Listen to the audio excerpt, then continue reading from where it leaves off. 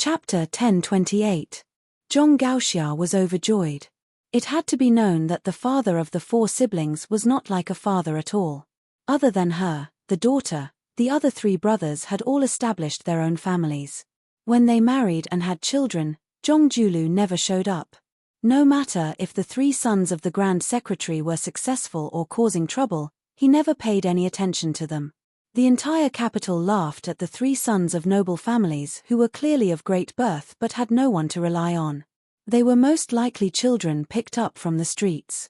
Zhong Gaoxia's 3rd brother was Grand Secretary Zhong's least successful son.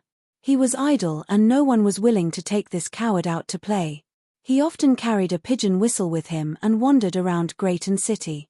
The eldest brother had entered an official career. Although his climb was slow, he could still be considered to have succeeded his father. The 2nd brother was a true bookworm and could still make do. The 3rd brother, Zhong Bianguan, could be said to be in a difficult situation. He was the worst. It was certain that he was not liked by the Grand Secretary father at home. Moreover, the bigger wastrels in the capital all disdained to be his drinking buddies. Zhong Gaoxia knew better than anyone that the 3 brothers, in their hearts, hoped that this taciturn father would look at them in the eye. They did not expect any praise, but even a scolding would be good. Zhong Julu walked out of the restaurant. Suddenly, he went back on his word and said, "I'm not going." Zhong Gaoxia's face was bitter and pitiful. Zhong Julu smiled and said, "Although he's not going, you can pass a message to the border. It's not good to rely on his eldest brother and 2nd brother's salary to indulge in wine and women every day. Didn't he want to enlist in the army? Father can tell Jiyu Jiantang to let him go to Liaodong. Also, the family doesn't raise idle people. You ambitious girl, go out of the capital and play. As for where you go, you can go wherever you want.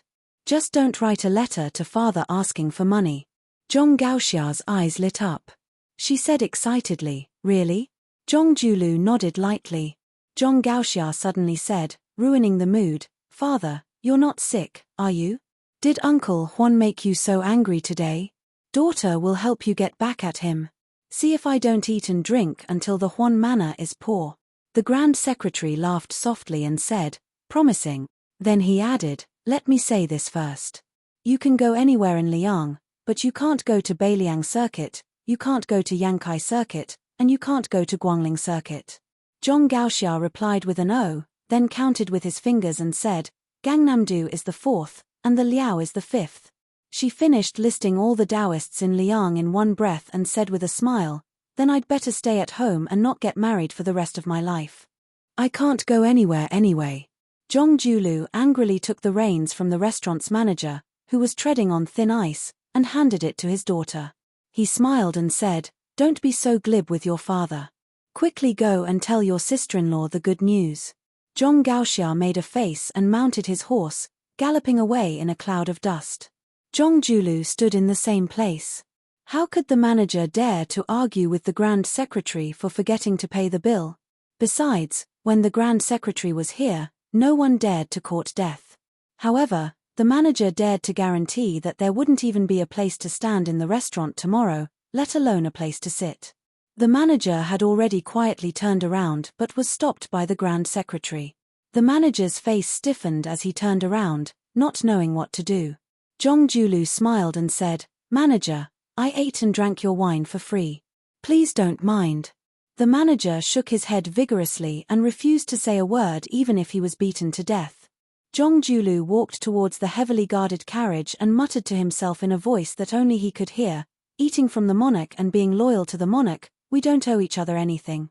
In the end, I, Zhong Julu, only asked for a jug of wine to drink from the common people.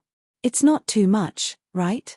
From top to bottom, all levels of society stared hard at the vassal King Jingnan. Who was the first to send out troops, who sent out the most troops, who had the strongest troops, who had the weakest troops, and who had the weakest troops? These were all enthusiastically discussed in the marketplace. Among the vassal kings, the king of Jiaodong, Zhao Sui, was ordered by the imperial court to hold back his troops and obediently stare at the border. This was nothing worth the common people to chew on. The king of Guangling, Zhao Yi, was a person in the game. The restoration of West Chu happened in his territory, so there was not much room for imagination. The king of Huainan, Zhao Ying, who had always been the weakest and rumored to be crazy, sent out 6,000 troops in full force. This made people look at him in a new light. Yang Kaidao was the first to send out troops. However, this vassal king Zhao Bing, who was only second to the king of Liang, actually only sent his royal highness, Zhao Zhu, to Guangling Road with 1,000 cavalry. Moreover, they went all the way north and crossed provinces. It was chaotic and chaotic. The only thing they could talk about was on the streets of Liang. The young king of Jing and Zhao Zun was the last to send out troops. For now, the number of troops was unknown. As for the previous minister of war, Chen Zhibao, who had been conferred the title of King of West Chu, there was no movement at all. Was it because the imperial court was afraid that if he went to West Chu, there would be no one else to do anything? Or was it because the white-clothed immortal soldier did not deign to lead troops there? Other than the great peace city's minister of war, perhaps no one knew. Beiliang? No one in Liang felt that the new king of Liang, who was younger than Zhao Zun, would be so kind. They all guessed that Beiliang was taking pleasure in their misfortune. It was fortunate that Liang did not hit them when they were down. The horses' hooves moved, the bowstring rang, and 10,000 taels of gold. On the border of Qingju, a large group of soldiers and horses slowly advanced to the northeast. A conspicuous rider stopped by the horse river and stood there leading his horse. This young rider wore a bright yellow python robe. In terms of python robes, he was half a rank higher than King of Guangling, Zhao Yi. He smiled at a young and elegant scholar beside him and said, "Mr. Lu helped me save up that little bit of wealth." After this commotion, it came and went in a hurry. "My heart aches." The scholar with his eyes closed smiled and said, "As a guest with weak power, when visiting, you have to be polite and eat well. If you eat well, you can eat more. Otherwise, the powerful host will not even let you eat at the table next time." It was this generation's king of Jing and Zhao Zun. He nodded and said, "It's a very simple principle. But even if I understand, I can't help but feel depressed." Blind Lu Shu smiled and did not speak. Zhao Zun acted shamelessly and said, "The commotion in the capital is so big. Little Liu you have to think carefully before you can understand. If it's good news, quickly tell me. If it's bad news, just pretend I didn't ask. How about it?" Lu Shu, who had retreated behind the scenes, hesitated for a moment. He bit his lips and said with a serious expression, "For Qingju and the Jing'an Palace, it might be half good and half bad." Zhao Zun asked curiously, "What do you mean?"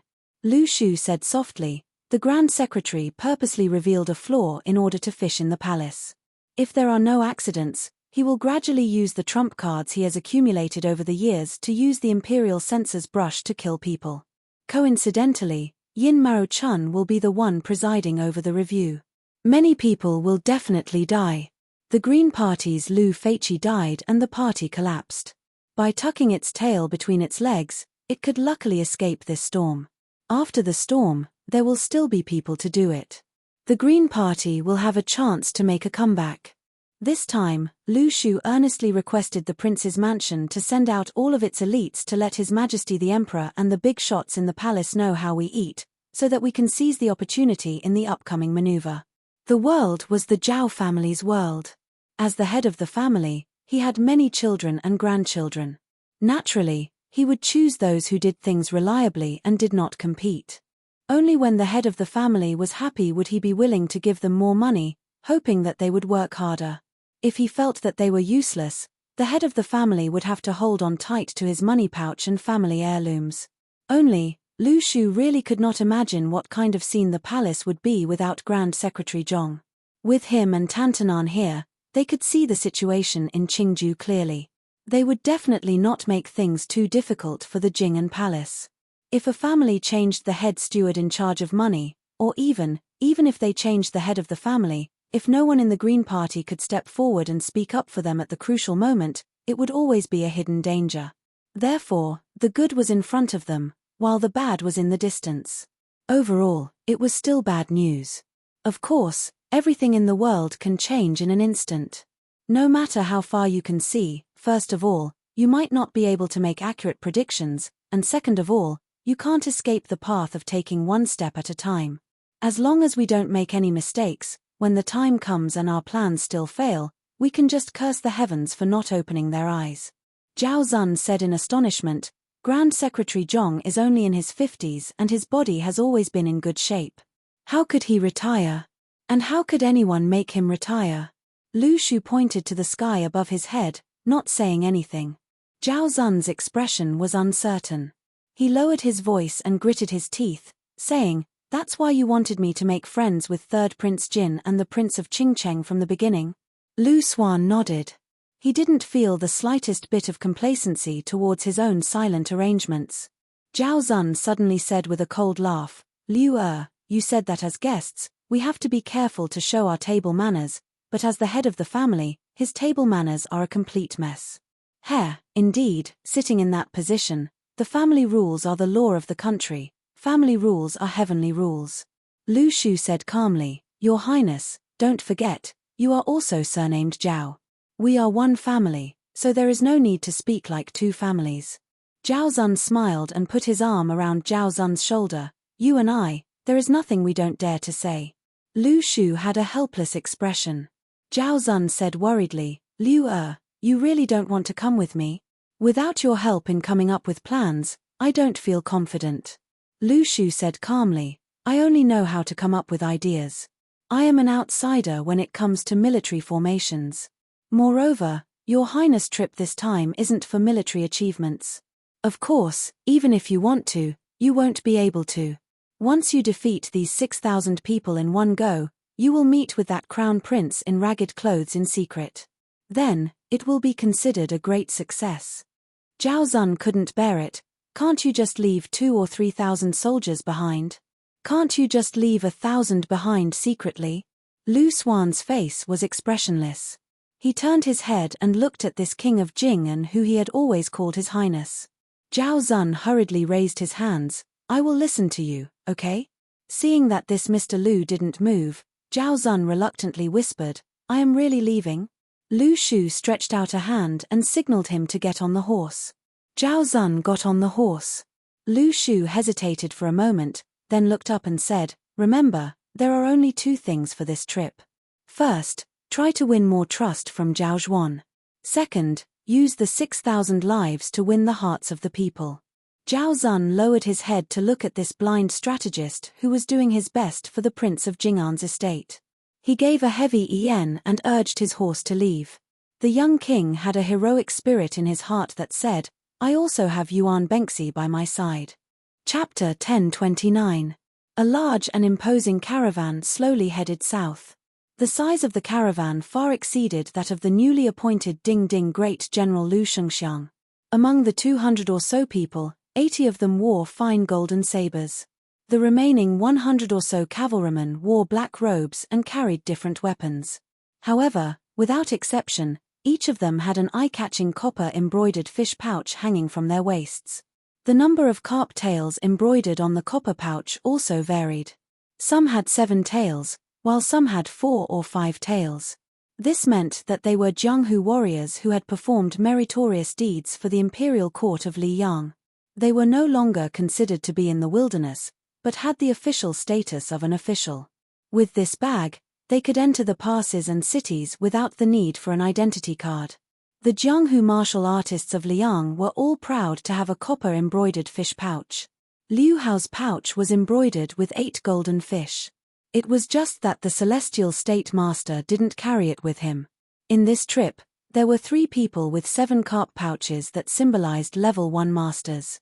There were 14 people with 6 carp pouches that symbolized level 2 masters. Dragon Tiger Mountain, Wu family's sword tomb, Dongyu sword pool, and all the top sects had sent their trusted subordinates. Most of them were Jianghu martial artists who had been working hard for the Ministry of Justice. They helped the imperial court to gather information and hunt down bandits. The imperial court gave them a talisman to help them in Jianghu. 200 cavalrymen escorted only 1 carriage. This luxurious carriage, which showed the grandeur of the imperial family, was pulled by 4 Fergana horses. Around the carriage, there were more than 20 eunuchs. First-class experts with 6 or 7 tails embroidered on their copper-yellow fish bags were mixed in. Each of them performed their own duties in an orderly manner. They went all the way south and didn't stop after passing through the city. They only camped in the wild. Along the way, they had to send 1,000 to 3,000 light cavalry to escort them for hundreds of miles. The distance between them was always 1 mile. During this period, there were some soldiers who broke the rules and came closer half a mile. They probably wanted to curry favor, but they made a fool of themselves and the commanding officer was stripped of his armor on the same day. For more than half a year, even the Jinwu elite cavalry and those copper and yellow fish bag experts had not seen the curtain of the carriage completely pulled up even once. There was a special eunuch in charge of the delivery of food and drink. Every time, he would kneel in front of the curtain and speak in a low voice. Afterwards, a hand would lift up a corner of the curtain and take the food box. Next time, the new box would be replaced with the old box, and so on. At first, some people guessed that the person sitting inside was Liu Hao, who was said to be separated from the immortals on Earth. But later, they found out that there were eunuchs who needed to clean the toilet. Most of them were told that they had to go to the capital at the last minute. They didn't know what to do and after meeting with Zhao's spy, they had to leave immediately. They didn't even have time to inform their elders, parents, their families, and their children. And so they took of it. Of course, of the crown of the imperial court. Of Wang. Otherwise, what kind of person or object in the world would be worth the trouble of these top-class masters who were equal to half of the forces in Jianghu? The reality of the carriage was unexpected. There were only 2 people. An old eunuch leaned against the wall of the carriage and dozed off. His bright red robe showed that his identity was not ordinary. His real name had long been lost in the passage of time. He was a remnant of Dongyu. When he entered the Dongyu palace, he was like most eunuchs. He took a senior eunuch as his adoptive father and was given a name by his master, who had a higher status than his biological father. Only then did he truly enter the door. It must be known that in the chaotic times of the spring and autumn period, there were countless pitiful people who cut off their descendants' roots. They never thought that they wouldn't be able to become eunuchs. This old eunuch who was now worthy of the title of Jiao Temple was called Zhao Saiku. He was already in his 40s when he arrived in Grayton City. His second master worked in the Imperial Horse Directorate in Grayton City's Imperial Palace, but he also didn't become a eunuch. Zhao Saiku, on the other hand, was the most inconspicuous of his disciples. He slowly climbed up the ranks. He had been in charge of the Treasures Directorate and the Directorate of Ribbon Insignia, and served 2 emperors of Liang. He was watertight. After so many years, he didn't make a single mistake. Even Han Shengxian was not stingy with his smile when he saw this colleague. Zhao Saiku was indeed one of the few eunuchs who didn't need to avoid the Jiao Temple. Zhao Saiku and the master of the current Directorate of Ceremony, Song Tonglu, were best friends. The 2 old eunuchs were rivals and coincidentally died on the same day, month, and year. After Song Tonglu became the head eunuch, he didn't care about old friendships with anyone, including his master. He only treated Zhao Saiku like a junior. 2 successive emperors of Liang had a whole new level of respect for the same person. It was clear that Zhao Saiku's skills were profound. The old eunuch with a frail body sat cross-legged, unable to hide his tiredness as he dozed off.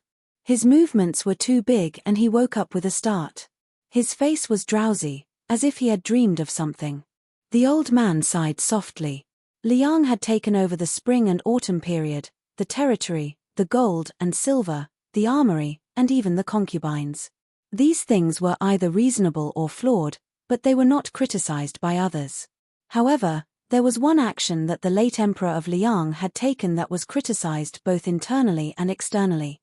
He had taken in almost all of the eunuchs from the 8 fallen countries of the spring and autumn period.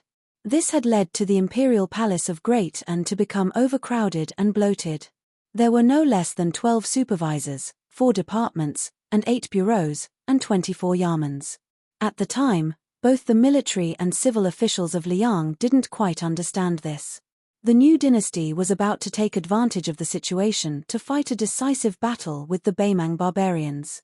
How could they care about these eunuchs who only knew how to gossip? However, the late emperor of Liang turned a deaf ear to this.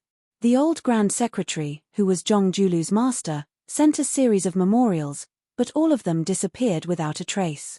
As the war gradually came to a halt, the eunuchs knew their place and were surprisingly loyal to their new masters. In the past 20 years, they had been cautious and conscientious. They had only heard of the old eunuchs dying of old age in the imperial palace. They had never heard of anyone causing trouble in the imperial palace. Although the human cat Han Shengshuan's contributions were inseparable, it was clear that these eunuchs were grateful for the late emperor's mercy. They didn't have to be homeless after the fall of their country.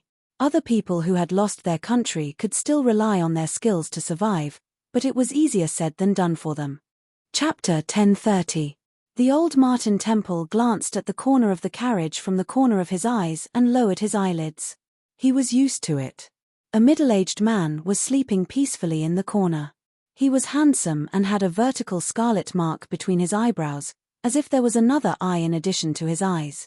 8 years ago, the old Martin Temple was in charge of the Directorate of Ceremonies and was in charge of the imperial edicts and talismans. In just 2 years, he was transferred to the Directorate of Treasures. After the sudden death of man and cat, the old eunuch who was ready to enjoy his old age was not promoted to the Directorate of Ceremonies, nor was he free. Instead, he was led by 2 chi cultivators who were independent of the Imperial College to see an object. Zhao Siku went from incredulous to calm and finally to numb. In less than half a year, no matter how rare an object was, it could not withstand staring at it from day to night. From that day onwards, Zhao Siku came in contact with secrets that ordinary people would not know in a few lifetimes. For example, hundreds and thousands of chi cultivators from the supporting dragon sect were distributed to various places to collect heavenly thunder in the blessed cave to create an unprecedented thunder pool. Also, the Taoist masters of the Dragon Mountain would come to Great Peace City to inscribe a talisman for an object when they thought that they had achieved great success. This talisman usually took several months or even half a year, exhausting their spirit. So far, since the founding of Liyang, there had been a total of 11 generations of Taoist masters who had drawn talismans and made talismans just to suppress the person in the carriage. The one who forgot worries was the only person who walked the Jianghu in the true sense of a celestial being. The so-called first-class 4 realms in the contemporary Jianghu were born from the martial arts experience of this person 400 years ago. It was also this person who put the Vajra realm into the category of masters and intentionally or unintentionally put foreign Buddhism, which was originally suppressed by Confucianism, on the table. However, during the catastrophe 400 years ago, Jiao Shulu traveled all over the Yangtze River in 10 years and killed people whenever he felt like it, causing a reign of terror in the Jianghu. No one dared to call themselves a master. There were 2 sword immortals who died in Jiao Shulu's hands. The Taoist sects in the world gathered 81 Taoist masters and formed a demon suppression formation together, but they were all killed by Jiao Shulu on the peak of the Earthlung mountain. He left behind a sentence, "I am an immortal in the human world, why should I suppress demons?" In the end, Jiao Shulu met an unknown young Taoist on a narrow path. That battle was so powerful that no one else could match it. Until now, there were still people who believed that only Qi Xuanzhen of the demon-slaying platform or Hong Shixiang of Wudong could match Wang Xianji in battle. Zhao Siku of the old Martin Temple was facing such a person who should not be said to be a living or dead person. At that moment, Jiao Shulu did not drink, eat, breathe, or inhale. Like a hibernating worm that had hibernated for 400 years, his body did not shrink at all and was still as smooth as jade. Before this, there were still 18 talismans that were set up by the previous famous Taoist masters. Among them, the first 9 were from the original Taoist ancestral court, Wudong Mountain. The first one was called the Mountain Opening Talisman by the Taoist masters of the later generations. It was the work of the unknown young Taoist who put Jiao Shulu into a deep sleep. Just one talisman was enough to support more than 10 famous Taoist mountains and Qi cultivator sects in the future. Zhao Siku tugged at the expensive thick furry marten hat. The old man was not a master and had never practiced martial arts. Even if there were 10,000 Zhao Siku, he would not be a match for Han Shengxian. He was old, so he could not stand the cold spring. Zhao Siku also thought about why Zhao Shi was willing to let him be the person in charge. Was it because he did not know martial arts? Was it because he had been walking on thin ice for 20 years and did not overstep the rules? Or was it because Han Shengxian had some last words for the emperor before he left the palace? The corners of Zhao Siku's mouth twitched. He looked at the celestial who looked like a clay bodhisattva. He wanted to speak but stopped. After so many years of caution, the old man finally stopped talking to himself. Zhao Siku, Siku? The old Martin Temple snickered. What was he most afraid of all these years? He was most afraid of talking in his sleep. What was so difficult about talking to people and ghosts? The difficult part was speaking the truth. Zhao Siku had thought that he would die of old age in this life and close his eyes with a belly full of secrets. He had not expected that in the end, the Beiliang that the young master was loyal to would silently send him a message. It was a message from an inconspicuous palace maid. Zhao Siku did not doubt it. The message was divided into two parts. The first part was what the young master had said before he left. Only Zhao Chongling knew and Zhao Siku knew. The second part was probably the young talent Zhao Chongling had entrusted to the yin talent Li Yishan and the like. Zhao Siku sank into deep thought. He came from the Green Pavilion Zhao clan. That had once been one of the 10 great clans of the spring and autumn period. But he did not know why Zhao Chongling, as the eldest grandson of the first wife, did not inherit the family business and instead joined the Shu family. It could be said that without the support of Zhao Chongling's family, the butcher Xu Xiao would not have been able to stand out so quickly among the generals in Liyang. Zhao Siku did not have any loyalty to the Green Pavilion Zhao clan. He only clearly remembered the young master's style, and the favor of protecting him. What Zhao Siku could do was to give Beiliang the detailed route to the south and the details of their military preparations. The secret in his heart that had been sealed for 20 years was like a jar of old wine being opened. He drank it all in one gulp and spat it out quickly. Zhao Siku habitually extended 2 withered fingers and furrowed his brows. He really could not understand what Beiliang would use to fight for this celestial. There were 2 keys, and they were divided into 2 parts, opening and unsealing. The method to open it was in his hands. The method to seal Jiao Shulu was in the hands of the qi cultivators in the dark. Even if Beiliang succeeded, it was just a hot potato. No one knew what Jiao Shulu would do when she woke up 400 years later. Once the mountain opening seal was torn, who could seal the mountain and barely speak to Jiao Shulu? Otherwise, would a madman who killed all the experts in the world be willing to listen to half a word of nonsense? Zhao Siku looked at the middle-aged man who was sitting on the ground with a calm expression and said softly, "I, the old eunuch, was given the name Siku by my master. All these years, other than being tired of scheming against each other, I can't say that I've suffered much. You, Jiao Shulu, are said to be a celestial being who forgets worries. I heard that the so-called forgetting worries is a Buddhist way of speaking. It's just that other than sealing your 6 senses, you've also sealed 2 other senses. Only then will you be free. This kind of freedom is unimaginable to me, a layman who has been rolling in a muddy vat. But I think that I have been sealed off by so many Taoist masters for 400 years. How can I forget about the 2 words worry-free? Sigh, forget it. Although you can't bear to see and hear, I don't want to add insult to injury." The old Martin Temple was nagging. A sharp screech suddenly sounded. Zhao Siku was not frightened. Instead, he felt relieved. The old man was curious about what Beiliang would use to challenge them. Although they were already at the edge of the southern border of Jingji, if Beiliang had thousands of troops lying in ambush here, even if it was just a temporary instigation, it would be too scary. This was tantamount to an indirect rebellion. The truth must have caught the old eunuch, Li Yang, and even Beiliang unprepared. There were only 3 riders at the end of the posthouse road as far as the eye could see. The rider on the left was a skinny young man with the rough outline of a Beimang man. He stared at the 200 riders opposite him with burning eyes and a smile. There was a saying in the Central Plains that said, "Wolves travel 1,000 miles to eat meat." The rider on the right was carrying a broken spear. The rider in the middle was a man in white with a feminine appearance. He was extraordinarily handsome. The group escorting Jiao Shulu to the south to target Cao Changqing did not stop. They continued to move forward. The old eunuch lifted a corner of the curtain and said softly, "Oh." It turned out to be the devil of Zhulu Mountain.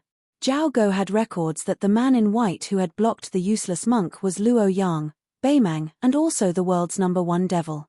It was just that for some reason, she had entered Zhulu Mountain. As for the two riders beside him, Zhao Go had not heard anything about them. The great Qin had lost its deer for 800 years. The old eunuch with his back to Jiao Shulu naturally did not notice that the man behind him who had sealed off the mountain seemed to open his eyes slightly. Chapter 1031. 3 riders against 200 riders. Moreover, behind the 200 riders were 2,000 elite riders from the military town of Dufengku, as well as a group of qi cultivators from the northern lands who were hiding in the dark. Therefore, in the eyes of Zhong Guqing, who was near the carriage, this was called courting death. To put it bluntly, this was throwing an egg at a rock. Zhong Guqing had always been a nameless Jianghu expert. Even though he was a first-grade finger shen expert, he did not have much reputation in the Jianghu world. He did not even have a thunderous nickname. When his acquaintances saw him, they would only call him Old Zhong, and the officials would only respectfully call him Lord Zhong. However, he did not care about the weight of his face, but his inner strength was very sufficient. Zhong Guqing, who had a 7-tailed golden carp and copper-yellow fish pouch around his waist, was a first-class guest in the capital's Ministry of Justice. He was also close friends with the #1 swordsman of Grayton City, Qi Jiajie. He had solved many major cases in his hands, and could be considered a familiar face with the Zhao family's Son of Heaven. Zhong Guqing was the person in charge of this mission on the surface. Everything, big or small, depended on whether he nodded or shook his head. Zhong Guqing's qi observation skill was not weak. He looked at the 3 riders at the end of the road without any contempt. However, he was wary, but this did not mean that Zhong Guqing had a guilty conscience. In his view, in the entire Liang Jianghu, as long as it was not old monster Wang of Martial Emperor City, Ng Tai of the Peach Blossom Sword God, or Cao Changqing in front of him, other than these 3 people, if it was anyone else, even if it was one of the top 10 people in the new martial arts evaluation, they would not be able to stop his horse's hooves heading south. This was not arrogance, but great confidence. It was the confidence that Great Peace City and Zhao Shi had given Zhong Guqing. However, Zhong Guqing never imagined that the 3 riders he was about to confront at this moment would have such a shocking background. Because these 3 people were indeed not any of the Liang masters in the top 10 of the Wushu evaluation, not old monster Wang who was in charge of the East Sea, not Ng Tai who was searching for immortals, not Cao Changqing who was busy reviving West Chu, not General Jiyu Gentang who was the #1 saber user in the world, and definitely not the dead cat Han Jiasi. But last year, 3 Beimang guests came to Mount Zhulu, which was close to Shongyin Academy. Coincidentally, 2 of them were in the top 10 of the Wushu evaluation, White Dress Luo Yang and Broken Spear Deng Mao. If Zhong Guqing had known of this terrifying truth earlier, he probably would not have been so condescending. In the Great Battle of Jianghu, when had he ever heard of any of the 10 men of the world joining hands with another to kill the enemy? But today he just happened to run into it. Looking at the 200 riders charging straight at him, the short Yelu Dongchuang, who was both a member of the royal family of Beimang and a rising military official, widened his eyes. His face was a little dull and melancholic. He slowly turned his head to the woman in white who was walking slowly by his side and asked, "What's going on? These people don't take the 3 of us seriously at all. Could it be that Mount Zhulu is not famous and popular in Liang?" "Luo Yang, you tricked me. What did you tell me at that time? You said that the devil cult on Mount Zhulu was the target of public criticism, and that as long as I went up the mountain, there would be endless masters to kill. But in the end, there wasn't even a fart. That's fine. After all, Mount Zhulu is not easy to find, but why is it still so useless in Jianghu? You can't scare people. Luo Yang, you're not being honest. After this killing trip, I won't accompany you to play in Liang anymore. Isn't there a war in Gusai State and Longyaro State? I have to go to the South Court to earn military merits. Otherwise, That fatty dong will definitely leave me far behind. Luo Yang ignored the short man who was grumbling like a woman. She said calmly, Deng Mao, I'll leave the 2,000 riders at the back to you to delay. How much you kill depends on your mood. As for the qi cultivators in the hiding place, Yelu Dongchuang, you kill them. You don't have to deal with those on the road. Deng Mao nodded and had no objection. Yelu Dongchuang immediately said anxiously, surnamed Luo, you're bullying me because I'm not one of the 10 men of the martial arts world, right? Are you looking down on me? I'm still young. Let's see who's more powerful 10 years later. Luo Yang turned her head calmly and looked at this proud son of heaven from the grassland of Beimang. Yelu Dongchuang shrank his neck and immediately shut his mouth. Back then, on the grassland, he was ordered by the Empress to lead the troops to intercept and kill the white-robed devil. In the end, she almost took the head of the general in the army. Since then, he had been traumatized. He was only afraid of 3 women in the world. The Empress whom he could privately address as aunt, that damned fat chick Murong Longshui who liked to bully him since young, and Luo Yang who had never smiled at him. Yelu Dongchuang hesitated for a moment. In the end, he still did not have the guts to challenge Luo Yang.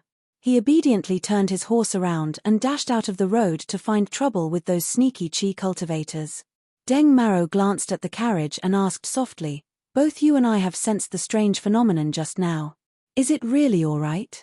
The corners of Luo Yang's mouth curled up, and he said something that Deng Mao could not understand. It's fine. The worst outcome is nothing more than an old friend meeting. Besides, this person might not really get involved.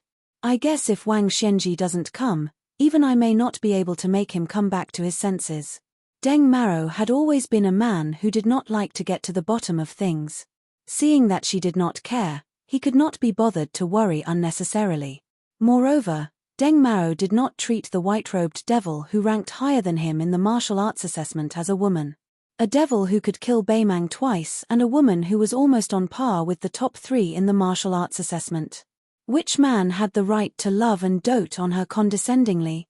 Deng Mao took another look at the carriage and then went out of the road without hesitation to intercept the 2,000 cavalrymen and not let them create trouble. Luo Yang waited for the 2 of them to leave. She had some unknown regrets in her heart. If she was at the peak of martial arts, so what if Jiao Shulu was in the carriage with her? At that time, she had returned the cultivation that she had painstakingly accumulated for 800 years to that person. Although he had returned it to her after the battle with Wang Xianji, in the process, he had lost 20% of his cultivation. At this time, not to mention Wang Xianji and Tuoba Bodhisattva, who originally had a gap between them, she was afraid that even Ng Tai, who had turned his cultivation into cultivation, might not have much chance of winning. Luo Yang was somewhat self-deprecating. After all, she was still a woman. In the world 800 years later, even if a woman could become an emperor, the pugilistic world still did not allow a woman to be the most powerful person in the world. 800 years ago and 800 years later, it was still the same in the pugilistic world. Chapter 1032. When Zhong Gucheng saw the 2 riders leave the post house, he did not lower his guard. Instead, for the first time, he felt suffocated as if he was facing a great enemy. The 200 riders moved forward steadily. The distance between the 2 sides was less than 100 paces. Even the master with the worst eyesight, who had 3 or 4 copper-yellow fish pouches, recognized that the white rider was actually a woman with a feminine silhouette but a vigorous heroic spirit. Wasn't there only the purple dress of Mount Huishan in the limelight in Liangjianghu? Who was this divine being? The 6 riders at the front rode fast, ready to take the first prize for the imperial court. Among the 6 riders, there was a famous swordsman, a machete man, and a renowned boxing master. The 6 riders were outstanding. At the same time, they covered each other and cooperated skillfully. This was the realm that masters who had reached a certain level should have. The machete man was the first to attack. He used his family's unique skill, the knife-throwing technique, which could be considered an unpopular martial art evolved from the flying sword technique. The knife split the air and went straight for the white-clothed woman's head. Luo Yang did not look at the curved knife that spun into a circle and fell from the sky. With a glance, She took in all the 6 or 7 gold carp pouches, including Zhong Gucheng. One person and one horse continued to move forward slowly. She only stretched out a finger and gently tapped 6 times in the air. The leading 6 riders, including the lackey of the imperial court who thought that his knife-throwing technique had reached a higher level, continued to charge forward.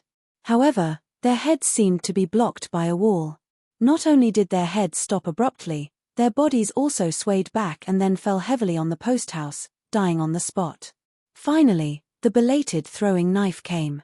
Luo Yang, who had 6 fingers on her left, put 2 of her fingers together and lightly brushed the blade of the knife. The throwing knife spun in front of her, and with a speed that was countless times faster than its original speed, it was so fast that it seemed like the knife had directly disappeared in front of everyone's eyes. Then, several Jinwu guards were dismembered on the backs of their horses. Only then did everyone realize that this was not some fancy method that was all bark and no bite, but a real bloody killing move. Not only that, the 6 ownerless warhorses continued to charge forward in a daze. When they were 20 steps away from the white-clothed woman, the ground of the post house shook violently. The 6 horses' hooves were lifted into the air and shattered into 6 masses of scarlet mist. The white-clothed woman casually passed by the 6 pools of blood. That knife was finally stopped by a 6-fish copper pouch expert. Luo Yang was expressionless. Her 2 fingers swiped forward on her shoulder like she was pushing out a 3-foot sword. Then, she formed a 3-foot purple sword energy that flashed. That Master Realm expert did not have time to dodge at all. A hole appeared on his forehead. When he fell off the horse, he died with his eyes wide open. Luo Yang suddenly stopped her horse. She had a calm and arrogant attitude. This made Zhong Gucheng, who was caught off guard, feel a chill down his spine. How could this extremely young woman be so arrogant and rude? She did not mind them making a countermeasure at all. Zhong Gucheng didn't care about his face. He signaled the other 2 experts of the 7 carps with his eyes. There was no need for words to communicate, and they already had a plan. They could clearly see that this woman was at least a peak expert who had immersed herself in the Finger Profound realm for many years. Zhong Gucheng, who was originally in the Finger Profound realm, even faintly sensed that this woman wanted him to experience what the Finger Profound realm was. Even with Zhong Gucheng's transcendent status, he did not have the ability to get in touch with the secrets of the divine martial city. Naturally, he did not know that in the destroyed city, there was a woman who allowed Song Nianqing, a grandmaster of the sword who had 14 swords, to use all 14 of his new moves before she kindly taught the old grandmaster of the Dongyu sword pool how to use the sword. However, even if Zhong Gucheng knew this terrifying secret, he didn't have time to worry about it. The 200 riders burst out with a fighting strength that matched their strength. The 16 archers holding the golden guards began to draw their bows and shoot. Some concealed weapon experts didn't care about their hidden skills and taught them everything they had. Several chi-controlling experts didn't even care about exhausting their essence, chi, and spirit. They didn't care about the results and rode their weapons to attack the woman from a distance. This magnificent scene of a large group of experts attacking together was not common in Jianghu. In Shenwu City, she once placed her left hand horizontally with her palm facing up and her right hand slowly pressed down. She closed the heaven and earth to form a line of sword between heaven and earth, forcing Song Nianqing to use his last earth immortal sword before his death. Today, she was much more casual. She still held 2 fingers together and casually waved them left and right in front of her. As if the heaven and earth were at her disposal, she also waved them left and right. Those bows, arrows, and concealed weapons began to sway in the air and fell to the ground around her horse. Zhong Gucheng's face was gloomy. I dare to stand shoulder to shoulder with heaven and earth in the heavenly image state. But so what? You're just one person on the posthouse road. The heaven and earth are vast, but they're not your lackeys. There's a limit to a person's strength. Even if the righteousness and sincerity of a person for a lifetime were declared to the heaven and earth in exchange for a moment of resonance with heaven and earth, how could one be so arrogant as to truly stand shoulder to shoulder with heaven and earth for a long time? Zhong Gucheng raised his hand and waved it fiercely, indicating for the 200 riders to continue shooting with all their might to exhaust the woman's internal energy. Since she was willing to be a target, then let her show off. The old eunuch Jiao Siku lifted the curtain and rubbed his eyes. He did his best to see the fight on the posthouse road. This Jiao temple was a martial arts layman, so he only thought it was interesting to watch. The old man with 2 secret talismans on his withered arms felt his heart tighten for no reason. He quickly turned his head and stared at the half-dead person. He didn't notice anything strange. Curling his lips, the old eunuch continued to stare at the posthouse road. The woman seemed to be getting impatient and was ready to fight. Jiao Siku smiled bitterly. The more chaotic it was, the better. Only with chaos would the Bailiang have a chance. Otherwise, Jiao Siku didn't think the Bailiang would be able to snatch food from the tiger's mouth. At this moment, everyone was shocked. Everyone, including the 4th most powerful person in the world, Luo Yang, was no exception. With a faint smile, she squinted her eyes and looked at the carriage. More than 200 riders turned their heads and looked at the middle-aged man who was bending over to lift the curtain and stretch his body. From his body, glittering golden talismans slowly fell and disappeared. There were about 16 or 17 enchantments. The man looked at Luo Yang and said in a hoarse voice, "We meet again after 400 years." Luo Yang was a little dazed. That year, Jiao Shulu fought to her heart's content with a young Taoist priest. Afterwards, Jiao Shulu didn't hibernate in the mountains like the rumors said. Instead, the 2 of them had a conversation on the shore of the East Sea. She happened to be watching the sea, so the 2 of them didn't deliberately avoid her from listening. The young Taoist priest who had never used his sword and wandered the world made a bet with Jiao Shulu. He bet that Jiao Shulu wouldn't be able to solve that talisman. At that time, Jiao Shulu was so conceited that her eyes were as high as the sky. In all things under the heavens, there was always something to subdue. Even if one thing seemed to be invincible, there would always be something that subdued it. Wherever poisonous snakes were rampant, there would always be herbs nearby for people to pick to cure their poison. This was the principle. If Wang Xianji was Li Chuangang's subdued person, then that young Taoist was Jiao Shulu's subdued person. After the talisman, the Taoist priest came back to his senses. He smiled apologetically at Luo Yang and quickly disappeared between heaven and earth. It had only been 18 years since he came to this world. He had only seen her once and never met her again. Only Luo Yang knew that the Taoist priest wasn't the reincarnation of ancestor Lu, but that person.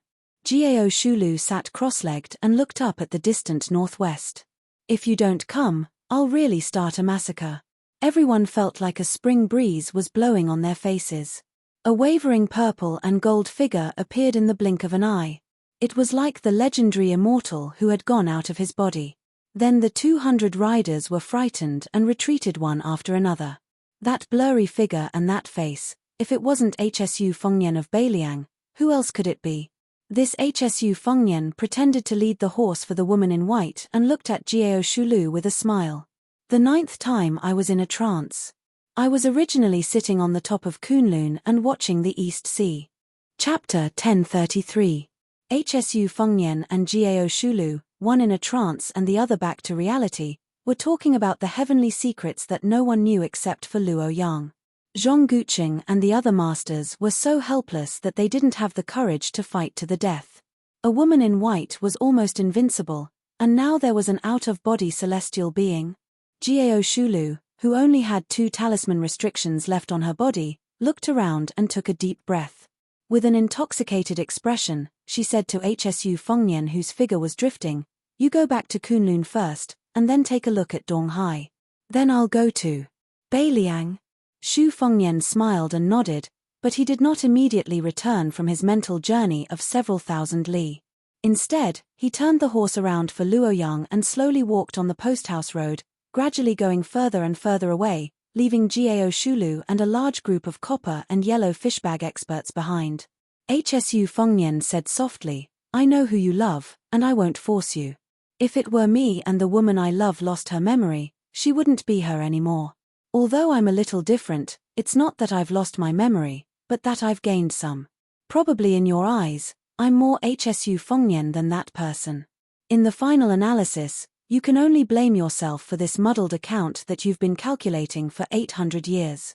Back then, The alchemists of the Great Qin went out to sea to search for the elixir of immortality and found 2 elixirs of immortality in Donghai. You thought that I was going to share them with her behind your back. Therefore, you deliberately told me that you only had one and destroyed it in front of me. But you secretly hid the other elixir in Long Pearl, so that you could obtain immortality and killed her. Actually, you're wrong. Luo Yang sneered and said, so what if I'm wrong? Even if I could go back in time 800 years ago, I would still kill that woman, deny you immortality, and destroy your Great Qin's everlasting dream with my own hand. Hsu Fengnian turned his head to the carriage and said something to the old eunuch before returning to Beiliang with him. Then he turned to look into the distance and said with a smile, you're still you. Luo Yang sat high up on the horse and let him lead the horse with a clear conscience. She did not forget to say sarcastically, unfortunately, she is no longer her. Hsu Fengnian calmly said, Yuan Qingshan said that from now on Li Yufu of Wudong will let the affairs of the human world take care of the affairs of the human world, and the people of the heavens will be free and unfettered. I think it's not bad. After my battle with Wang Xianji, there should be an end between us. Luo Yang sneered, you want to sever the heaven and earth? Then become an ordinary person? 800 years ago, didn't you hate those mediocre mortals the most? Hsu Fengnian raised his head to look at the white-clothed woman and dismissed her with a smile. Hsu Fengnian and Luo Yang turned a deaf ear to the heart-wrenching howls that came from behind. After walking for a while, Hsu Fengnian released the reins of the horse and said, don't forget the 3-year agreement. Luo Yang coldly snorted, you have to defeat Jiao Shulu first. Yelu Dongchuang, who was holding 2 bloody heads under his armpits, trotted over and asked curiously, Luo Yang, that guy looks very domineering. Who is he? He looks so young, but he can enter the astral state? Could he be a Taoist master with a youthful face, an old man of the same generation as our Chilean state preceptor? Luo Yang indifferently said, younger than you. Yelu Dongchuang was stunned, bullshit. There is no one in the world who is more talented than me in martial arts. Luo Yang, who are you trying to fool? Luo Yang laughed, his name is Hsu Fengnian. How old do you think he is?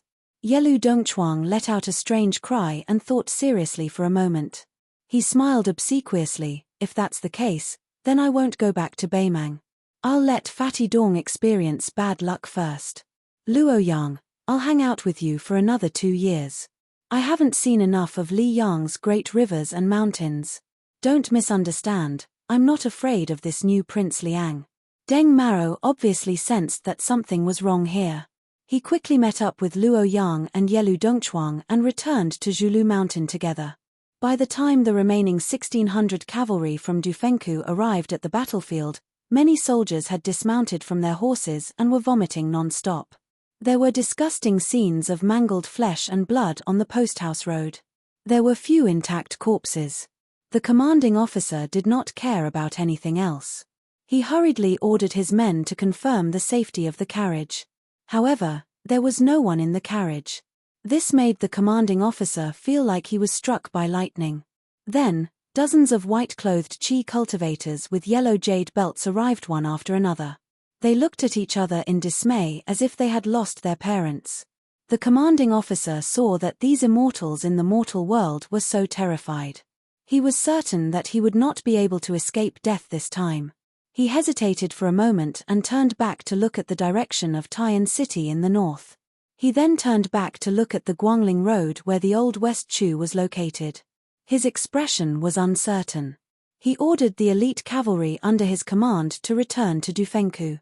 On the way back, he weighed the pros and cons with a few of his trusted men. He killed 2 senior commandants who were loyal to the Zhao family.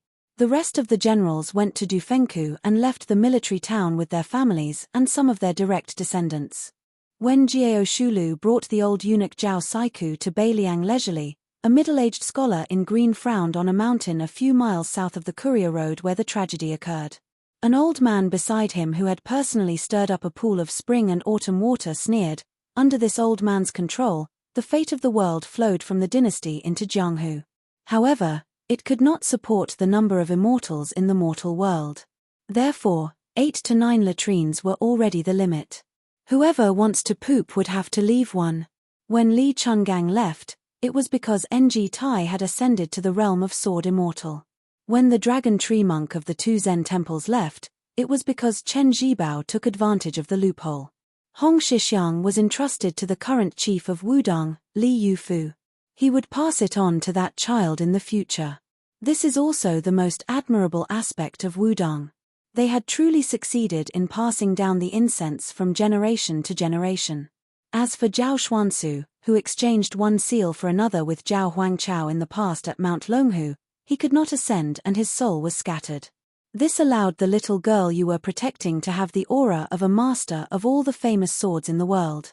Now that Jiao Shulu has brazenly appeared, it should have been Cao Changqing, the Confucian sage, to get lost.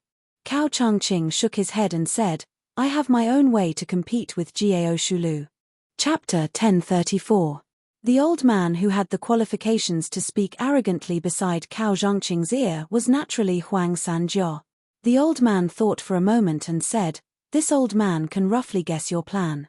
However, this old man can't understand why you smart people can't see through the word love. The word love doesn't have many strokes and isn't difficult to write. Why is Wang Xianji able to look down on you, Cao Changqing? Isn't it because you idiots aren't any less talented than her?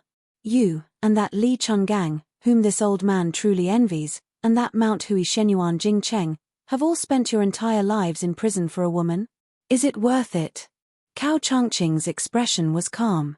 He smiled and said, if we're talking about whether it's worth it or not, then it's not love. The word love is easy to write, but hard to let go.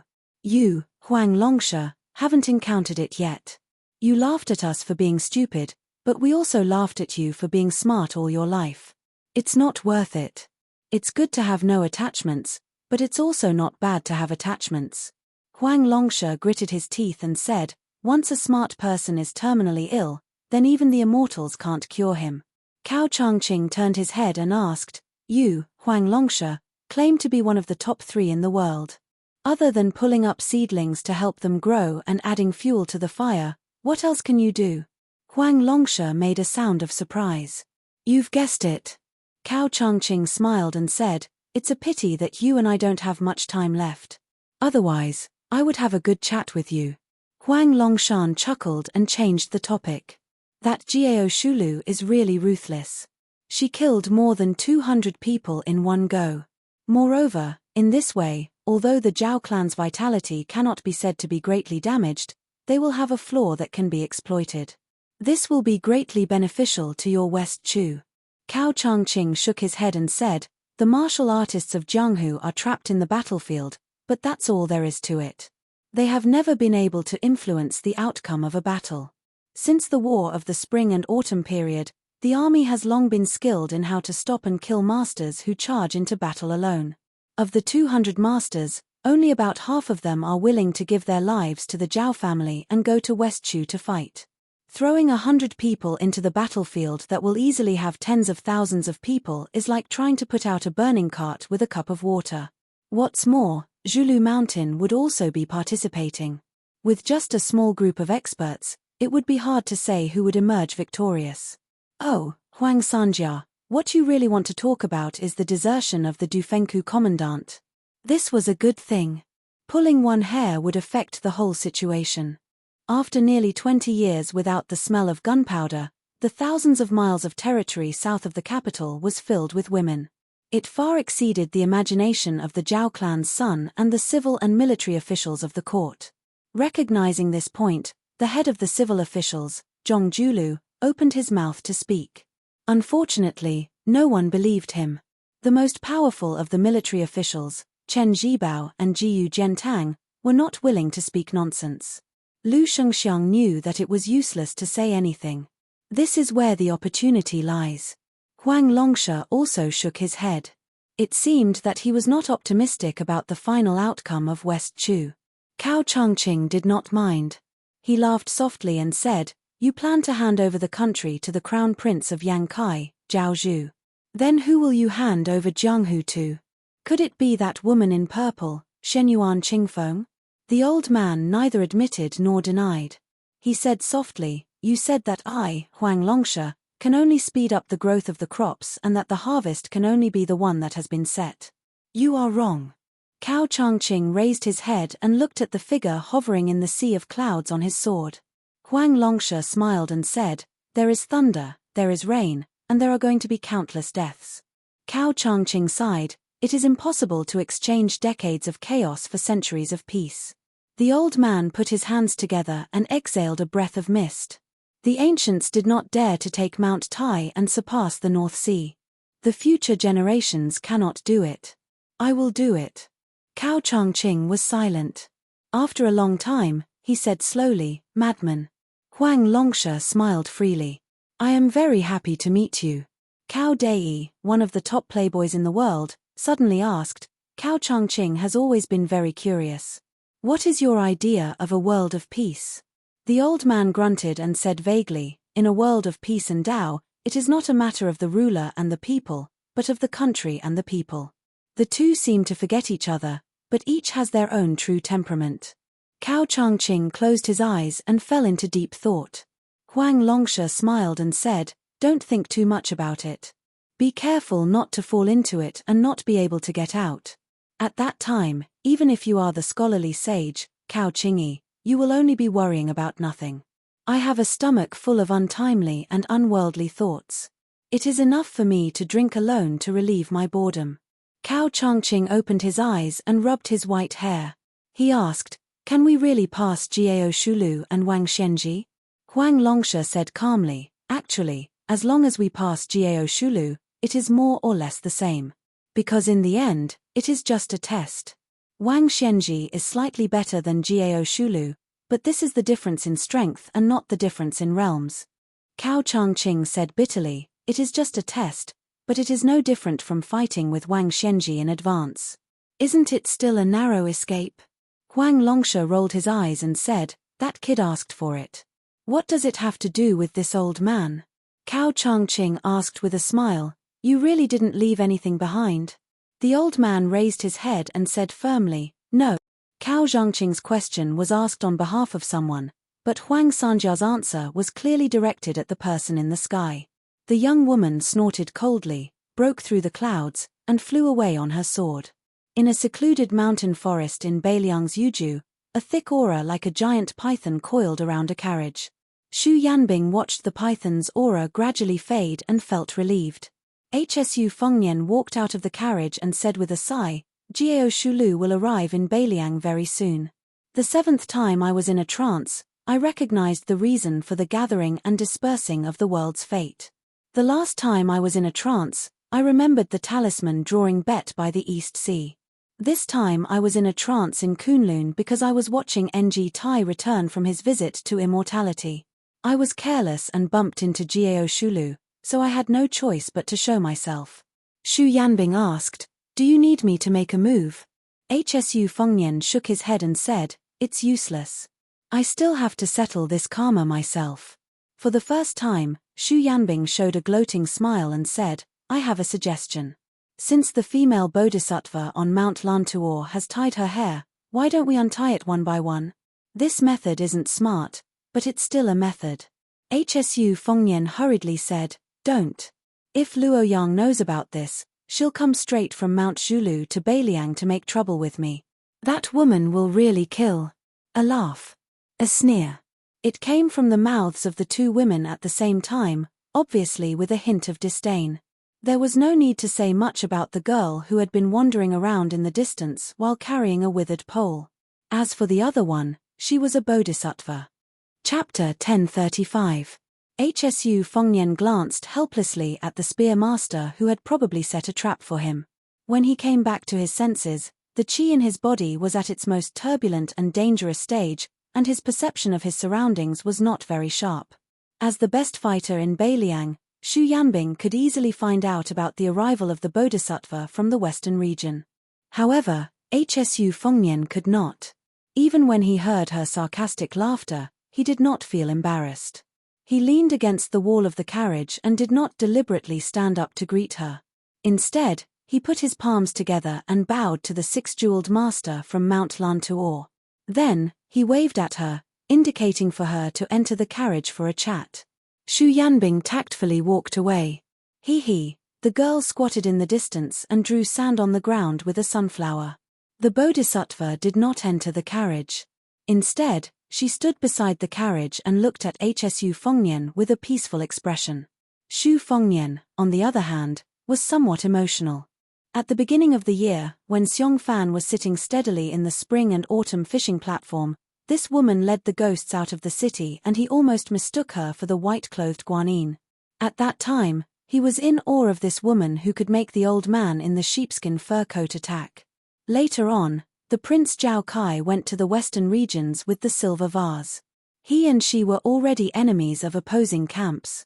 After that, the situation took a turn for the worse and the two of them became a pair of adulterous lovers who flirted with each other. Bai Liang secretly used his cavalry to help her get rid of dissidents and climb to the top of Mount Lantuor. She, on the other hand, used esoteric monks to help Bai Liang infiltrate the refugees' land. Hsu Fengnian looked at the bodhisattva with a head of black hair. However, the bodhisattva did not lack in celestial aura. Her hair was simply tied in a white hemp knot around her neck, making her look forgettable. At present, not only was Xu Fengnian an ally of equal standing with her, he even had the capital to look down on her. Other than the fact that Mount Lantuor was a head lower than Mount Qingliang, in terms of martial prowess alone, Xu Fengnian was confident that he could pay an acceptable price and successfully kill her, even if she possessed 6 manifestations. Hsu Fengnian was calm and unperturbed. He smiled and asked, "Master, why did you come to Yuju in person?" This bodhisattva with 6 pearls, who was like the sun in the sky in the western region, seemed to have the ability to make people feel like bathing in the spring breeze and thus feel happy. Her smile was tranquil, just like the celestial being on the mural. However, her tone was slightly alienated. She asked, "The Longxiong army was hastily expanded from 10,000 to 30,000. Can you guarantee that the western region will not be invaded by Beimang?" Hsu Fengnian twitched the corner of his mouth. It was said that there were 20,000 horse gangs besieging Qingcang city for more than 10 days. They could not break through the city and only left 2,000 corpses. In the end, 6,000 horse gangs slaughtered 12,000 horse gangs in 3 days. They chopped off heads until everyone changed to cold knives. In the end, only a few hundred people escaped. Finally, we know what 20,000 people are. They are just 14,000 horse gangs. Master, you may say that these horse gangs are not worth mentioning compared to the regular army. They are not organized and can only fight some contact battles with 700 or 800 people at most. They can win by bravery. If there are too many people, they will show the fatal flaw of not knowing the battle formation. However, according to Northern Liang's spy report, the 2,000 bandits who were the backbone of the 14,000 bandits were the elite cavalry of the Northern Mang Southern dynasty. They were equipped with good horses, bows, swords, and armor. The leader of the army was a senior military officer of the Southern dynasty. The reason why the bandits couldn't withstand a single blow was because the bandits were defeated by Huang Man-er herself. Master, are you interested in guessing how many dragon elephant army soldiers Huang Man-er had at that time? The bodhisattva with 6 pearls was expressionless. Hsu Fengnian did not care. He stretched out a hand and answered his own question, only 500. Of course, I don't deny that the Longxiong army is Beiliang's elite cavalry. These 500 are the best of the best. Master, you asked me if I can guarantee that the western region will be protected by Beiliang. The answer is obvious, yes. However, the land of refugees is the focus of Liang Mang's front line. The western region is far away from the main battlefield. Its final ownership and significance of the war is at most a secret troop. No one can be sure when it will be used. It may not even be able to determine the outcome of the war from the beginning to the end. Instead, it may become a burden to the overall situation. Moreover, the deal between you and me was a one-time deal. I support you to control the western region, and you help me to suppress the ancient military town of Fengxiong. Both sides offered a fair price. Therefore, we are both willing and happy to cooperate. Why should I put in extra effort to protect the safety of the western region? The 6-pearl bodhisattva smiled and asked, "How do you achieve great freedom?" HSU Fengnian had a strange look on his face. Dual cultivation? Ordinary women would have long been shy, but this esoteric master still had a calm expression and nodded as if he had said a Buddhist principle. HSU Fengnian waved his hand without hesitation. I wasn't joking just now. I dare to provoke anyone, but I can't provoke that woman. The six-pearl bodhisattva smiled. I can wait. HSU Fengnian smiled. Up to you. The six-pearl bodhisattva walked up the carriage and sat on the other side. He said softly, the art of war emphasizes the combination of the strange and the right. When the Battle of Liang Mang started, Liangju was the right place, the land of refugees was the strange place, and the western region was the strange place after the strange place. It is not as simple as the king of Beiliang said. If it were any other king of Liang who said that the western region was useless, I would believe it. Beiliang? Since when did Beiliang have the habit of thinking about defeat before the battle? Chapter 1036. Indeed, HSU Fengnian secretly promised Cao Wei 10,000 light cavalrymen to rush to the western region. Now that his secret was exposed, no matter how thick-skinned he was, he could not help but feel a little embarrassed. After the embarrassment, he felt a little heavy. She could see that there were many masters in Beimang's southern dynasty. Would they have taken countermeasures early? HSU Fengnian looked up at the sky. Although it was said that a man without foresight would have immediate worries, a man with foresight would have even more immediate worries. Now, the general trend of the world, from the height of the imperial court to the distance of Jianghu, was surging with undercurrents everywhere. HSU Fengnian and Beiliang were undoubtedly the ones at the forefront when the real storm surged in the future. The girl jumped onto the carriage and sat between HSU Fengnian and the bodhisattva of 6 pearls. She had unknowingly caught a yellow four-legged snake in her hand. People in Beiliang called it the stone dragon. The girl held the poor little tail and kept spinning it, not tired at all. The girl suddenly stopped and hung the stone dragon in front of the bodhisattva of 6 pearls. She laughed and asked, Auntie, do you want to play? Murderous intent was everywhere. Xu Yanbing, who was driving the horse, coughed softly. HSU Fengnian looked down, hoping to be indifferent. The group slowly entered the hinterland of Yuju. Because HSU Fengnian's 9 absent-mindedness came without any warning, he could only concentrate on it. As a result, he could not pay too much attention to the military and political affairs of Yuju, which delayed a lot of serious business. The carriage entered the city of 100 Springs, where the Yuju general's official residence was located. The city was famous in Beiliang for having more than 100 springs. It was said that ancestor Lu's sword Qi had reached the 9 springs. Of course, HSU Fengnian also had an identity certificate, but no one would associate the name on the certificate with the king of Beiliang. After entering the city, they randomly picked a restaurant in the downtown area that was prosperous even when they were not eating.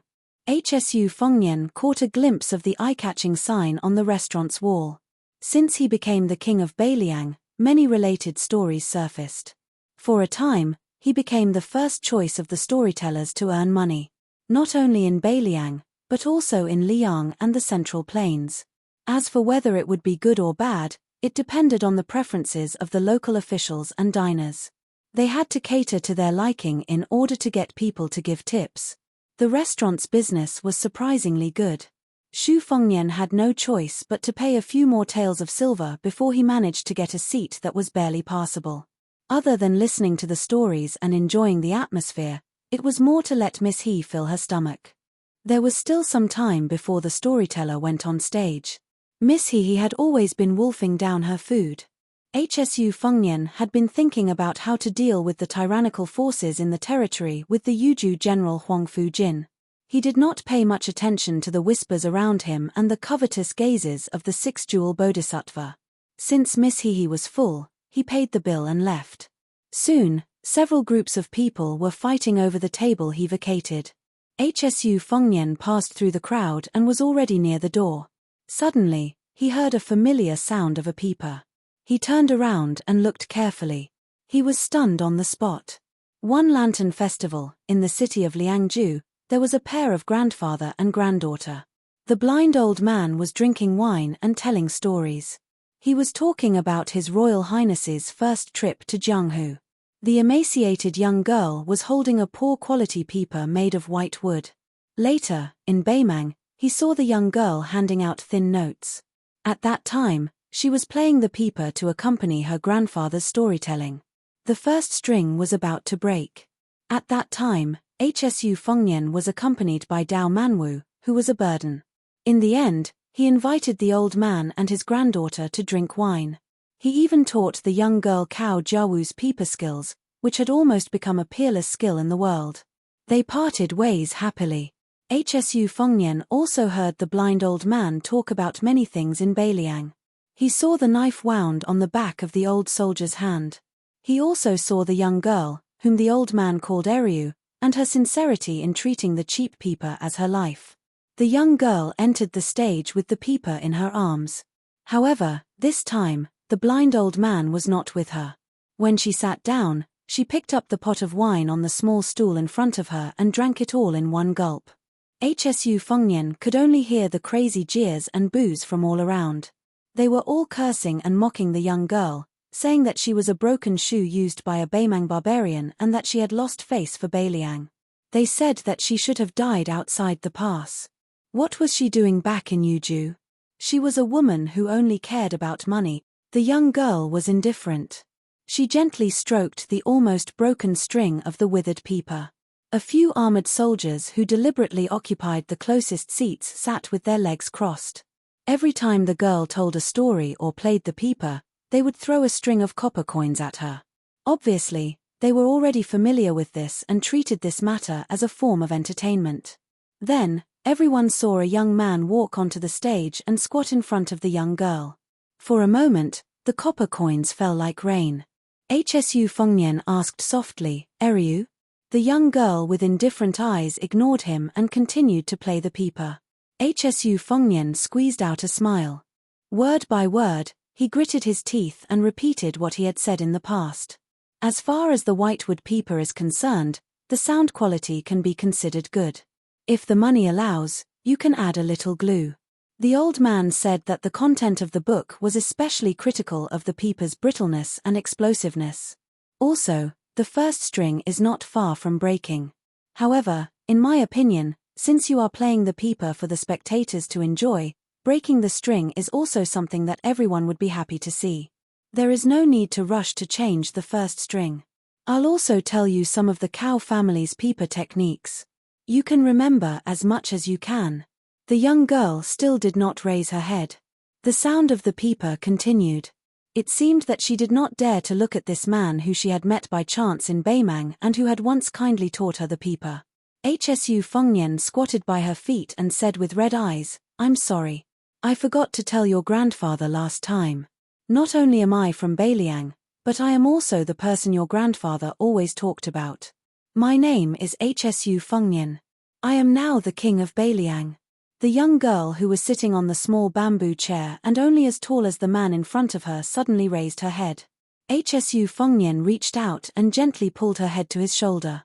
He had never said the word sorry to anyone before. Once again, he choked and repeated, "I'm sorry." The first time, it was Hsu Fengnian who said sorry. The second time, it was Beiliang who said sorry. The young girl suppressed her sobs and said in a low voice, "It's okay." Hsu Fengnian stood up slowly with his back to the crowd.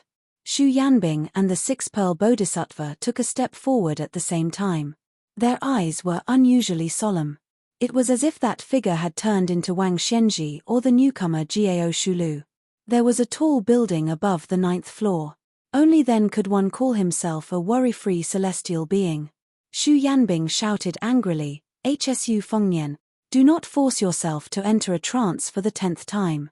Go far away to Beimang." The six-pearl bodhisattva put his palms together. In the sky outside the restaurant, 6 Dharma forms appeared one after another to suppress the restaurant. He said in a low voice, "All are happy." Chapter 1037. In Beimang's Dragon Waste province, there was the number 1 town in the southern dynasty, Jiahuang. Following closely behind were the 3 towns of Gentleman's Pavilion, Ligu, Marolong, and Long. They formed a complete defensive line that could attack or retreat. Beimang had invested countless manpower, resources, energy, and financial resources into these military towns, but they were still crushed into a broken sieve by the combined forces of the 10,000 Longxiong army and the Great Snow Dragon cavalry. The 50 to 60,000 soldiers from the Impregnable Pass either died in battle or died in surrender. There were even some who were killed in the most tragic manner in the world. Most of the relay and fencing systems were destroyed. Most of the civil officials in the Southern Dynasty kept quiet out of fear, and the generals were no longer as conceited as they were in the past. The astonishing combat strength of the Beiliang cavalry created two situations, one good and one bad. The good thing was that the chess and sword music schools Hongjingyan came out of seclusion and took over all of the Ruran cavalry in the three military towns. This gave the Southern Dynasty, who was in a state of panic, a huge reassurance. The bad thing was that the fatty surnamed Dong could vaguely stand shoulder to shoulder with the great generals and the regional magistrate in Beimang's southern border army. His authority was equivalent. In the words of the Empress, she said, "Dong fatty, you've been F*king promoted again." It was rumored that the fatty surnamed Dong pretended to be obedient after receiving the benefits.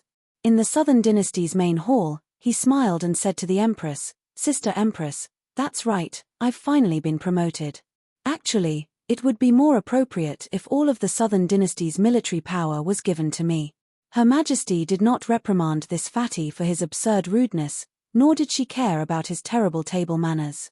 Of course, she also did not allow this extremely daring fatty to climb up the ladder.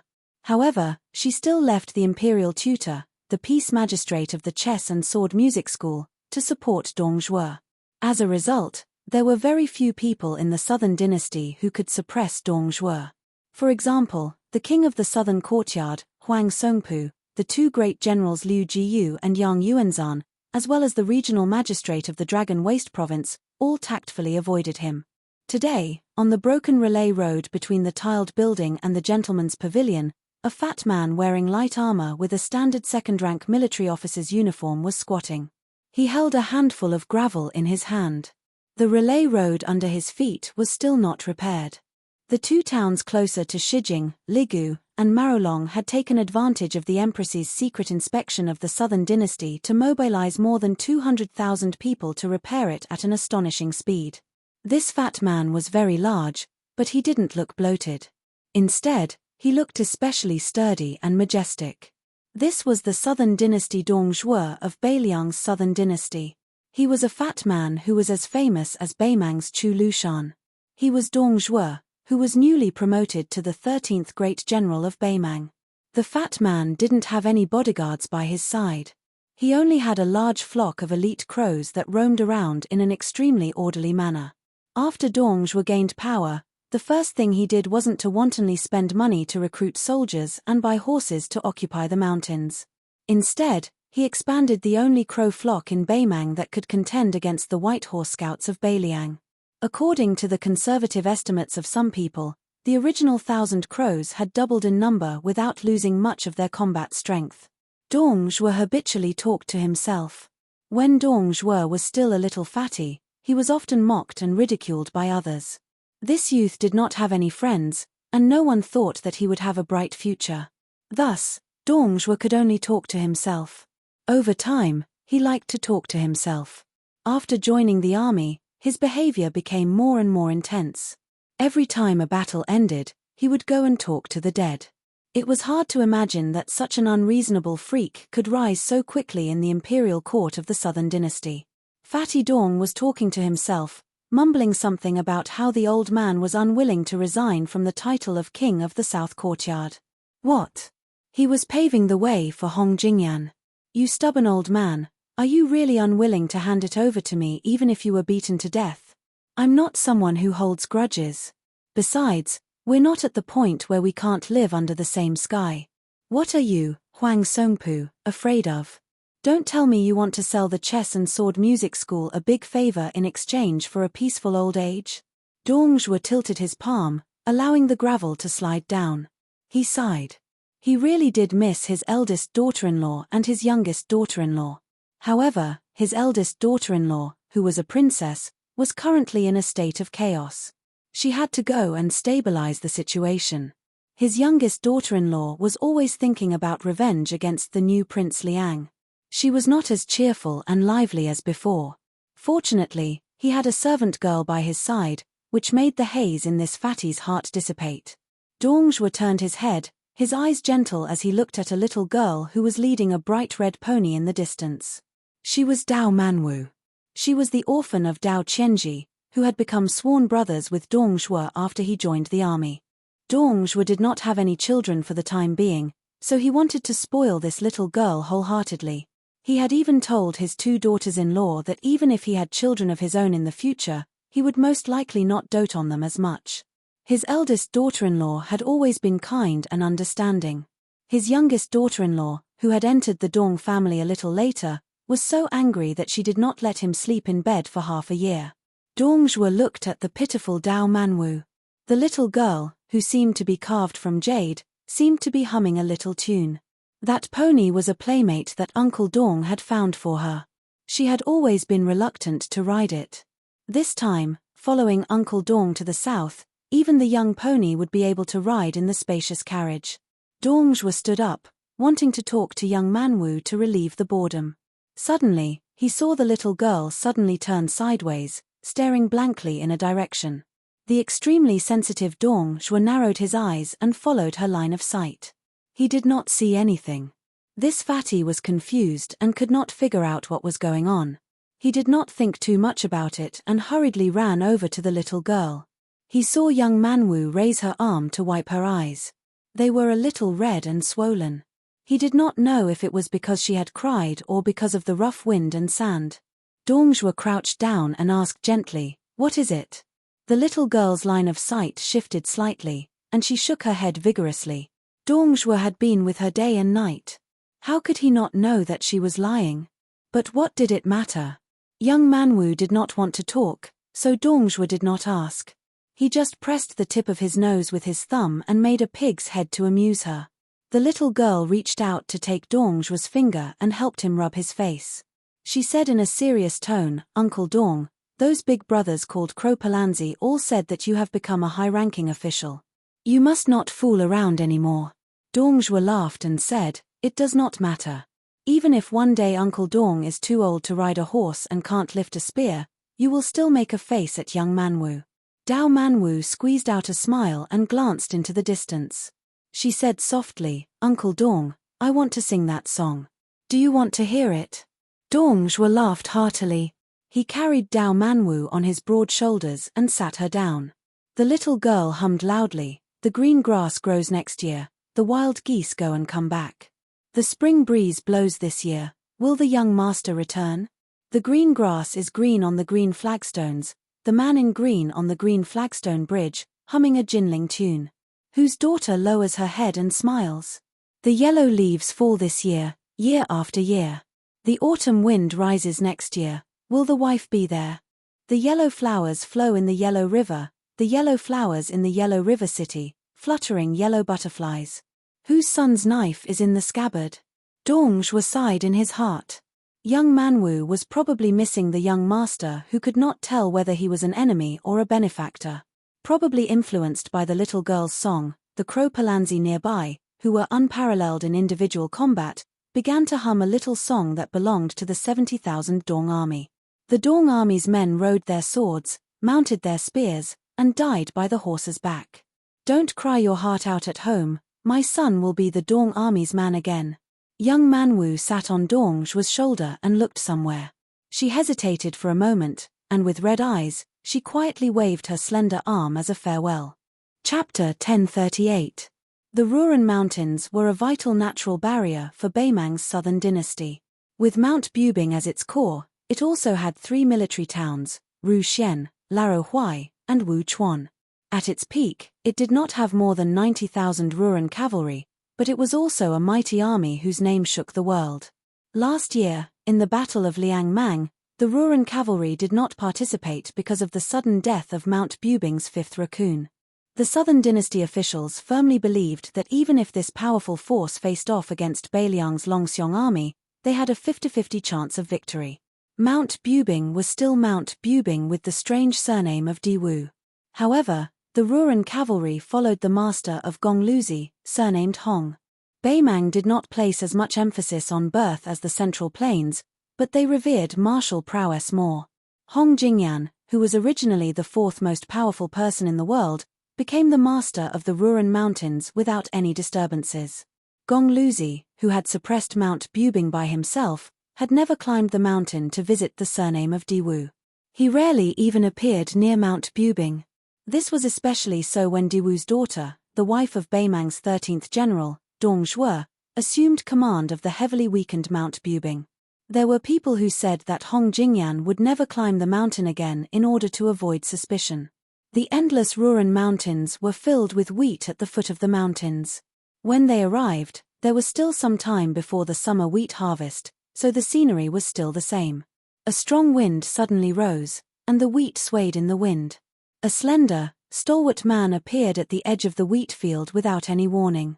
His pair of intimidating silver eyes stared fixedly at a person who was traveling far away. His hair was still grayish-white, but compared to what he had seen in Qingcang City, the grayish-black had grown longer and the white had lessened.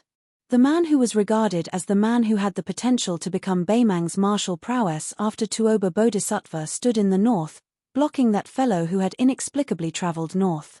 This was beyond Gongluzi's expectations. In the eyes of the blind Hong Jingyan, no matter how powerful the Beiliang cavalry was, they were still limited by Beiliang's innate lack of geographical advantage.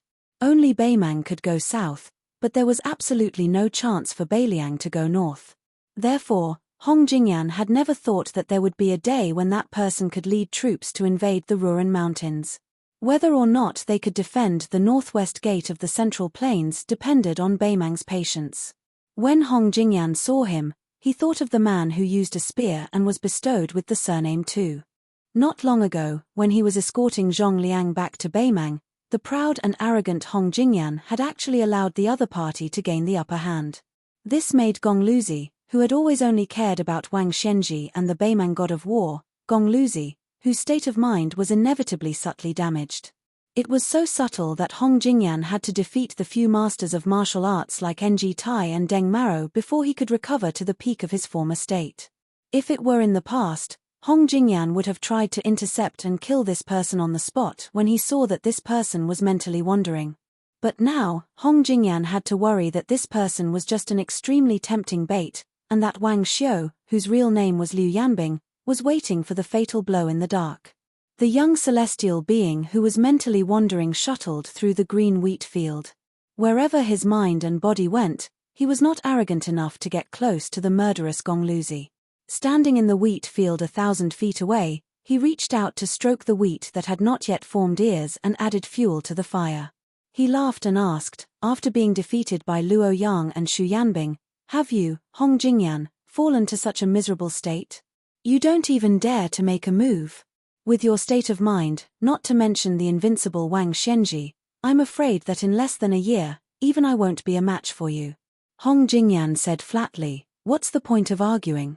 Their voices were not loud, but they were clear to each other's ears. The young man who was mentally wandering nodded and said with a smile, "Your talent is too high. You always feel that it's only right for you to be number one in the world. Therefore, you have long set your sights on the imperial court. It can be said that you have been led astray from the beginning. In the future, there will probably be no place for you in the pugilistic world." Hong Jingyan sneered, "Hsu Fengnian, even if you can mentally wander and attempt to integrate the three sects, taking the opportunity to touch the threshold of being a land immortal, do you really have the right to judge me?" Hsu Fengnian shook his head.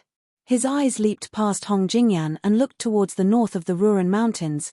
"I'll wait for you to lead the Ruran cavalry to their deaths. Now, let me lead the way." Hong Jingyan's lips curled up. "You also know that you have been targeted by me. If I don't move, you won't be able to head north." Hsu Fengnian, since when did you have such self-awareness? The young man who had one foot in the realm of heavenly phenomenon and the other in the realm of land immortals spread his hands. Two sabers, a crossing the river Pawn and a springtime thunder, were unsheathed from Hsu Fengnian's waist thousands of miles away. They were instantly grasped in his hands. It looked like Hong Jingyan's refusal to give way meant that it was just a battle. It was up to Hong Jingyan, who had already tasted defeat twice in his life, to see if he believed that he would not lose a third time. Hong Jingyan frowned before his brows relaxed.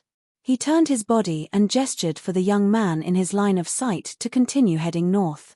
Bai Liang was nothing in his eyes.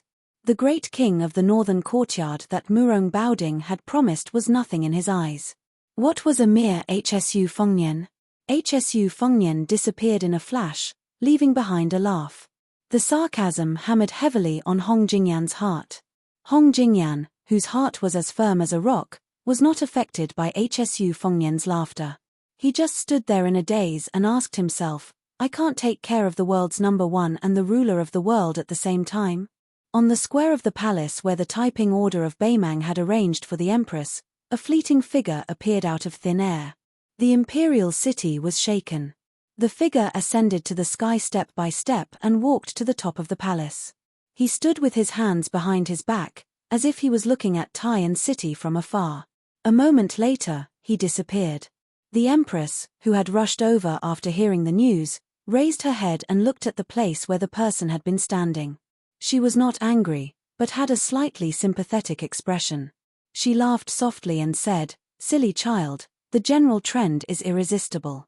Even if Beimang can't take over the entire Central Plains, a small Beiliang is not a problem. So what if you are unrivaled in the world by luck? At most, you will become the second Cao Changqing. The border of Yuju was barren and desolate. However, the more barren and desolate it was, the harder it was to work. There was no room for slacking. Otherwise, how could they dig out food from the gaps between God's teeth to survive? There was a family of 5 to 6 men of 3 generations working in the oasis. Regardless of age, they were all sweating profusely. Right now, almost all of northern Liang knew that the northern Mang army was about to invade the south. The wealthy families had already begun to move quietly, moving their valuables to either the east or the south. However, the number of wealthy people who had the ability to avoid disaster was always in the minority. Poor people like this family were still in the majority. They could only resign themselves to their fate. Wherever the fields were, they could only stay there, guarding their crops, guarding their harvest. They could only hope that the young vassal king could really help them withstand the tide of attacks from the northern Mang cavalry. In fact, the old man didn't have too many regrets.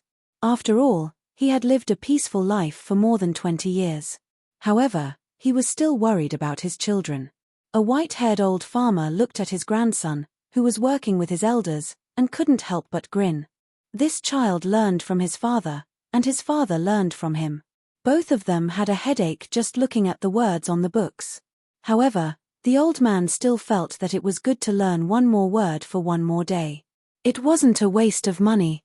The old man stroked his grandson's little head, which was reddened by the increasingly scorching sun, and asked him to take a rest in the shade. The child chuckled and trotted to the edge of the field to slack off. However, he seemed to have seen a handsome child. However, when he rubbed his eyes, the handsome child disappeared. When he rubbed his eyes again, he saw the handsome child again. This made the child confused. It was not until the man came to his side and sat on the ground that the child was sure that he had not seen a ghost during the day. The simple child plucked up his courage and asked, "Do you want some water?" The figure who gathered in the south and dispersed in the north smiled and shook his head.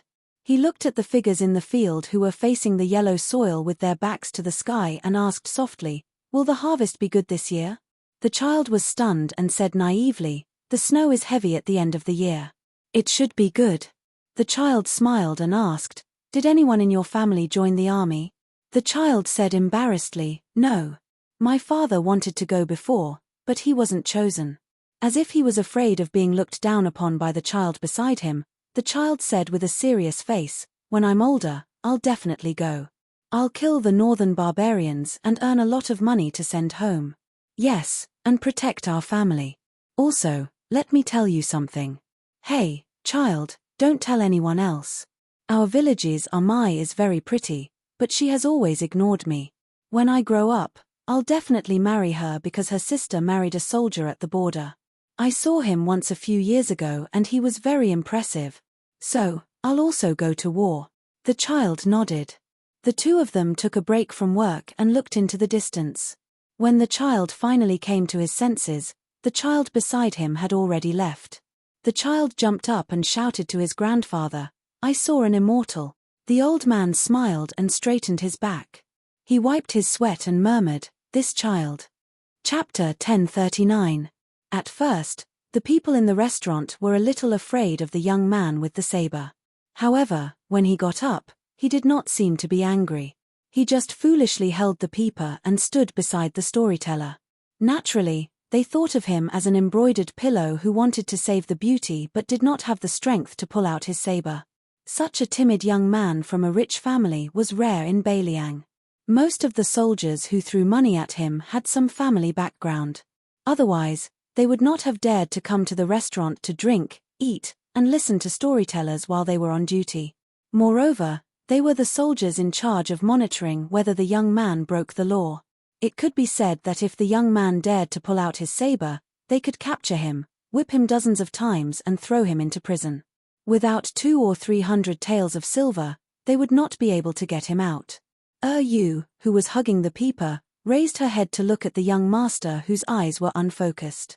Even though his appearance had changed, she was certain that he was him, the young master who had traveled the northern Mang and sat at the same table as her grandfather. After an unknown amount of time, the self-proclaimed northern Liang king seemed to wake up. His lifeless eyes regained their luster, and he turned his back to her. Hsu Fengnian said calmly to Xu Yanbing, who looked relieved, "Guard the door. Huang Fu, she will be here soon." The woman with her hair tied up called out 6 Dharma forms but still could not stop the celestial being from traveling. Her expression was strange, as if she had met this man for the first time. Xu Yanbing wanted to say something but stopped. In the end, he did not say anything. He walked to the door of the restaurant and closed his eyes to concentrate. Some customers sensed that the situation was not good and wanted to escape. However, they were knocked out before they could get close to the door. Hsu Fengnian slowly walked to the tables of soldiers who had stood up. His fingers pressed on a Beiliang saber that he had untied from his waist and placed on the table. The Yuju cavalryman who was supposed to be in charge of the young men in the city could not take the saber away. The dozen soldiers were led by a burly captain. He had good eyesight and knew that he had encountered a difficult person. However, he did not show weakness and said in a low voice, "Young master, I am Huang Yi from the Huang family of Ihe County. You should think about it yourself. If you and I each take a step back today, I can still treat you as a brother. You can walk out of this restaurant and drink in Ihe County. I guarantee that you won't have to spend a single copper coin." Hsu Fengnian said expressionlessly, "You can say this to Huang Fu Shi later." The head military officer from Ihe County was greatly shocked. Just as he was about to speak, he heard a rush of horse hooves coming from outside the restaurant. Listening to the horses, this was the ability that all old soldiers should have. Although this head military officer was domineering, he was not careless in his battle formation and martial arts. Even if the Yuju soldiers were a level lower than the border soldiers, they were still much stronger than the Lingju soldiers. The captain gritted his teeth and laughed coldly. "The Yuju general is a high official. However, my father had followed Great General Yang for many years. He is not someone that Huang Fu Shi can offend." Xu Yanbing allowed Huang Fu Shi, who was wearing the uniform of a general without any armor, to walk into the restaurant. This was the second time he had seen the Beiliang king today. He did not say anything, prostrating himself on the ground and kowtowing.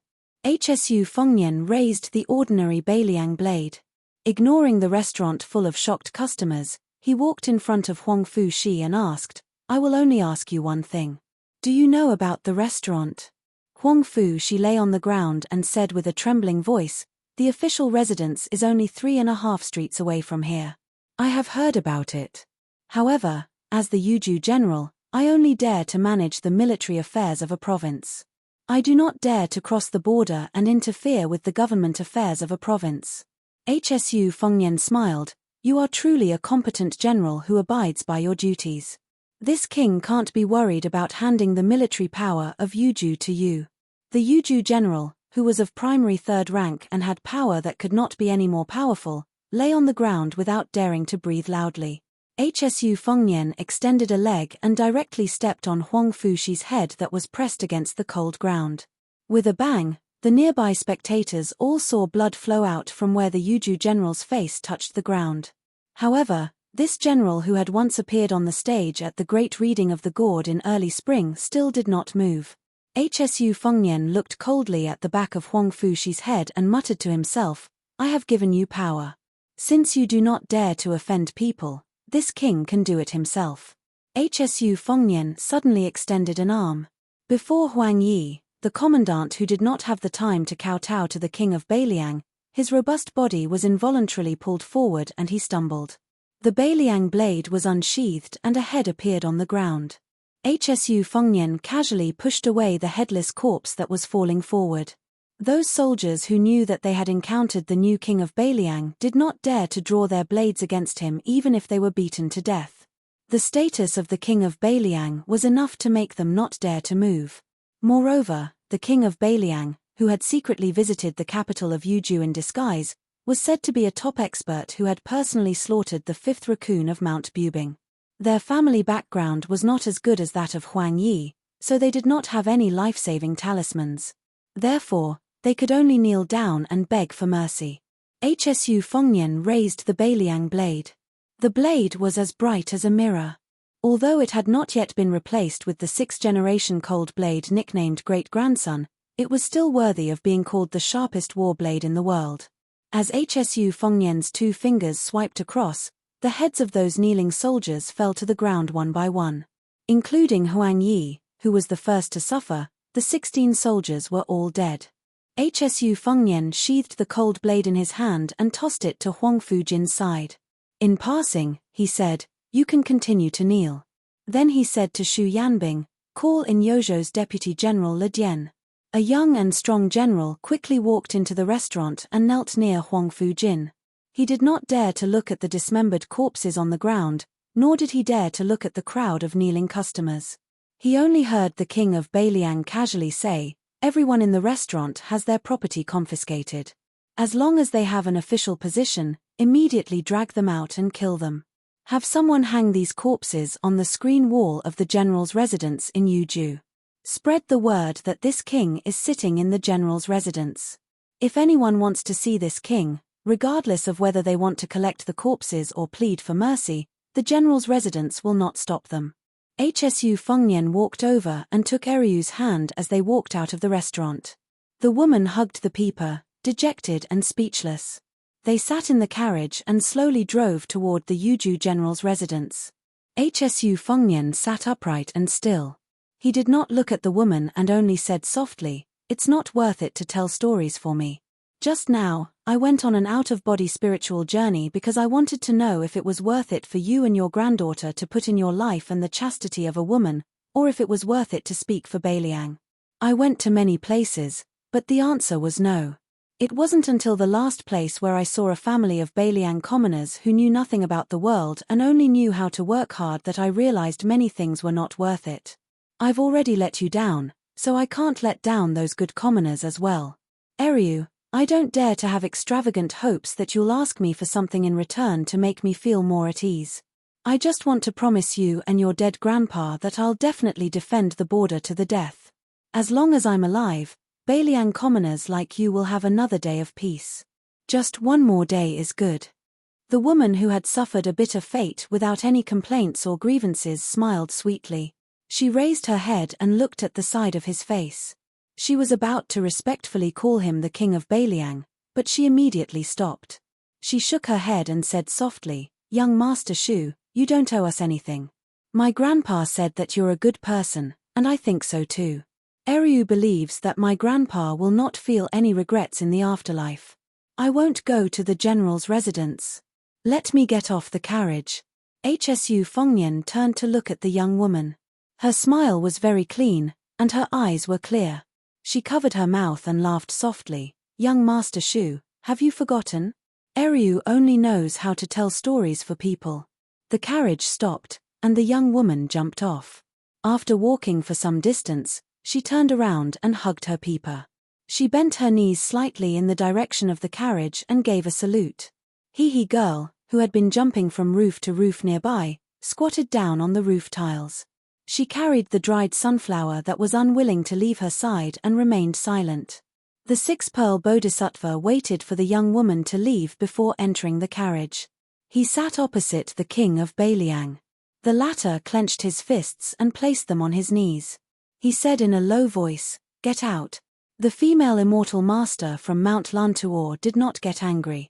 Instead, she said calmly, "Freedom is a small thing, but there's still greater freedom to seek."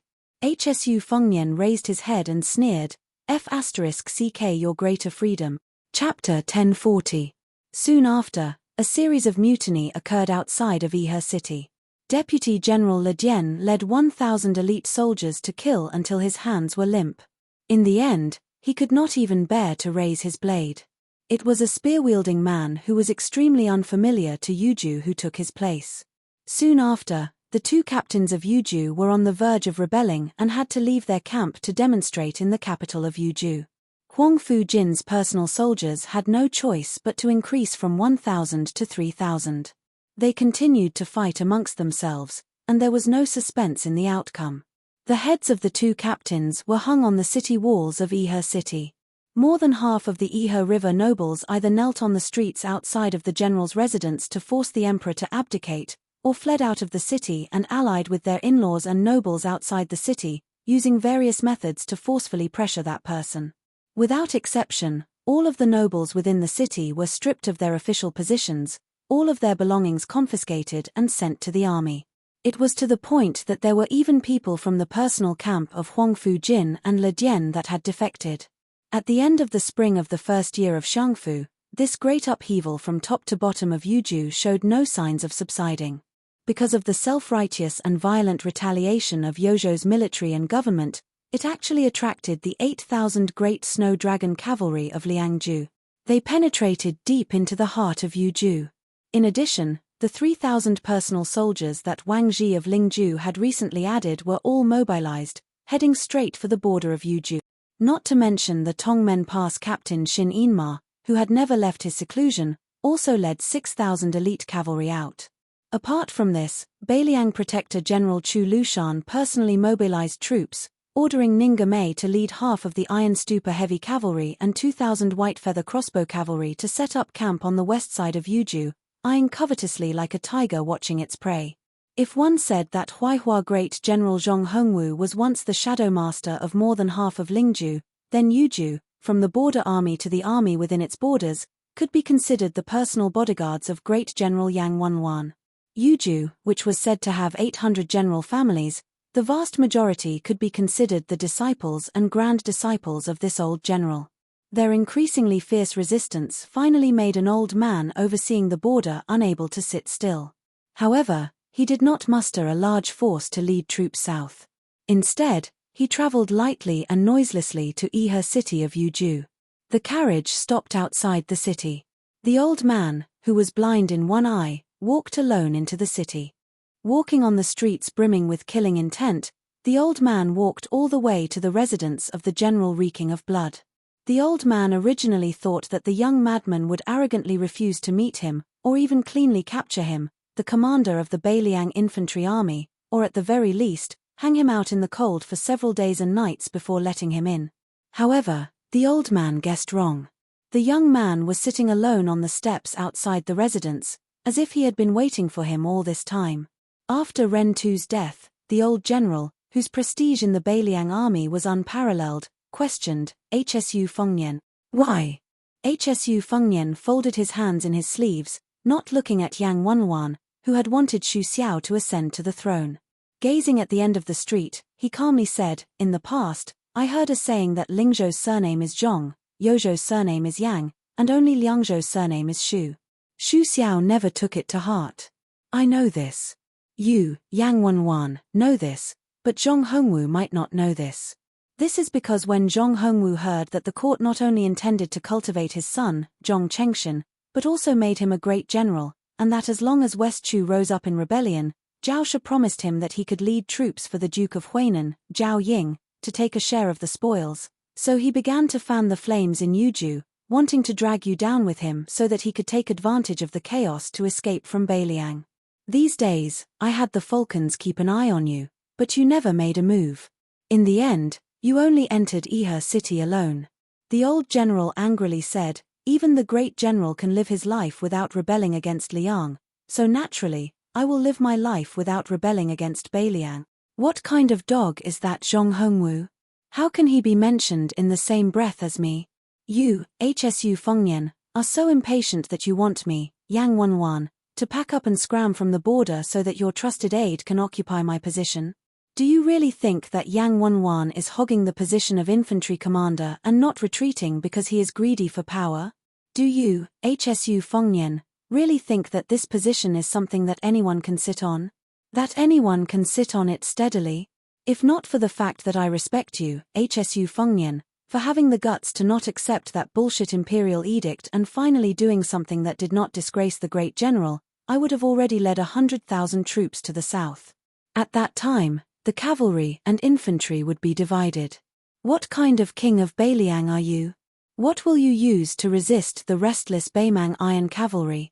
Hsu Fengnian smiled. I know that the old general will not do that. The old general was so angry he almost wanted to act and slap this cunning brat to death. Hsu Fengnian patted the steps beside him and indicated for the old general to sit down and chat. Yang Wenwan snorted coldly. Hsu Fengnian did not insist and continued, my master and Bai Yang have fought for the latter half of their lives. Does the old general know what my master admires the most about Zhongjulu? When Li Yishan was mentioned, Yang Wenwan's emotions calmed slightly. In the entire world, Li Yishan was the most worthy of Beiliang. While Yang Wenwan was the backbone of Yang Cai Zhao Chongling's faction, she did not show any disrespect to Li Yishan, who did not work together due to their different paths. Hsu Fengnian said softly, it is not that Zhongjulu made the Zhao family prosper as old general imagined. It is not that he held the power of the court alone, but before he rose to power, he moved his parents and family to Great Peace City. He did not give anyone a chance to criticize Zhongjulu. Because this Grand Secretary knew back then that as long as he became the head of the officials in the world, no matter how clean he was, he still had his family, relatives, and children. Once the two sides were thousands of miles apart, there would be people who would use his name to do whatever they wanted. Even if everyone in the court could only criticize silently and not accuse him, the spirit that supported Zhongjulu's rule of the world would weaken. So this is what my master admires the most about Zhongjulu. Looking back at our Beiliang, Xu Xiao, my master did not expect all of you to have the breadth of mind and vision of Zhongjulu. Before Xu Xiao died, he was still worried and told me to have a tolerant heart, to tolerate other people making mistakes. In the past, I did this. In the Lingju officialdom, I endured and did not kill anyone, not one. Yang Wenwan's expression was still gloomy, but it was a bit better than before. Hsu Fengnian continued, minding his own business, but I realized that Xu Xiao was not wrong, but he was not completely right. The Beiliang under our feet belongs to the Shu family in name, but in the end, it belongs to the people of Beiliang. I, Hsu Fengnian, actually do not mind how you disregard the law and discipline. As long as you fight for my Shu family on the battlefield, it is enough. I can be the king of Beiliang with a clear conscience. Who knows, I might even be able to leave my name in the annals of history.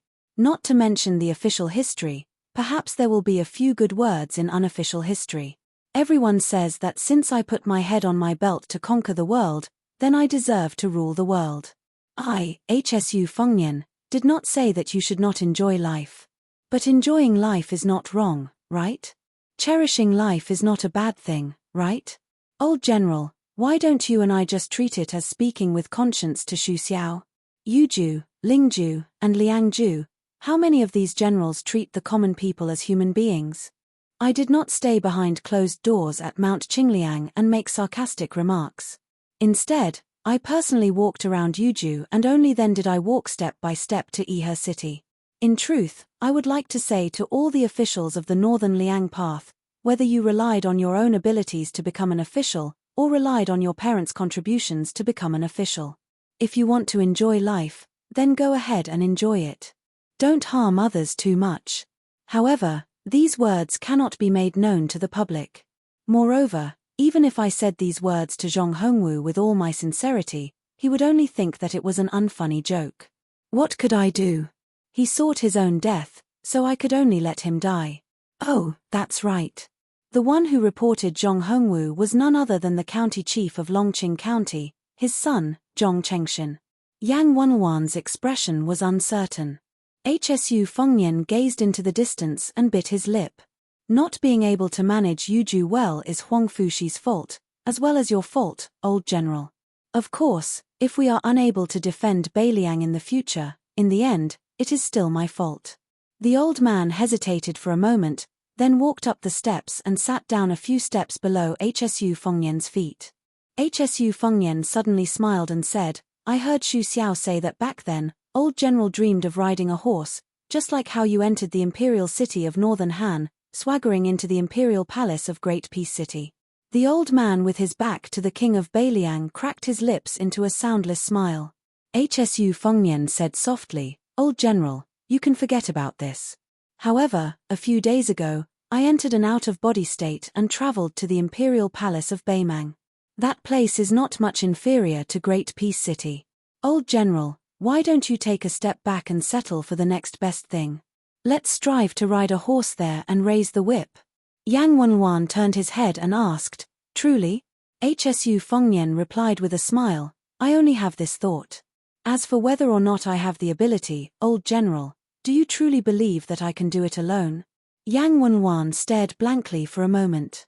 He lowered his head and cursed, Motherfucker, he's just like the great general when he was young.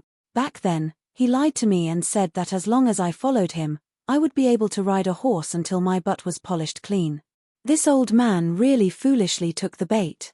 Yang Wenwan paused for a long time and then raised his head to look at the sky. He murmured, but the great general did not lie to me, did he? The old man retracted his gaze and suddenly stood up. He said gravely, if that day really comes, even if I, Yang Wenwan, am too old to ride a warhorse, I hope that the king of Beiliang can have someone carry me there. If I am already dead, since the king of Beiliang has agreed to carry the coffin for that old soldier of the fish drum camp, Xu Yongguan, then you would not mind carrying the coffin for Yang Wenwan once, right? Hsu Fengnian also stood up and said calmly, Hsu Fengnian thanks old General Yang. The old man walked down the steps and turned around to face Hsu Fengnian. He raised his hands and shouted, Cavalry of the fish drum camp, Yang Wenwan, Xu Yongguan, and his comrade, greet the king of Beiliang. The old man then turned and left. He left the Yi River, Yuju, and headed for the border. Hsu Fengnian sat back down on the steps and rubbed his cheeks. Xu Yanbing, who was beside him, said emotionally, at the Battle of the Western Wall, the fish drum camp only had 16 men left. Even I did not know that Yang Wenwan was one of them. Hsu Fengnian nodded and said, Xu Xiao did not mention it. Xu Yanbing said, Beimang, why don't you count me in?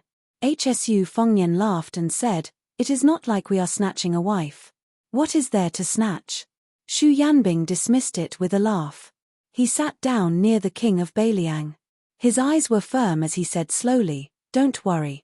With you here, Beiliang will have more than 300,000 cavalry. The two of them were silent for a long time. The girl had unknowingly sat behind Xu Fengnian, and for some reason, the stalk of the sunflower that had been following him like a shadow had disappeared. She rested her chin on her hands and quietly watched his back. Beiliang has millions of households. How many of them are wrapped in iron clothes and withered bones? Xu Yanbing began to clap his knees and sing. He was full of passion. Which young man did not envy the green-robed man who walked the Jianghu with a sword? Which young man did not want to fight for fame in the yellow sands? Good man, do not say that the heroes of the world have fallen into your trap. Little lady, don't hide your feelings of adoration deep in your stomach. Come, let's see who is beating the beauty drum. Come, let's see who is the butcher of the Yang realm. Come, let's see who will fight for the throne with me. Fight for the throne. Chapter 1041. 3 chapters, 17,000 words. The next chapter will be around noon.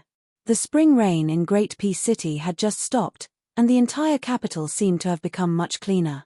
No matter how noisy the court was, That was the business of the officials. The common people had to eat and sleep, and most of them had to obediently live their days of waking up early and sleeping late. However, there were some who had nothing to do. However, these people who had been belittled as playboys were also divided into 3, 6, and 9 classes. Those who had the ability to play with courtesans were the first class. Those who played with famous horses and antiques were the second class. Those who were slightly worse off would go play with handmade walnuts. At the very least, they would get a few fish and insects to keep up appearances. However, there was a young man who lived in a shabby alley in the southwest corner of the capital. He was completely out of class. However, since he lived in an alley where the common people lived, it would be strange if he could play with good things. If he wasn't reincarnated well, then he had to accept his fate, right? This young man was like the other common people in the capital with the surname Zhong. He had been given one of the most famous surnames in Liyang, but he couldn't have any great prospects. He didn't do any proper business all day. Other than borrowing money and drinking with women, he only knew how to wander around aimlessly with a pigeon whistle. He couldn't even afford to raise a decent pigeon. If this was in Great Peace City, it would be called that you had to pay attention to the poor even if your face was swollen. Even the poor people who didn't pay attention to anything were disdainful. Zhong Bianguan was this kind of prodigal that everyone looked down on. In the eyes of the neighbors, this guy was lucky that he had accumulated some good fortune in an unknown lifetime to be able to marry a beautiful wife. Zhong Bianguan never knew how to be content. He still refused to stay at home and roll in the sheets with his wife. He only knew how to run outside every day, leaving early and returning late, going out empty-handed and returning home empty-handed. As time went on, even the kind-hearted old neighbors gradually became too lazy to pay attention to him. Not long ago, Zhong Bianguan seemed to have been beaten by someone. His nose was badly bruised and his face was swollen. It had only gone down in the past few days, but he was still laughing and joking around. He greeted everyone he met with a smile, calling uncle and aunt attentively, not caring if other people paid attention to him or not. As the weather got hotter and hotter, Zhong Bianguan wore cooler and cooler clothes. The time Zhong Bianguan spent away from home also grew longer and longer. After all, the capital was so big, how could there be a lack of young women on the streets? As dusk approached, Zhong Bianguan wandered back to Squinty Street not far away. He heard the sudden and melodious chirping of pigeons above his head.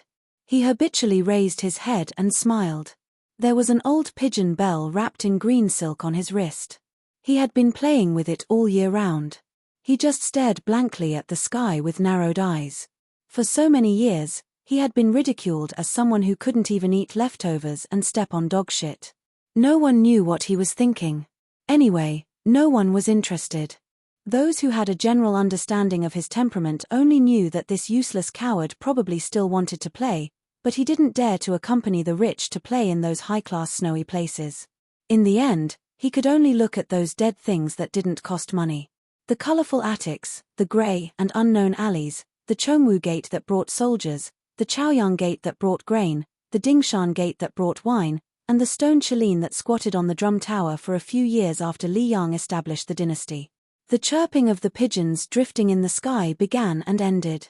Zhong Bianguan reluctantly withdrew his gaze, feeling that it was still early and not yet time to go home. After thinking for a while, he ran to the side of the Lock Dragon Well on Squinting Street and squatted beside it. This ancient well had been dry for a long time. Beside the well, there was a judge made of yellow mud bricks. According to the rumors in the marketplace, Li Yang suppressed the water in the world with fire. This clay statue was as tall as a person, sitting with its chest and stomach exposed, and laughing with its mouth open. Every mid-autumn, the common people would add firewood to the fire, and flames and smoke would rush out from the mouth and nose of the clay judge. Zhong Bianguan squatted beside the well as usual at the foot of the clay statue, occasionally raising his sleeve to wipe the corner of his mouth. A few days ago, he was beaten up quite badly by a group of people. They probably mistakenly thought that Zhong Bianguan's father was about to lose his power and that it was time to teach this bastard a lesson that disgraced the aristocratic families of the capital a lesson. However, after satisfying his craving with punches and kicks, he discovered that the weather in the Liang imperial court was still the same. This brat's father was even more ruthless for the first time, beating up a large group of people until they cried for their parents.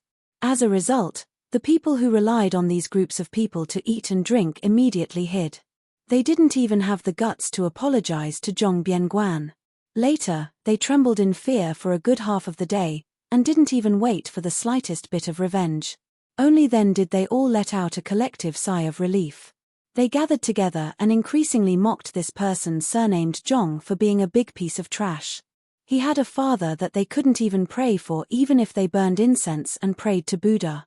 He didn't know how to use the tiger's skin to enjoy his life. He deserved to be treated like a pile of rotten dog shit that even stepping on would dirty his shoes. Zhong Bianguan's only strong point was that his mind wandered thousands of miles away. When he suddenly discovered that there was an elegant young man beside him, he glanced at him and didn't say anything. After waiting for a long time, he finally smiled and asked, "You really didn't come to beat me to vent your anger?" The scholar-like scholar smiled and shook his head. "How would I dare to beat up the son of the Grand Secretary? Besides, if we really fought, I wouldn't be your match. Why would I bring shame to myself? Even if you didn't fight back and let me beat and scold you, I would still be treated as an amusing fool by you." Zhong Bianguan made a sound of surprise. "So you're actually a sensible person? You're not from the capital, are you? With your eyesight, if you're from the capital, you wouldn't even come to see me." The scholar asked, "You admit that you're a smart person?" Zhong Bianguan sneered and said self-deprecatingly, "I'm considered a smart person? Then what would my father be?"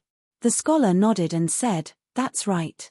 Zhong Bianguan lay on the mouth of the well and gazed at the dark and bottomless mouth of the well.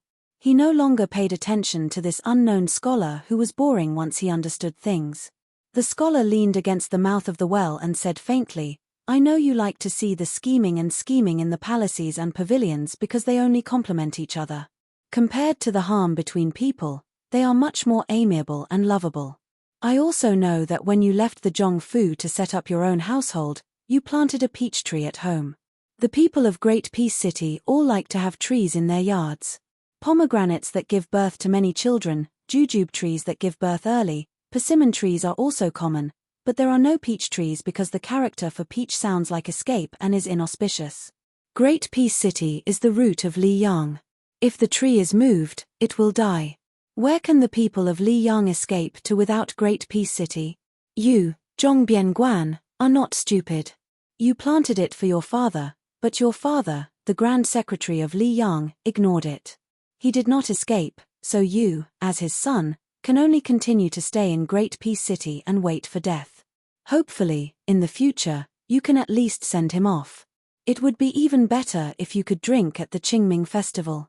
Zhong Bianguan calmly made a no sound and continued to look at the mouth of the well. The scholar smiled slightly and said, "You must have guessed that I am that Sun Yin who came from Beiliang to ask Tantanan for an official position." Zhong Bianguan turned his head. "Sun Yin, is it? Then tell me, what exactly is that stone Chelene on the drum tower silently watching the world for hundreds of years waiting for?" Sun Yin had already quietly entered the secretariat and successfully attached himself to the towering tree that was Tantanan. Although he was just a small official, since he had entered Master Huan's discerning eye, wasn't his meteoric rise just around the corner?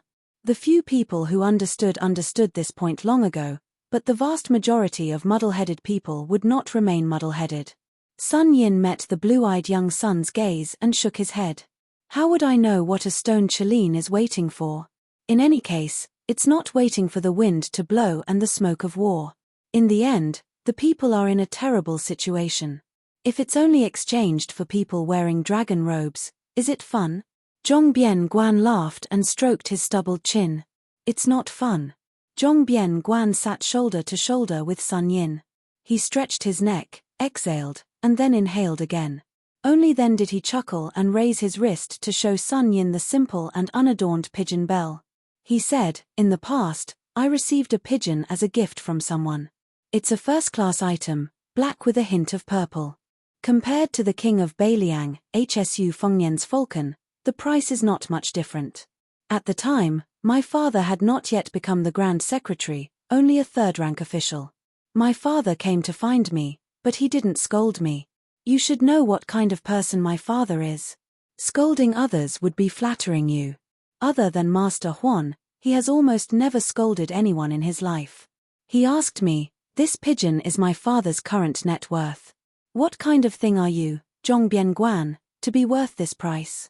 Are you stupid, or are you really stupid?" That year, I was 14 years old. In a fit of anger, I returned the pigeon to someone.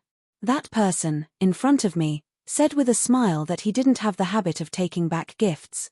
Afterwards, he used his hand to strangle the pigeon to death. He was the current crown prince, His Highness, Zhao Zhuan. From that day onwards, I swore that I would never mix with these people again. I would rather listen to the creaking sounds of small doors opening than listen to them flattering each other. I would rather look at those dead objects that no one cares about than look at those children of influential families whose farts can be sold as gold and silver. Over time, no one liked to take me out to play. I was also happy to be alone in peace. When his father, Zhong Julu, was mentioned, Zhong Bianguan couldn't help but sink into contemplation. Chapter 1042. He still remembered that after his father had distinguished himself in the Hanlin Academy, his grandparents had moved from their old home to the city. During the hot summer months, the two elders especially liked to lie on the rattan chairs under the shade of the trees and help their grandchildren fan themselves. Fan after fan, summer after summer. As they fanned, only his grandmother was left. After that, they were all gone. Their father also did not observe filial piety. The court was even more impatient than the civil official who was his son. They directly issued an edict to revive him. Their group of children did not find anything strange from their father's face. Zhong Bianguan clearly remembered that at that time, in Tian City, the streets were filled with rumors. Everyone said that their father did not care about being a person in order to become an official. However, as their father's official hat grew bigger and bigger, the voices became quieter and quieter until no one mentioned it anymore. He, Zhong Bianguan, had not done anything for many years. Compared to his eldest brother and second brother, he had left home later. However, he saw the family matters more clearly than his two brothers. Since when did the Zhong family's family matters become the same as the matters of Jing and the world? Zhong Bianguan's expression was lonely. The back of his head rested on the mouth of the well as he looked up at the dusky sky. When he was young, there was a lion bridge not far from the Fu. Once, when the family went out to play, their father had them count how many stone lions there were on the bridge. Eldest brother was the most like their father. He was serious in everything he did and counted in a methodical manner. Second brother was a bookworm. From young, he did whatever eldest brother told him to do. Whatever eldest brother did, he would learn. He, Zhong Bianguan, was only 2 years older than his sister, Zhong Bianguan, so the siblings were the closest. Taking advantage of the time when their parents returned home, he took his sister to the frozen river under the bridge to play. When they were tired and saw that his eldest brother and second brother were still there foolishly counting, Zhong Bianguan ran directly to the omniscient Uncle Huan when to ask for an answer. In the end, his eldest brother and second brother returned in the middle of the night and saw their younger brother kneeling on the ground. Since then, Zhong Bianguan, who had suffered a lot, knew that those petty tricks were not real intelligence. However, after that, his mother secretly brought him a bowl of hot rice. When his father bumped into him, he didn't get angry. He just patted his head and said something that he only understood many years later. "You are much smarter than your two elder brothers. But since you have the same surname as your father, it's not a good thing." Zhong Bianguan sniffled and covered his face with his sleeve. Sun Yin was about to speak when he heard a series of undisguised footsteps, so he shut his mouth. He saw a tall woman with a sword walking over slowly. Hearing the familiar footsteps, Zhong Bianguan hurriedly wiped his face in a daze. He smiled brightly and said, "What a rare guest. Heroine Zhong, why don't you be kind and give me some money?" Zhong Gaoxia glared at him and said, "Jiang Hu pays particular attention to saving the needy and not the poor. Do you think I would give a bag of silver to a pauper like you? I'll take your surname." Zhong Bianguan rolled his eyes and said, "The two of us have the same surname." The corner of Zhong Gaoxia's mouth curled up and she said, That's why. Then she threw a heavy bag of silver. Zhong Bianguan was not surprised. He caught the silver and laughed heartily. This heroine really has a bodhisattva's heart. In the future, you will definitely find a handsome and talented man who can overturn the world and love his wife dearly. Before that, let's discuss something. Heroine, why don't you take me in and drag me home? Just take care of my meals. It would be best if there's meat and wine. Zhong Gaoxia didn't bother to banter with her third brother. Instead, she coldly glanced at Sun Yin, a minor official from the secretariat who she knew very well. Sun Yin stood up alone, leaving Zhong Bianguan to sit alone. He turned his gaze toward the Grand Secretary's beloved daughter, Zhong Gaoxia, ignoring her cold gaze that could slice a person's soul. He asked, Miss Zhong, I have something to say, but I don't know if I should say it or not. Zhong Gaoxia coldly said, then shut up. Zhong Bianguan slowly stood up and threw the bag of silver. He had a look of schadenfreude as he destroyed the bridge after crossing the river. Sun Yin, oh Sun Yin, Chancellor Yarrow said that you were a great scholar who won 3 prizes in a row. It's a pity that my sister has never liked scholars who play with words. Don't expect her to look at you differently. If you really want to talk about principles, then it's your business if you're strong, and it's my business if I like you. However, if you really don't change your mind and want to marry my sister, I don't care. But you have to beat her first, and she has to like you. Then, you have to be the son-in-law that my father personally approves of. Where can you find such a rare and handsome young man? You're the one who delivered yourself to my door, so you definitely don't count. Sun Yin said helplessly, why would I like a girl who already has someone in her heart? Zhong Gaoxia laughed coldly and said, Sun Yin, you know quite a lot. Sun Yin didn't mind and said calmly, in any case, I'm destined to only speak half a sentence with the Grand Secretary in this life. Being able to speak with the Grand Secretary's son is enough to make up for my regret. As for you, heroine Zhong Gaoxia, it's just a pleasant surprise. Don't worry, I also like the person you like. I won't fight with you over her. Zhong Gaoxia laughed mockingly and said, you like men? Sun Yin smiled and said, like is like, but it's not like a woman who likes a man. Admiring a person from the bottom of my heart can also be considered like. To give an example, it's just like how I really like that Grand Secretary Darren was not able to write an excellent poem like setting up thousands upon thousands of buildings, greatly protecting the cold under the heavens, but he was able to accomplish this magnificent feat with his feet on the ground. 6 yamens, a total of 4,000 houses. In the future, there will be fewer and fewer children of the rich and powerful families, and more children of the poor and common people. This is no different from Senior Li Chungang opening the gates of heaven with his sword in Jianghu, opening the mountains for the younger generation. Chapter 1043. Sun Yin turned to leave, saying leisurely, of course, you think that what others like, you give them, as if this is giving, but you never ask if the other party wants it or is willing to accept it. This kind of person, no matter how sincere he is just a kind of self-righteousness. He thinks that he is magnanimous and has a clear conscience, but in reality, he is still selfish. Whether you are talking about love between a man and a woman, or about the relationship between brothers, all can be tricked. Because it is not easy to be good to others, but it is not too difficult. But to really put yourself in their shoes and respect them, that is very difficult. The ancients used the term bosom friend to describe close friends, so what counts as a bosom friend is a great study. Sun Yin is a stupid person, he does not know what kind of world the next 1,000 years will be, but the world we live in can be considered to have seen through.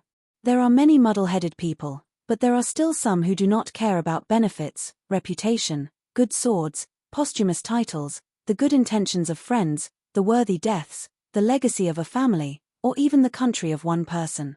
Zhong Gaoxia frowned, asking, what nonsense is this guy spouting? Is he cursing our father for fulfilling the 2 words loyalty and righteousness, but only letting down Uncle Huan? But he seems to be praising him at the end. Isn't this self-contradictory? Zhong Bianguan said carelessly, I'm afraid he is also confused. People are too smart, they like to go against themselves, tossing and turning, empty-handed. Zhong Gaoxia glared. Sun Yin, what nonsense are you talking about? I don't know, but you are cursing our father. I can still hear it. Zhong Bianguan took off the pigeon bell and casually tossed it into the dragon-sealing well. He made a cynical face and laughed. Father is too lazy to scold me, so I will secretly scold him. You won't tell on me, so what am I afraid of? Zhong Gaoxia's tone became heavy. He asked, You are really not going to follow your father's wishes and go to Liaodong to join the army? Zhong Bianguan shook his head gently. As a son, since I can't help much, I have to send my father off. Giving birth to a child is nothing more than taking care of him when he dies. As a son, I have to do my best to do one of them. Zhong Gaoxia sat on the mouth of the well. Zhong Bianguan said with a look of surprise, I'm telling you this kind of thing. Why don't you cry? Zhong Gaoxia said calmly, I'm not that kind of woman. Zhong Bianguan nodded. Actually, we're not as much like our father as you are. Zhong Bianguan seemed to remember something and said, You are about to leave the capital and travel the Jianghu. Listen to me. Although Dad says he doesn't want you to go anywhere, he actually wants you to go to the place in his heart. Zhong Gaoxia lowered his head. Don't say any more. If you continue, I'll really cry. Zhong Bianguan slapped his cheeks with both hands. Mother *K, a woman like you hasn't even cried, and your brother, a man, has already given in. There was a person who said something that was absolutely true. I have never heard anything more reasonable than this sentence in my life. Even Sage Zhong would have to admit defeat if he heard it. Zhong Gaoxia raised his head. Zhong Bianguan blinked. He said that if a man bleeds but doesn't cry, what kind of hero is he? Every woman in the world bleeds but doesn't cry. Zhong Gaoxia took a deep breath and then another. Only then did he calm down his murderous mood. Zhong Bianguan said softly, Go ahead. The world is in chaos. When the time comes, there will definitely be a scene of heroes, ambitious and ruthless. Don't miss it. Just treat it as giving our father a few more glances. Zhong Gaoxia did not agree or refuse. But on this day, he did not see heroine Zhong with her sword again in Great Peace City. Zhong Bianguan was no different from usual. He walked back to Slanted Eye Street in the darkness. The dim yellow light in the courtyard was waiting for him to come home. That stupid wife, who was not very beautiful, was angry at him for drinking with women, but still waited like this. Day after day, she probably felt that there was no hope for her life, much less an end. For other women, not to mention marrying into the Zhong family, which was the only family in the entire Liyang dynasty, even if they were married into a third or fourth rank official's family, they would still have a glorious life. Not only would they be able to live a life of luxury, their children would also not have to worry about food and clothing for the rest of their lives. When they grew up, they would be able to live a life of luxury. If they wanted to help the country and the world, they would help the country and the world, and if they wanted to be mediocre, they would be mediocre. Zhong Bianguan was about to open the courtyard door like usual and yell for his wife to serve him good wine and meat when he suddenly squatted down for no reason. Then he heard the footsteps of passers-by. He hurriedly stood up and pushed open the door to go home. The woman, as usual, was silent. She served the warm and suitable food and ate it with her chopsticks. Occasionally, she glanced at the man, who had one leg on the bench and only cared about himself and was never willing to say a word to her. That man was her husband. But he had never seen her show any hidden bitterness or grievance on her delicate face. Zhong Bianguan always liked to say that the reason why she was so good-tempered was that she was afraid of his family background. A starving camel was still bigger than a horse. No matter how useless Zhong Bianguan was, he was still Zhong Julu's son. How could she not serve him carefully? But every time he said this, Zhong Bianguan would slap himself in the mouth and say that only flowers, birds, fish, and insects needed to be served. Then she would secretly laugh until Zhong Bianguan stared at her. Then she would turn her head, but the faint smile on the corner of her mouth didn't fade. That night, after she fell asleep, Zhong Bianguan began to sob quietly. I'm afraid that I like you, but I'm even more afraid that you'll like me. That's why I'm like this. How could I not want an obedient and sensible child? My son and daughter are both very good. But I'm Zhong Julu's son. The more I do, the more mistakes I make. If I tell you the truth, will you run away? But where can you run away to? If you don't run away, can you live more easily than now? No matter how stupid you are, you'll come to realize it when you die with me.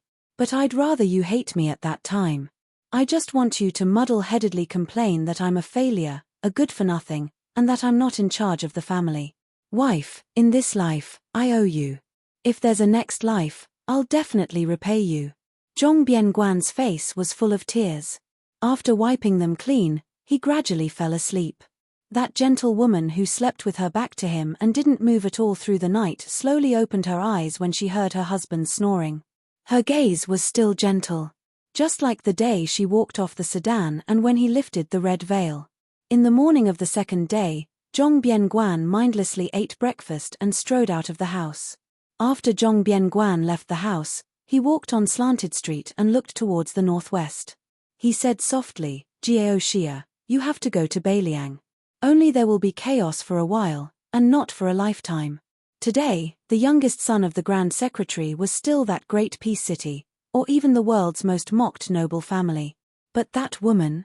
The woman quietly did one small household chores after another.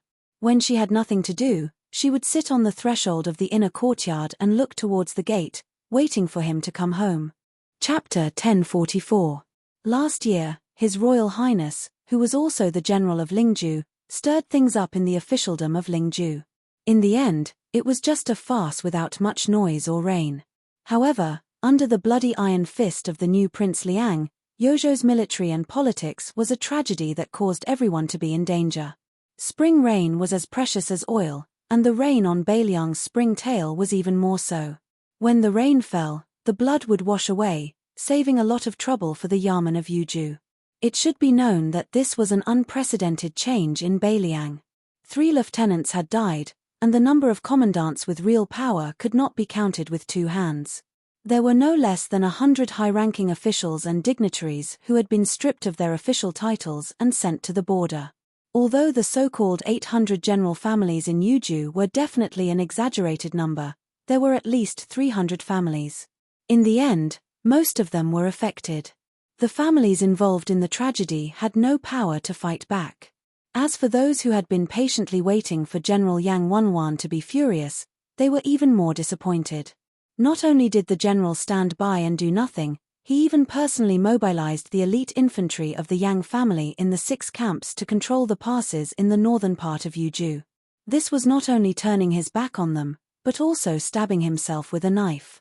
The Great Snow Dragon cavalry had infiltrated the hinterland of Yuju. In the east of Liangju, Qi Dangua, the foster son of the old Prince Liang, had personally taken action. In the north of Lingju, Wang Ji and Xin Yinma, 2 cavalry troops that belonged to different orders of Beiliang, trained their soldiers and horses. The deputy commander of the infantry, Ancestor Ji Yu, was a new noble in Beiliang, as well as Liu Yuanji, Wei Taizhan, and the other veteran generals who had retired regardless of whether they were related to Yuju or not. They still did not hesitate to publicly support the new Prince Liang at the same time. At this time, even if the Yuju generals did not understand why the new Prince Liang was so good-tempered in Lingju and did not care about old friendships in Yuju, they all painfully understood one thing. Beiliang's surname was Shu. In Beiliang, none of the old generals who had the ability and qualifications to compete with the young Prince Liang were willing to speak up for them. In short, it was too late. The old people were gone, and the new people were coming. Moreover, several groups of people came. Some were called by Hsu Fengnian, and some came uninvited. The latter was not polite at all. Huang Shong, who had vaguely become the leader of the scholars in Beiliang, almost jumped up and scolded them. Mr. Wang from Shangyin Academy leisurely persuaded Huang Shong that anger would harm his liver.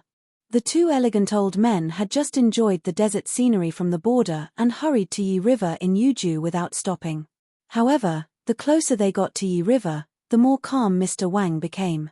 Normally, the scholar Huang Shong, who should be the most happy to see this scene, became the guy who scolded the king of Beiliang the most fiercely.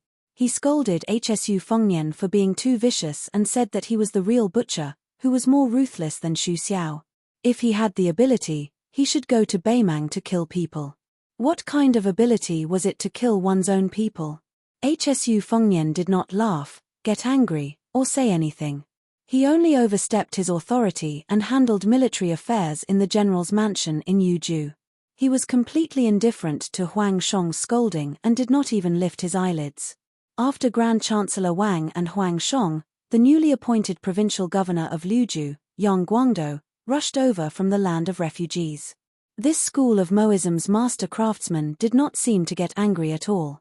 He only said a few sentences, "That's enough," and Chen Shiliang did quite well. After that, he came and left in a hurry. He did not even have time to drink a mouthful of hot tea or eat a mouthful of hot rice. Other than these white-haired old men, the rest were at least of the younger generation. The provincial governor of Liangju, Hu Kuei, was the true creator of the Torch Cavalry, the predecessor of the White Horse Scout. Beside him was Yu Luandao, the eldest grandson of the Yin-Yang Yu clan, who had once written the Liangzhou's Big Horse Song. This guy had gone to the land of refugees alone and did not seem to have been killed or killed. There was also Song Yang, who had just become the provincial governor of Lingju, and Wang Shihua, the head of the Wang clan in Huangnam County in Lingju. These two were once opponents with different political views in the same county. They could not be said to be mortal enemies.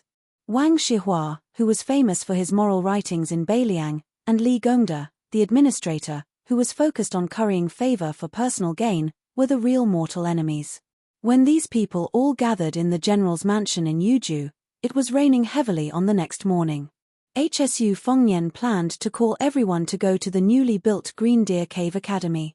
However, Song Yang and Wang Shihua had already left early. Therefore, HSU Fengnian did not send anyone to invite them. Huang Fuxi, who had not had a chance to show his face recently, was in charge of escorting 100 cavalrymen.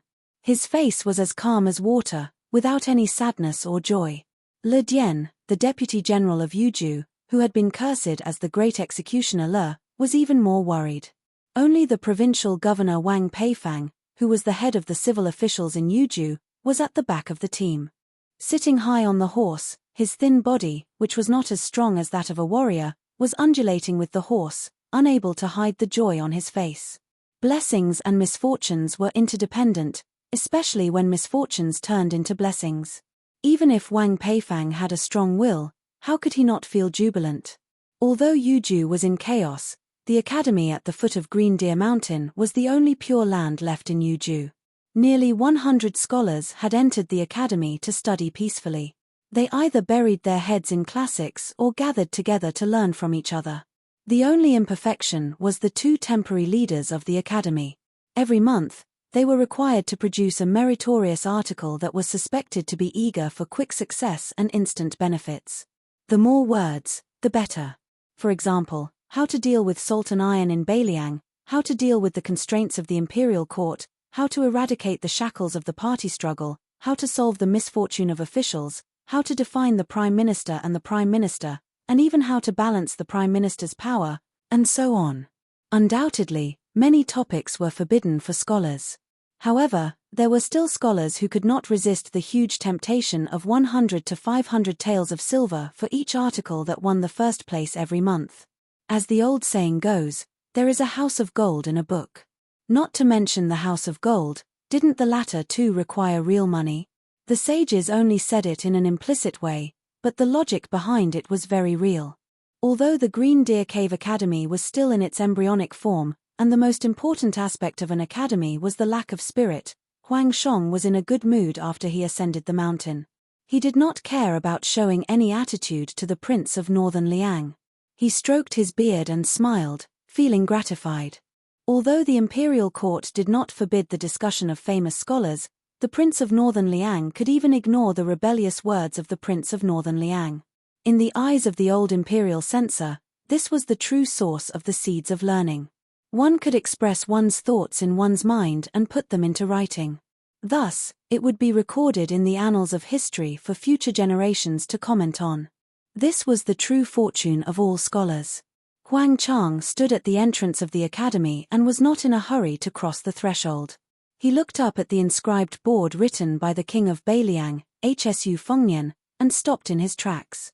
His eyes brimmed with tears and his lips trembled as he asked, "Can you really tolerate scholars of my generation to be like Huang Chang yesterday, to happily scold you, HSU Fengnian, and Beiliang? Chapter 1045. HSU Fengyan nodded and said, "There's no harm in scolding people. It's enough as long as you scholars can maintain your integrity. It's even better if you can still think about sincerely helping the world. If one day, there's a martial artist from Beiliang who dares to kill you with a knife, as long as the reason is in your heart and not in the knife in their hand, I will protect you." Huang Chang said a few good words in succession. His sleeves fluttered as he strode into Green Deer Cave Academy with Grand Chancellor Wang. After walking for a while, he suddenly realized that the young man from Shu family didn't follow him. Instead, he stood in the same place.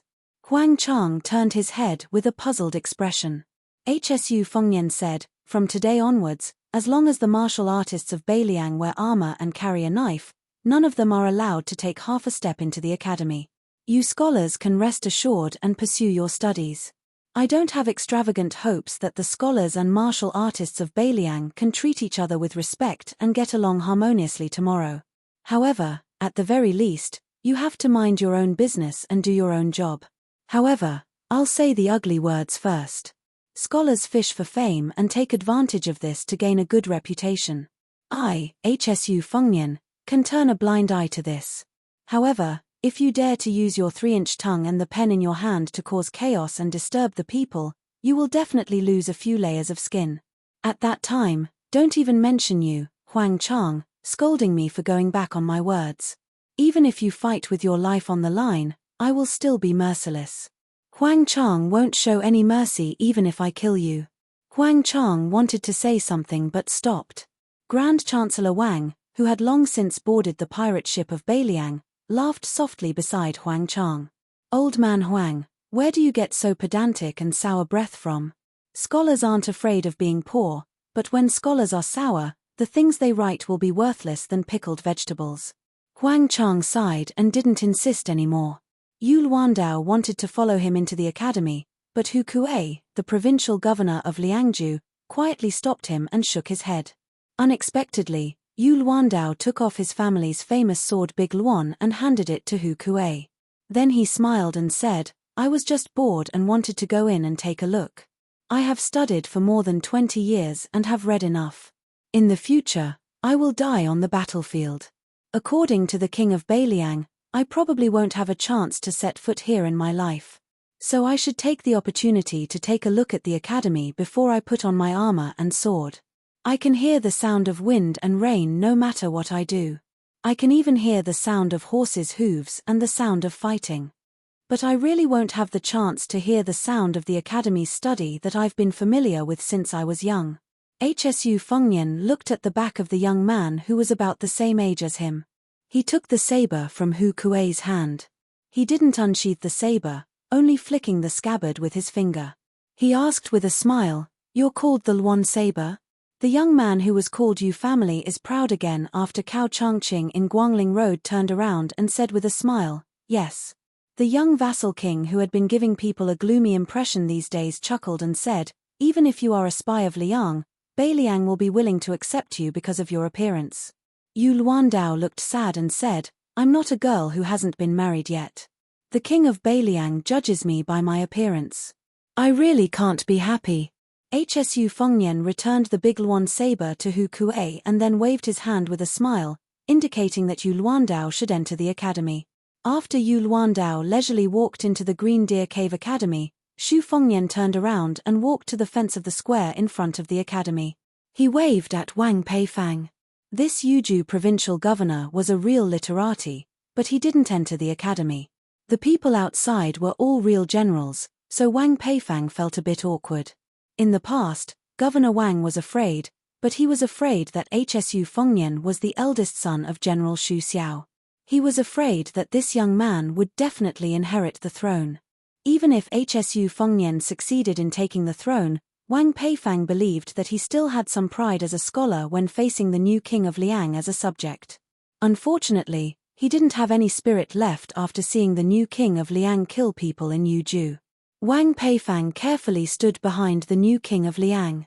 HSU Fengyan looked into the distance. Switch positions with Hu Kuei.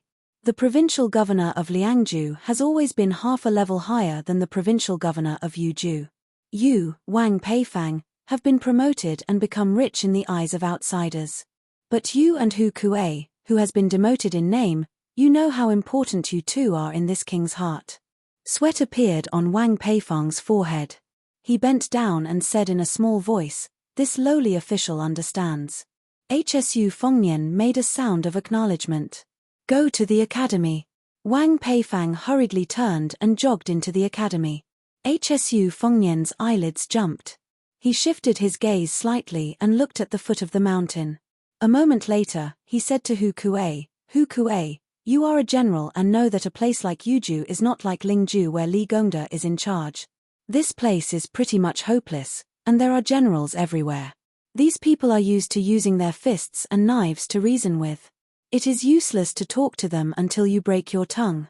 Now it will depend on your ability." Hu Kuei, who had experienced ups and downs, nodded heavily. He did not say anything heroic.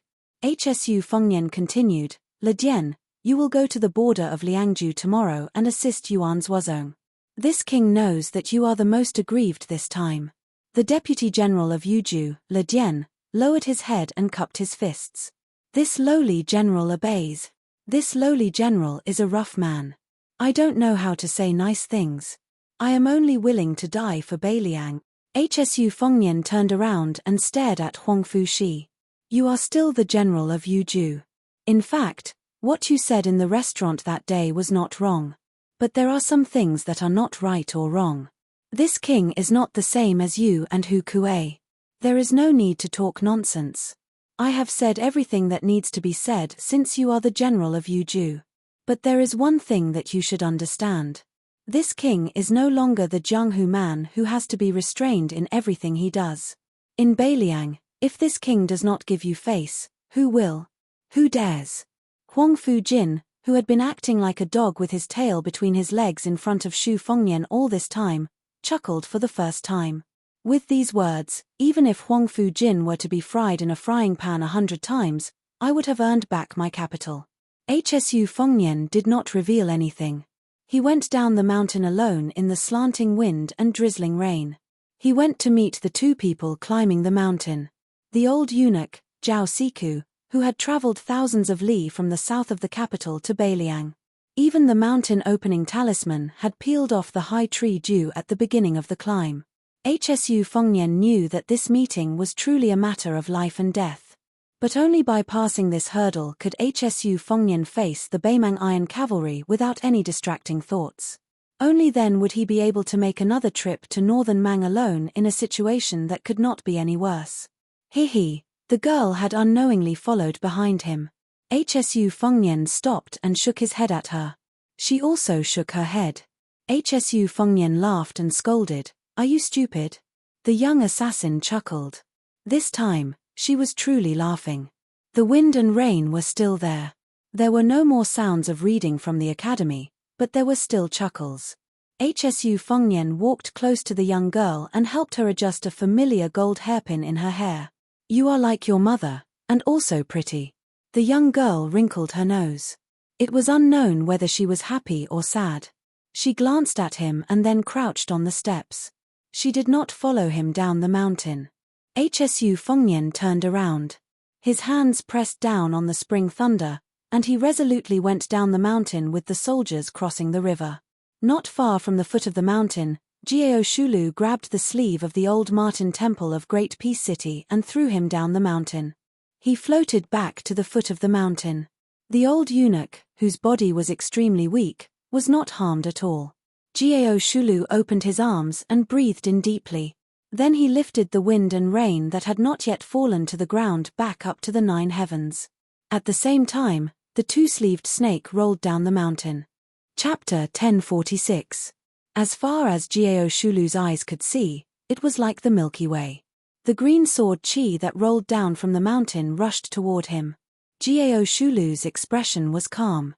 He put his hands behind his back and continued to climb the stairs instead of retreating. However, when his left foot stepped on the stone step, the green sword chi rushed toward him as soon as he lifted his right foot. Although Jiao Shulu did not make any movements, the sword chi slid past him like a flood hitting a reef. However, his hair still fluttered violently. His right foot that was suspended in the air did not land on the stone step as expected. Instead, it retreated to a step lower than his left foot. Jiao Shulu reached out his right hand and blocked some of the green sword chi. He held it in his palm and the sword chi lingered between his fingers. With one hand behind his back, Jiao Shulu looked down and was slightly surprised, as if he was an expert who saw something interesting. He reached out his hand again and his palms faced each other. With a gentle touch, a 3-inch sword chi like a sword embryo was formed. Jiao Shulu placed the flying sword condensed by the green sword chi on the tip of his index finger and stared at it gently. This devil who had been lingering at death's door for 400 years was so arrogant that he did not even look at the people who came down the mountain. At the same time, Hsu Fengnian, who used the green snake sleeves, went straight to the point. He held the spring thunder saber in his left hand and the river crossing soldier in his right hand chopped at Jiao Shulu's head. It was the opening shoe style that was born from the sword chi rolling dragon wall. Jiao Shulu flicked his fingers and the 3-inch sword chi that was used to figure out the essence of the first vast sword chi disappeared. He reached out his palm to break the blade light and casually pressed down on the extremely sharp river crossing soldier. A trace of blood appeared on his 5 fingers, but they returned to normal before the blood bloomed. In the blink of an eye, he repeated this no less than 6 times, but the river crossing soldier still could not cut off his 5 fingers. This was no longer as simple as the Vajra physique. It was the perfect combination of the Vajra state and celestial state of the first pin 4 states. Perhaps only the great Vajra of the Buddhist saint, Dragon Tree Monk, could compare. The soldier crossing the river was restrained by Jiao Shulu's unmoving 5 fingers, but this sorrowfree celestial, who was said to be unprecedented, was not really completely motionless. At the very least, his feet sank more than a foot, one in front and one behind. He was pushed by the majestic saber chi and finally broke the stairs. Jiao Shulu's gaze had been fixed on the short knife that was about to be used. Obviously, in his opinion, when masters fought with their lives on the line, what was really worth paying attention to were the backup moves that were ready to be used. No matter how good the first move was, no matter how wonderful it was, Jiao Shulu had seen it and dissected it. 400 years ago, he had killed almost all the top masters in Jianghu, and there were 2 sword immortals on the land. How many mysterious moves and superior moves had he experienced? However, there were only a handful of so-called masters who dared to fight him at close range even though they knew that he was Jiao Shulu. In the murky Jianghu 400 years ago, one could count with one's fingers. Unexpectedly, the short knife was raised only a few inches before he suddenly withdrew it. Not only that, the long saber above his head was also pulled out from between his fingers. Jiao Shulu frowned. A fellow who dared to enter the astral travel state in front of him had a good start. How could he have run out of skills so quickly? Could it be that he was one of those half-baked martial artists who only knew 3 axes in Jianghu 400 years ago? If that was the case, what was so interesting about the Jianghu 400 years later? Was it worth it for him to strip off the mountain-splitting talisman and hope to fight with all his strength? Was it really better to go to the East Sea martial emperor city than to come to Beiliang? However, Jiao Shulu, who was too lazy to take advantage of the situation to pursue him, smiled as soon as he frowned. Unknowingly, a few red ropes shaped like red snakes had appeared on the back of his hand. They were like weeds in the wilderness after the early spring rain, growing wildly. Not only that, the 9 smooth flying swords of the sword embryo buzzed and flew around him, forming a seemingly insurmountable thunder pool. Of course, in Jiao Shulu's eyes, all of this was just a smokescreen. The real killing move was hidden in the blade that came down the mountain. The young man had been preparing for this blade since the green sword chi rolled down the mountain. Hsu Fengnian's figure retreated and swayed. He faced Jiao Shulu and floated up the mountain in reverse. Step by step, he ascended the stairs in a leisurely and carefree manner. The spring thunder returned to its scabbard. When it returned to its scabbard, thunder rumbled in the distance. For the first time, Jiao Shulu waved both of his sleeves at the same time. In an instant, he patted the ground 5 times in a row. He was so relaxed that he didn't look like he was trying to counter every move that came his way. Instead, he looked like a distinguished scholar who was casually giving advice. After a short while, 5 thunderous booms sounded on Green Deer Mountain. After Gao Shulu patted the Thunderheart away, the sword formation retracted. Perhaps Gao Shulu was busy stripping off the red ropes on the back of his hand, but he didn't try to block it. Instead, he dodged it. He was no longer arrogant enough to ignore it. Hsu Fengnian stood on a high ground and held 2 of his fingers together to control the flying swords. Originally, after the sword embryo was fully developed, the flying swords would move according to the will of the spirit. Only when the sword embryo was fully developed would the flying swords move according to the will of the spirit. However, this time, Hsu Fengnian used his qi to control the flying swords. He was extraordinarily meticulous and careful. Gao Shulu didn't underestimate him either. Compared to how he dispelled the Thunderheart just now, Gao Shulu paid the same amount of attention. Hsu Fengnian wasn't complacent at all. In terms of moves, the 2 methods were polar opposites. However, the results they pursued were exactly the same. Jiyu Jiantang's Thunderheart wanted to kill an Earth Immortal. On the other hand, Ng Tai's flying swords in the Eastern Sea was the out-of-body celestial Zhao Xuansu from Mount Longhu. Hsu Fengnian went down the mountain and Gao Shulu went up the mountain. After the 2 met, Hsu Fengnian's welcoming ceremony was truly shocking. There was the old man with the sheepskin fur coat's green snake sleeves and the sword qi rolling dragon wall. There was also Jiyu Jiantang's ultimate move, the Thunderheart.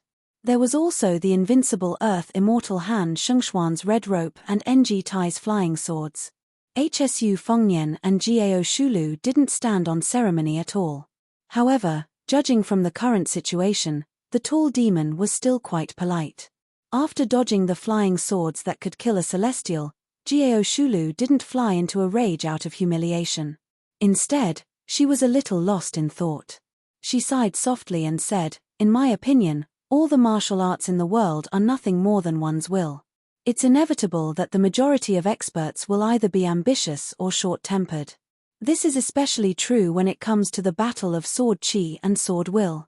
100 years before I became famous, Ancestor Lu already had the distinction of sword art and sword art. It's not easy to have both sword will and sword will. Back in the day, Gao Mumu was a master in the same Jianghu.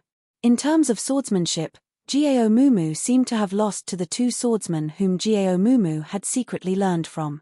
Earlier, when Gao Mumu's sword qi descended the mountain, he had the spirit of an ancestor who had surpassed him. Later, when the flying sword pierced the celestial aperture point, he had truly reached the peak of swordsmanship. May I ask, who are these 2 swordsmen? Are they still alive? Hsu Fengnian said calmly, "One is called Li Chungang. He doesn't belong to any sect. It's a pity that he's already dead. The other is called Ng Tai.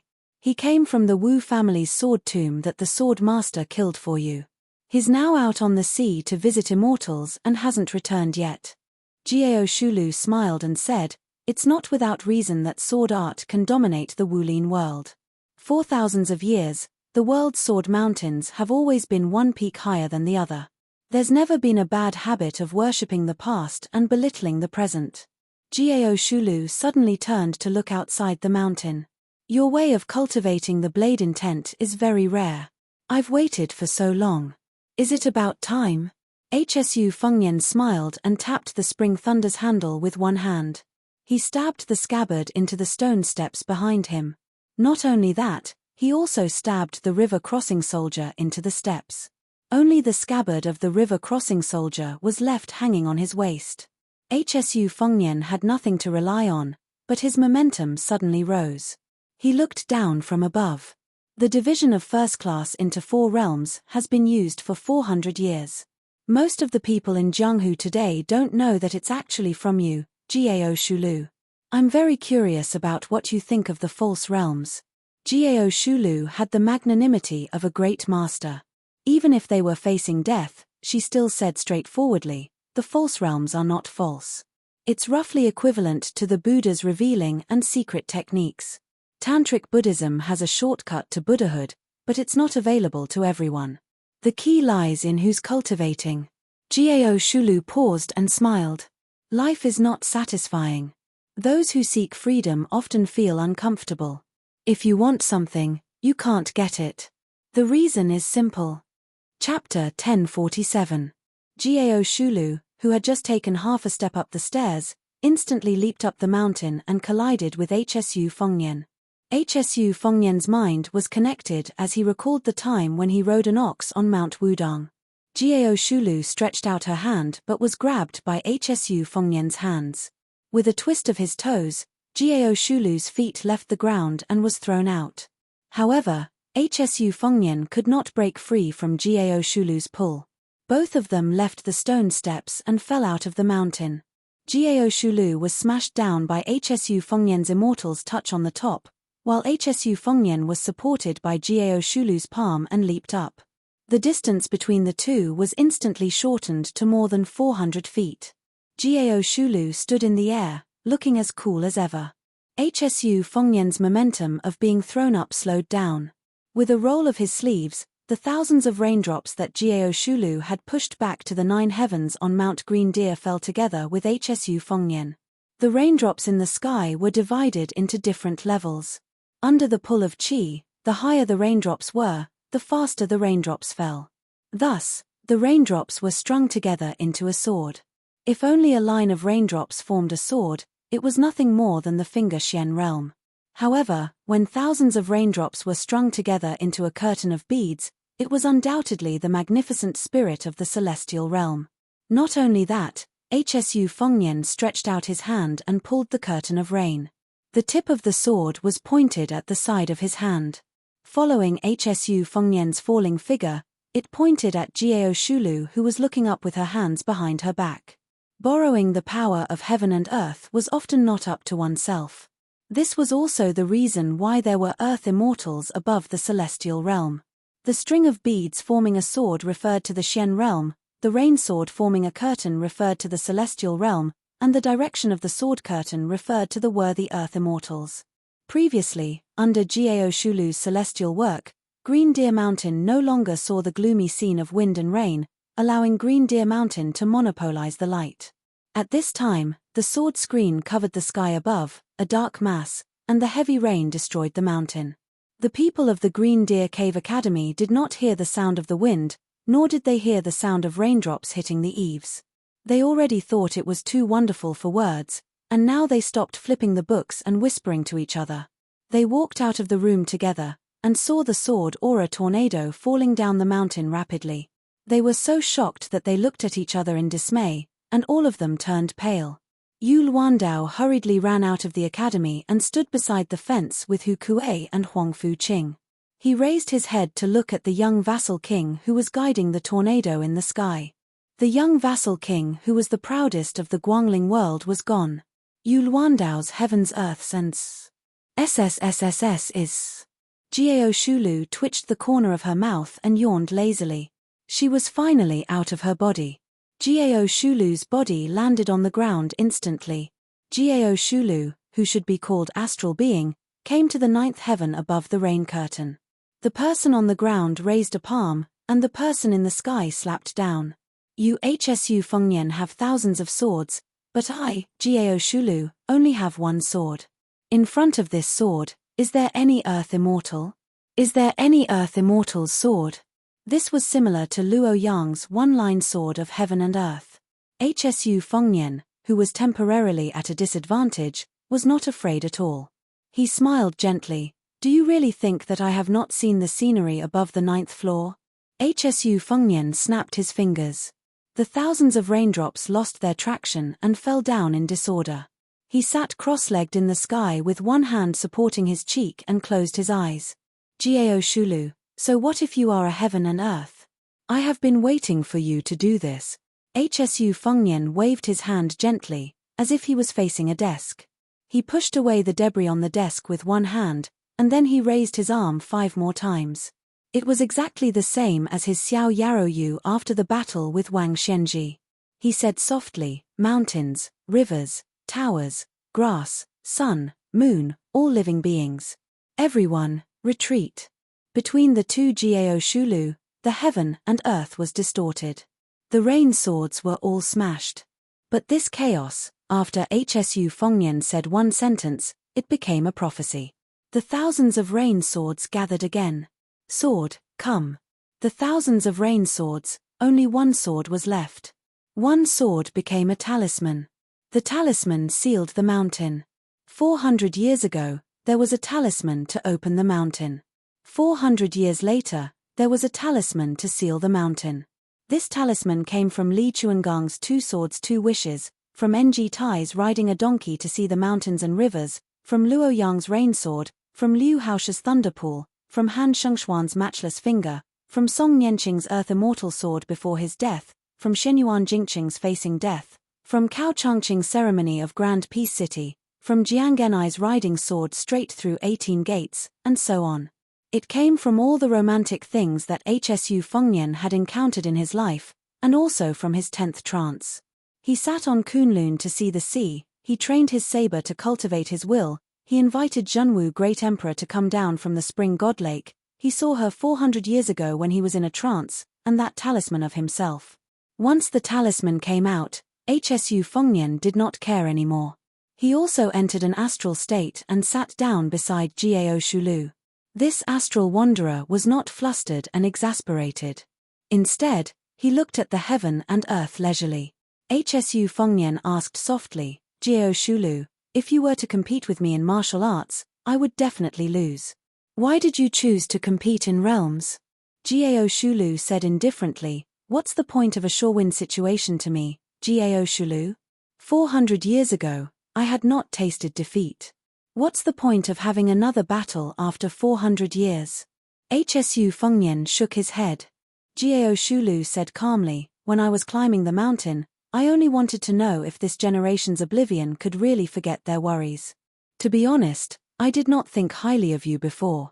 If you could forget your worries, there would be no one in the world who would be worried. Back then, when I chose to enter Qi deviation to forget everything, those who did not know me would say what I wanted. Those who seemed to know me would say that I was worried.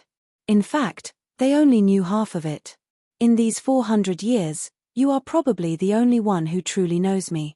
Hsu Fengnian said slowly, you, Jiao Shulu, were once a prince of the Da Feng dynasty who was about to ascend the throne 400 years ago. It was just that you wanted to become an immortal and did not want to be the emperor of the human world.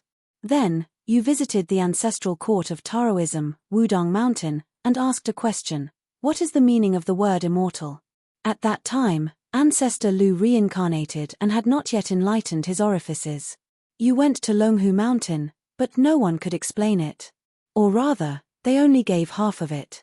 The word immortal has two meanings. Now, there are two mountains, Wudong and Longhu. The former explains half of the word immortal, while the latter explains half of the word mountain. Longhu Mountain wants to become an immortal, so they have to go up the mountain and be a mountain person. They want to become an immortal and ignore the matters below the mountain.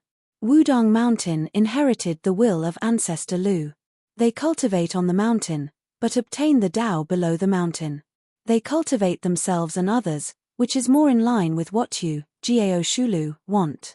Unfortunately, the Taoist priest on the mountain clearly had this intention, but he could not explain it. However, even if he did, it might not be to your liking. From your point of view, being an immortal does not forget being a human. Once you pass the gate of heaven and become an immortal, you are no longer a human. As an immortal, if you want to descend the mountain, you have to follow the fate of the world. How can you be called a free and unfettered heaven and earth? Therefore, what you want to be is a unique celestial being on the land, not a mountain person above the 9 heavens. Jiao Shulu sighed. Yes, the world is divided and united. What do I have to worry about? Hsu Fengnian smiled. Jiao Shulu retracted her gaze. A swordsman returned from the sea, returning from a visit to an immortal. His sword pointed somewhere in the South China Sea. It should be the Ng Tai you mentioned. I want to ask one last question. What do you want? Hsu Fengnian folded his hands in his sleeves and said calmly, I don't want to think about the past and future lives. It's enough that I have no regrets in this life. Jiao Shulu said with slight regret, the Jianghu after 400 years is so interesting. It's a pity that the will that supported my body and soul for 400 years is an arrow at the end of its flight. 400 years ago, the Da Feng dynasty almost unified the world, but the barbarians from the north destroyed the capital. How about it? Hsu Fengnian nodded. I was waiting for you to say that. Hsu Fengnian flicked his finger and unlocked the talisman that sealed the mountain. Jiao Shulu on the ground leaped up and merged with Jiao Shulu in the sky. Hsu Fengnian also came back to his senses after the 11th time he was in a trance. Jiao Shulu stood up and looked back at the world. She smiled and walked towards Hsu Fengnian. 400 years ago, Jiao Shulu, who was truly the leader of the entire Jianghu, brushed past Xu Fengnian and disappeared just like that. She came without worries and left without worries. I already know life and death and am not afraid of death. Why should I fear death? I have already attained immortality and am not in love with it. Why should I tempt it with immortality? At this moment, thunder rumbled and purple clouds formed. Lightning flashed and thunder rumbled.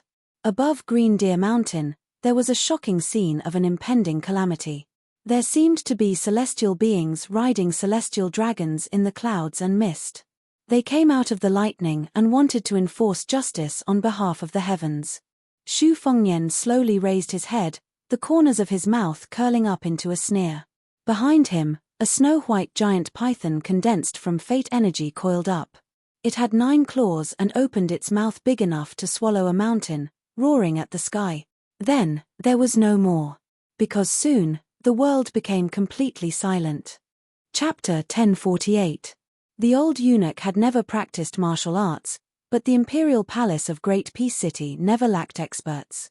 The old man was also one of the top Jiao Temple eunuchs. He was knowledgeable and had some insight.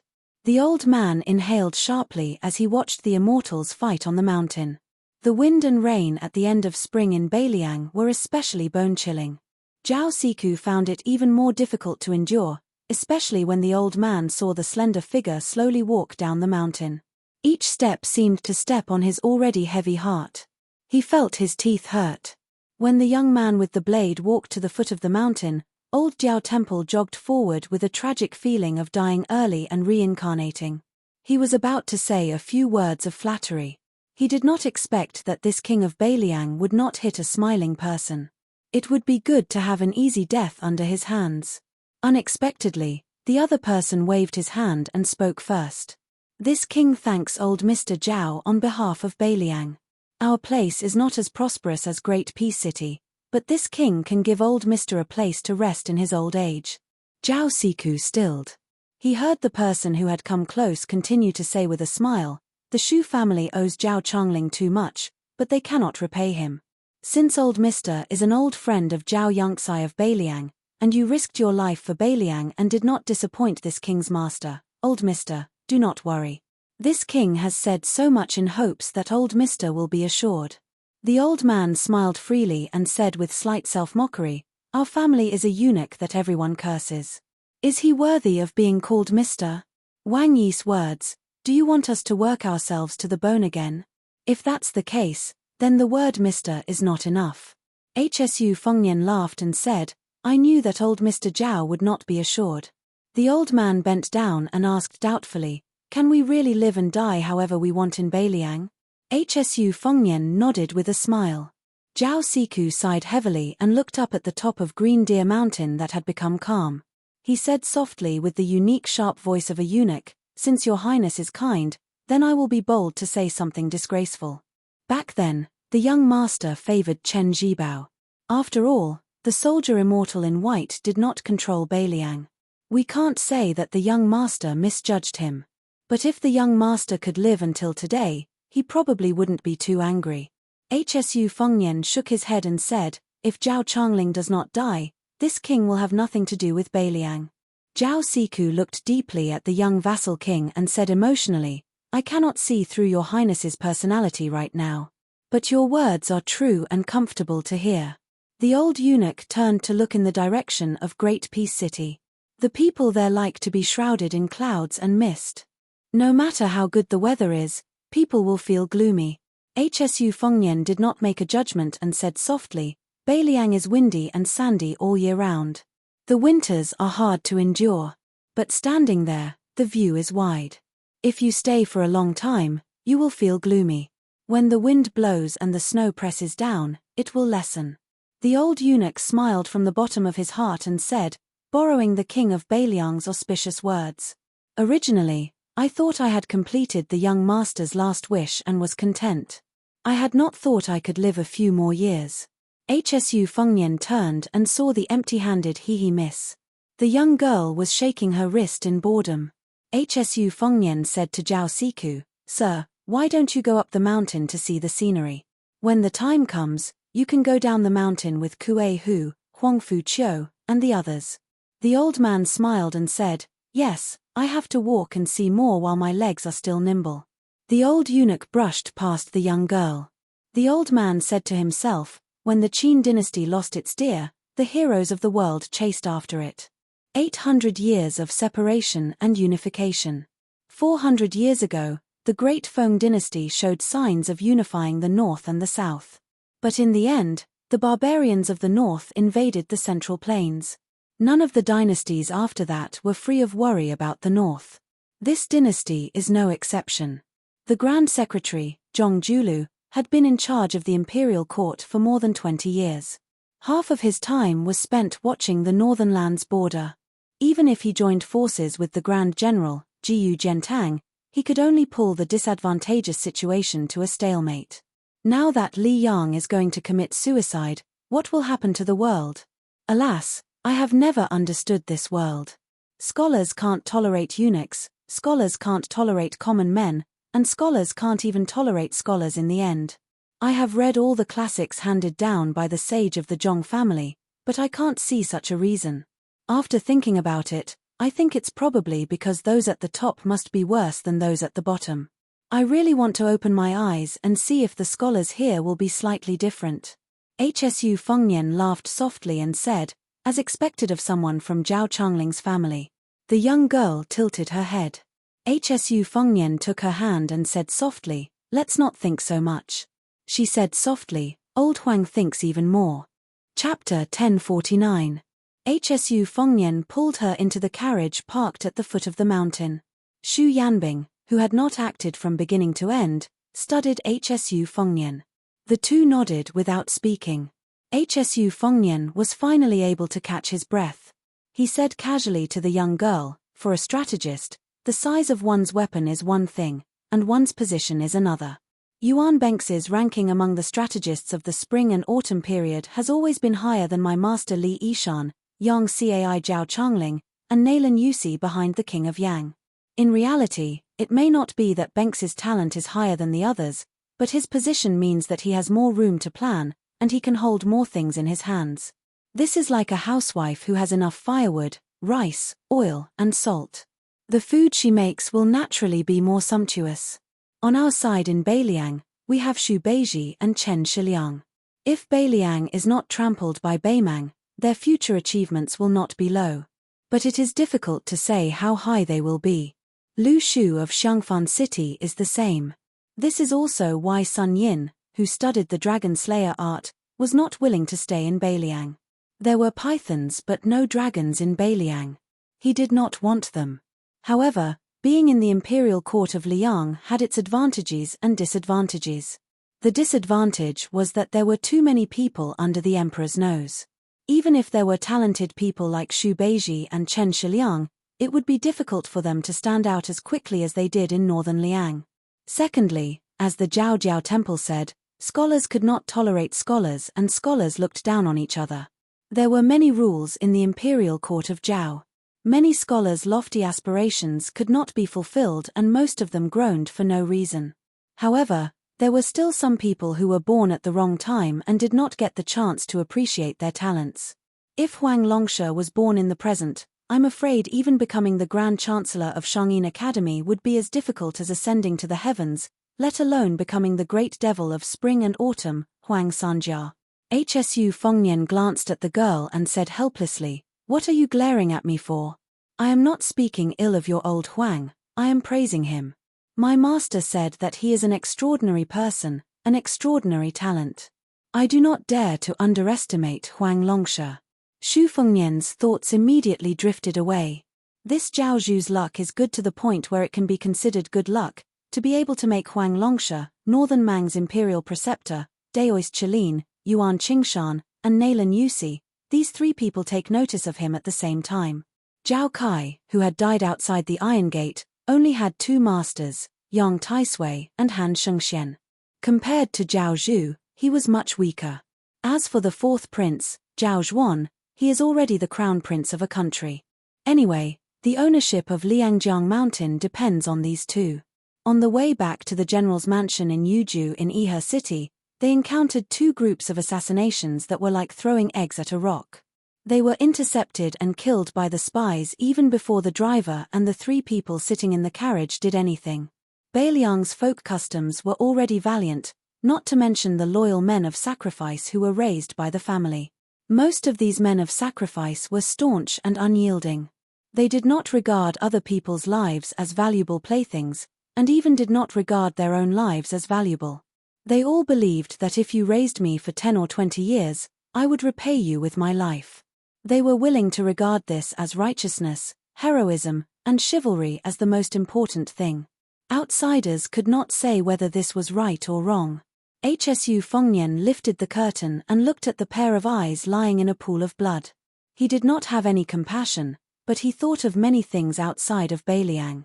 For example, the emperor of the Zhao family, in terms of his surname, was enough to be a once-in-a-century wise monarch in history. However, after he ascended the throne, he wanted to kill Xu Xiao, and now he wanted to kill the meritorious minister of Liang, Zhong Julu. It was not that he was not a good emperor, but he could tolerate the dissolute scholars of the Hanlin Academy, he could tolerate Zhong Julu, and he could tolerate the remnants of the 8 kingdoms stirring up trouble with his pen and ink. As the emperor of the world, he must have his own difficulties. No matter how hard he was willing to work day and night for the common people, he still had to consider the gains and losses of the Zhao family first. Zhong Julu could, regardless of his own gains and losses, open the door for the poor scholars in the world to advance. It could even be said that Bai Yang did not only exchange one person's death for the 4,000 rooms of the 6 ministries, but also for the poor scholars to have a foothold in the imperial court. Coincidentally, the emperor of the Zhao family was not a short-sighted person. Even if in the next 100 years, the poor scholars could still scrupulously abide by the etiquette of monarch and minister, wholeheartedly working for the emperor, but 200 years later, would they still be able to do so? If in the imperial court, everybody was like Zhong Julu, taking care of both the Zhao family and the world, or even prioritizing the common people over the emperor, so much so that they only cared about the world and ignored the Zhao family, when this door was opened, who could close it? This was not an exaggeration to scare people. The poor scholars were not as good as the rich and powerful children, they had this and that kind of rules. The rich and powerful children were used to wearing good shoes, so they were reluctant to take them off. However, the poor scholars were barefooted. If they did not care, they had talent and learning, so who didn't help them? So much so that they might as well sit on the dragon chair themselves. Therefore, the emperor of the Zhao family killing Zhong Julu was indeed killing the number 1 meritorious minister of the Liang dynasty, but it was also an act of helplessness to close the door that was wide open. Master Li Yishan could see these things, and so could Huang Longsha and Yuan Bengxi. Zhong Julu himself was even more so. As for whether it was good or bad, Hsu Fengnian was not the emperor, so he did not have to worry about it. Hsu Fengnian muttered to himself, with Yuju in such a mess, the people of Liang should think that a mouse carrying a knife is a bully in its nest. I just happen to need some time to rest. Yes, I do need to recuperate. The young girl stretched out a hand, staring straight at Hsu Fengnian, whose grey hair was turning darker. Hsu Fengnian smiled and shook his head. The young girl bent a finger, her eyes inquiring. 4. Hsu Fengnian still shook his head. She slowly bent another finger. Hsu Fengnian continued to shake his head. When she was about to close her 2 fingers, Hsu Fengnian smiled and said, I haven't fought Tuoba Bodhisattva, so it's hard to say who will be second or third. The young girl was in high spirits. Hsu Fengnian said softly, but as long as Wang Xianji is alive, it doesn't matter whether it's second or third, or if it's the bottom 10. The young girl stretched out her finger and rubbed the indistinct purple-gold eye on Hsu Fengnian's forehead. It was not quite like the golden color of sunflowers in summer or autumn, but she still liked it. When she was young, apart from the man who only knew how to gamble and never be a father, there was only her and her mother, as well as the golden sunflowers in the field. Those strange men brought home by that man had also once defiled her mother in the field. She only dared to hide in the distance. Every time her mother put on her clothes, tidied her hair, and walked out of the field, she would find her daughter, who did not even dare to cry. She would gently smile at her daughter, and then hand her a sunflower she picked, and go home together. Later, her mother died, and she could only look after those sunflowers alone. Chapter 1050. Yuju was in turmoil, and Ihe River was the center of the turbulence. In this tragedy, only in Ihe City, there were 24 families and more than 40 families. No less than 700 people were killed on the spot in Ihe City. Most of the people who survived were sent to the border. According to the continuous reports of the spies, the turf lords, who had wisely chosen to protect themselves, did not have much resentment now. The reason was very simple. After people died, they gained more territory. Other than the northern Liang who took away most of the profits, the leftovers were also quite considerable. These were all taken over by the fence-sitters like them. The retainers and servants who gave them food and money, the maids and maidservants from other families whom they coveted, and the precious calligraphy and paintings that were sold cheaply, were all real benefits. After Hsu Fengnian entered the city, he lifted the curtain and looked out several times. He could see many cold eyes, numbness, hatred, fear, hatred, and so on. When Hsu Fengnian returned to the general's mansion, Song Yang and Wang Shihua had not returned yet. The two senior officials of Lingju who were temporarily transferred to Yuju did not directly intervene in the specific affairs of Ihe River. Instead, it was mostly managed by General Huang Fujin and Provincial Governor Wang Peifang. Hsu Fengnian did not know how these two political rivals could get together. At that time, he made up his mind to bring them to Yuju. He intended to let Song Yang serve as an assistant to the new provincial governor Hu Kuei, who was a military general. It was not that he did not trust Hu Kuei, who had made outstanding contributions as the provincial governor of Liangju, but that in the future, the four provinces of Beiliang would complement each other and balance each other. This trend was not limited to the positions of general and provincial governor on the surface. As for Wang Shihua, who was outstanding in literary knowledge in Beiliang, it was a bit like the auspicious event in Yuju where there were endless bloody storms. Moreover, the Green Deer Cave Academy also needed a literary expert to hold the fort. Everything was difficult at the beginning. It was impossible to stuff all scholars into the officialdom of Beiliang at once. This was a relatively gradual process.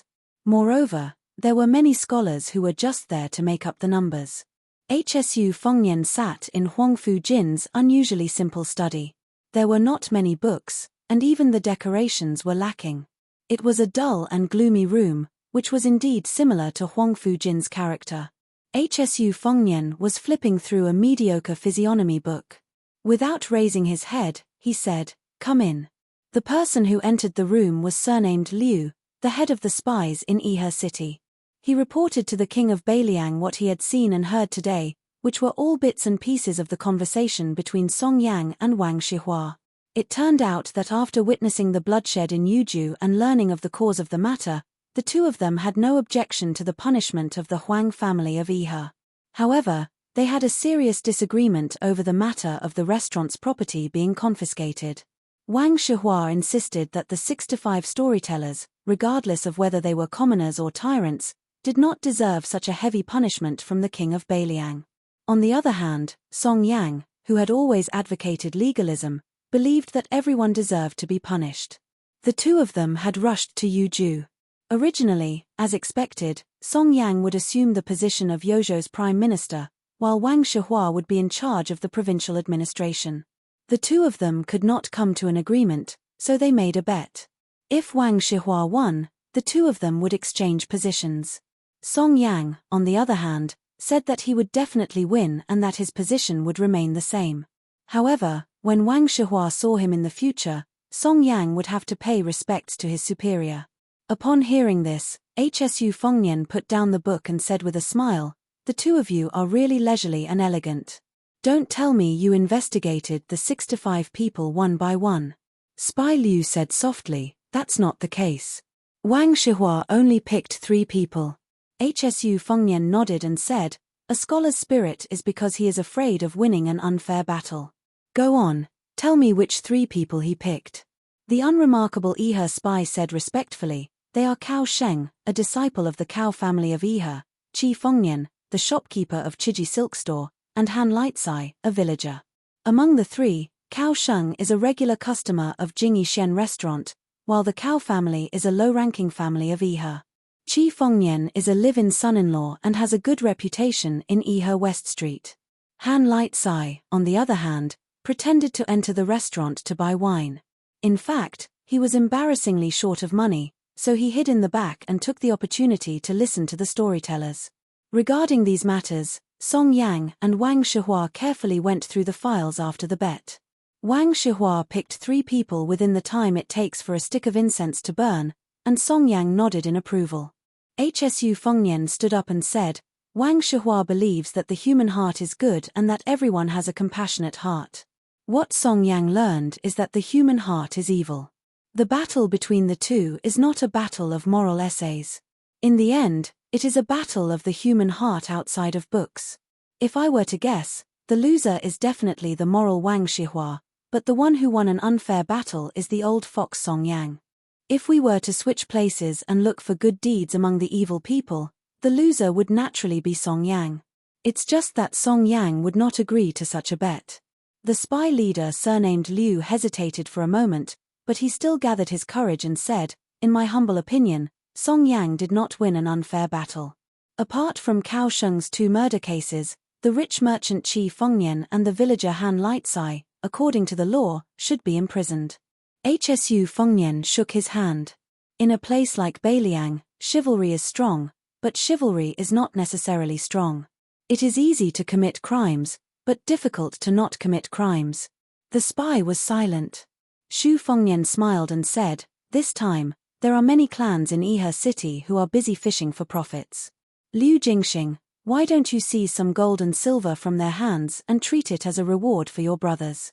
There is no reason for you to work hard and stare at them while those who don't work hard to take advantage of you. I think they won't dare to not open their mouths and spit out some fat meat. However, this king will tell you in advance that this is just a special case, not a new rule for you to do things in the future." Liu Jingxing grinned and laughed. He still didn't have the slightest craftiness of an outsider's impression of a shrewd spy. Instead, he became more and more honest.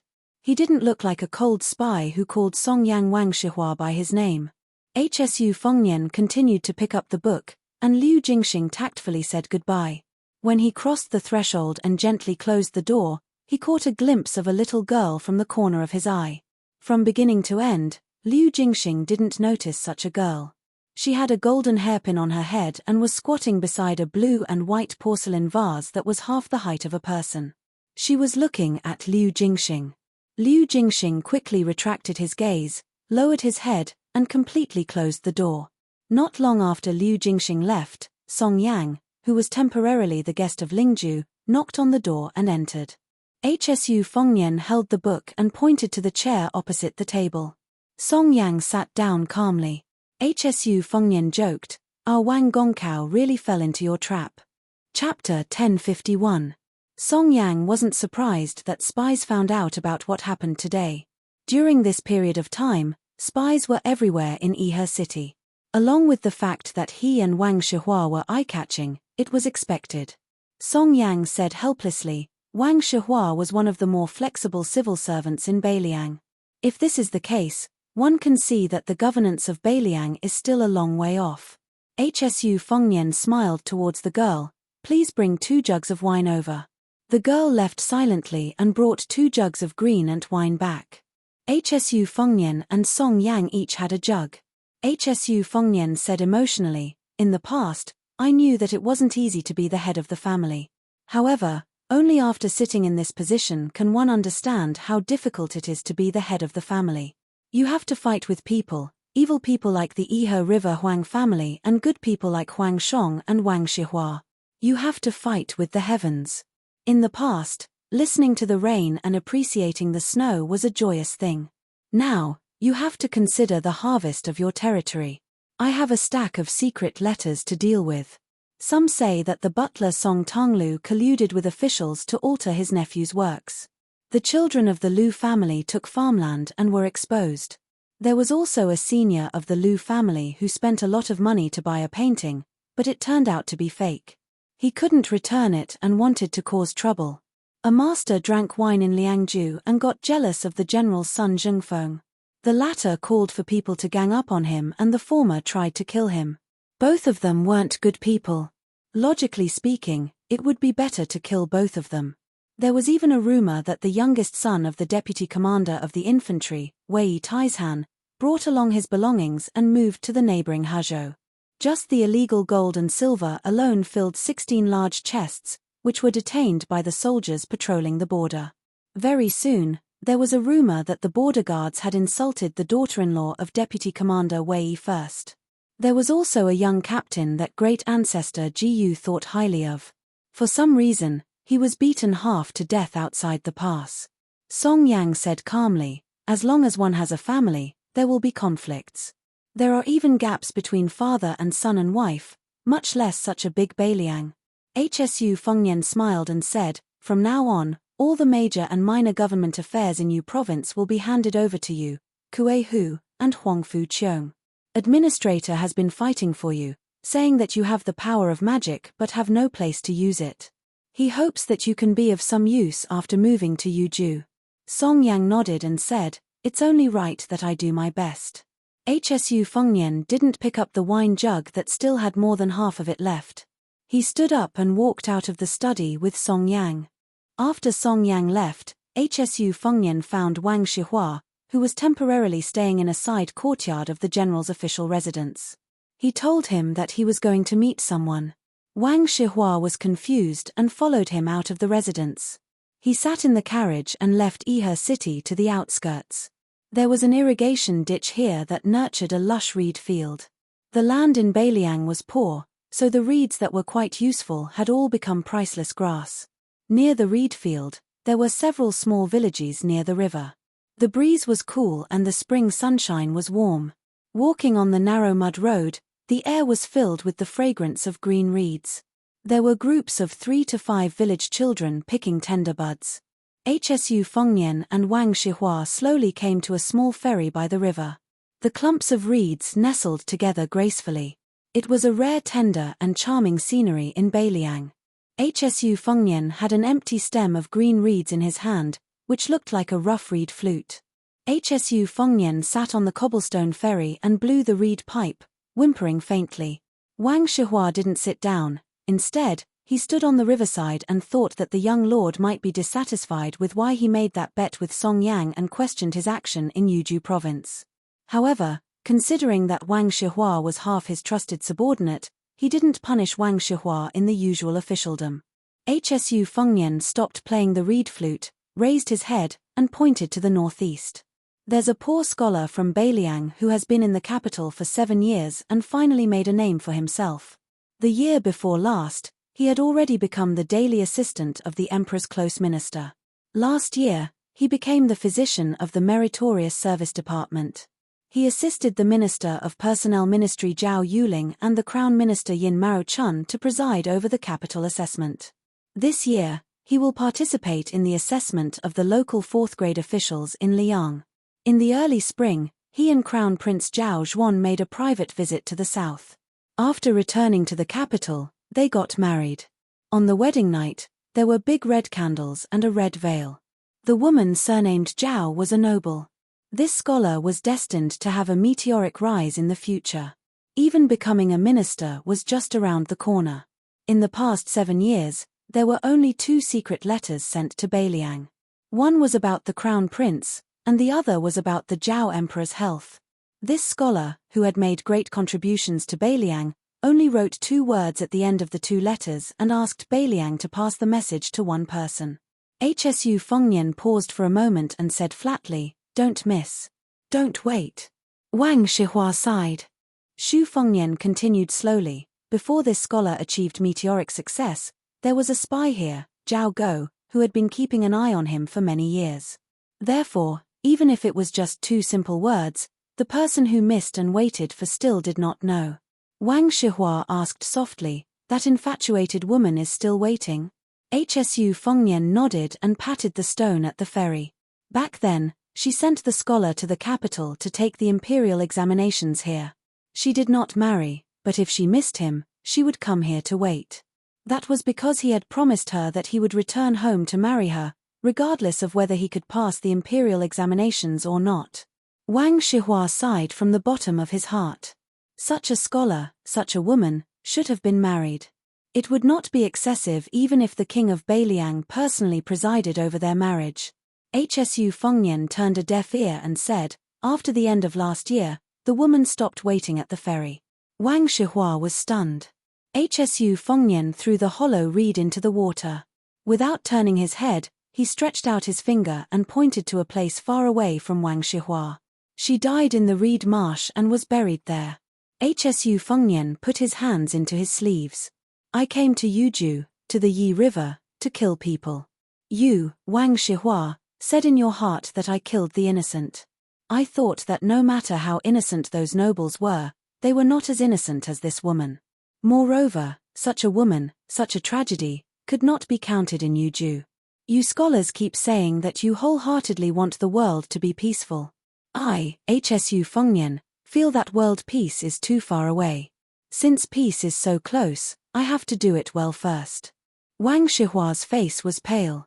Hsu Fengnian stood up, shook his sleeves, and bowed to a small grave in the reed marsh. He turned and left, leaving Wang Shihua sitting on the ground dejectedly. Hsu Fengnian said in a deep voice, "You were lucky to be born as a human, but you did not treat others as human. Since you are not a human, this king will kill anyone he sees in Beiliang." More than 100 Yuju men of sacrifice appeared in the reed marsh. They thought that they had seized the opportunity to kill this lone king of vassals on the spot. Hsu Fengnian put his hands behind his back and, in one breath, dismembered the 100 men. Chapter 1052.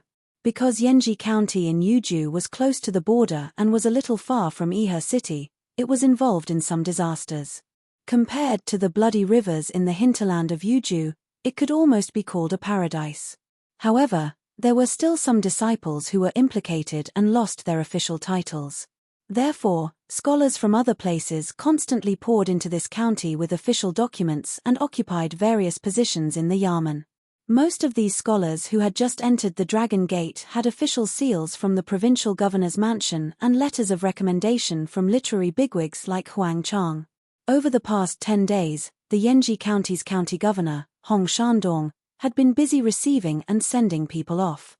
It was just the beginning of summer, but he had already drunk many pots of calming fire tea. He was afraid that he would neglect any unknown bigwig who had a backer. Now, it was obvious that Wang Chongwen of New Liang was suppressing his military force. Weren't those people who started a massacre in Yuju all martial artists? Hong Shandong didn't dare to put on airs at this critical moment. There were 7 counties in Yenji County, but there was only one upper county. According to the law of Liang, only a county with a yield of 100,000 dan of grain was considered an upper county. In Beiliang, half of the county's grain was already considered a top county. This time, the scholars who entered this county as officials were 1 county magistrate, 3 county deputy ministers, 6 county secretaries, and 1 county lieutenant. Fortunately, they all held positions in the middle and lower counties, so they didn't stab the county governor in the heart. It was human nature for a new official to visit a county magistrate, Hong Shandong, and it was also a rule. However, there was still 1 county secretary and 1 county lieutenant who didn't show up. Perhaps it was because of their scholarly character that they directly went to the local magistrate. Hong Shandong, who was originally a scholar, was too lazy to care about this kind of red tape. He was content to have a muddled peace in his county. Bishan County was a barren county in the middle of nowhere. It only had the air of being the largest county in Yenji County. In addition, the local power was very strong, so the county magistrate here had always been sullen, not to mention the good thing of earning 100,000 dan of silver for 3 years. This time, the officialdom of Yuju was greatly shaken. From the top to the bottom of Bishan County, the county magistrate and county lieutenant all ran away without anyone saying anything. It would be best if they could go to other counties. Those who didn't have this ability also took the opportunity to lower their status and go to other places to fish for money. As a result, after the county magistrate, the county deputy minister, the county secretary, and the other officials gathered in the old county office of this county, they all stared at each other in bewilderment. They were all unfamiliar faces. County Magistrate Feng Guan was a scholar from the Shangyin Academy. He had just reached 30 years old. It was said that he was a fine jade material that even Grand Chancellor Wang took a fancy to. In Beiliang today, he naturally became a first-class commodity. County Magistrate Hong accepted this person's greeting gift, but secretly sent an even more valuable gift in return. Deputy County Magistrate Zhuo Jing's reputation was slightly inferior. He was a scholar who had followed the Lu family of Qingju into the Qing dynasty. He did not have any scholarly achievements, but since he was able to get in touch with the Lu family, who was a relative of the imperial family, no one dared to look down on him. Commandant Bai Shank liked to wear a personal knife. He was the bold person who did not visit County Chief Hong. He was tall and sturdy, and did not consider himself a scholar. Even when he was in the main hall of the county office, he still looked askance at people. The remaining person was the registrar. His official position was the most mediocre among the top officials in the county. His name was Shu Qi. He did not wear a knife, sword, or jade. He was young, but he really had a good appearance. Out of the 4 officials, Feng Guan was arrogant because of his talent and was also the county magistrate. He was neither cold nor warm to everyone. Zhuo Jing tried to befriend Bai Shank, but the latter did not appreciate it and could only settle for the next best thing. He ran over to Registrar Shu and called him brother. Finally, his efforts were not wasted. When they had nothing to do, they left the office and went to the streets to drink. Zhuo Jing tried to sound him out several times and found out that this person was a son of a general who had come to the remote countryside to avoid disaster. At first, Zhuo Jing treated him to a banquet, but then he let the young registrar Shu foot the bill. At first, Zhuo Jing was a little nervous. He was afraid that this young son of a general was too arrogant and would come to blows at the slightest disagreement.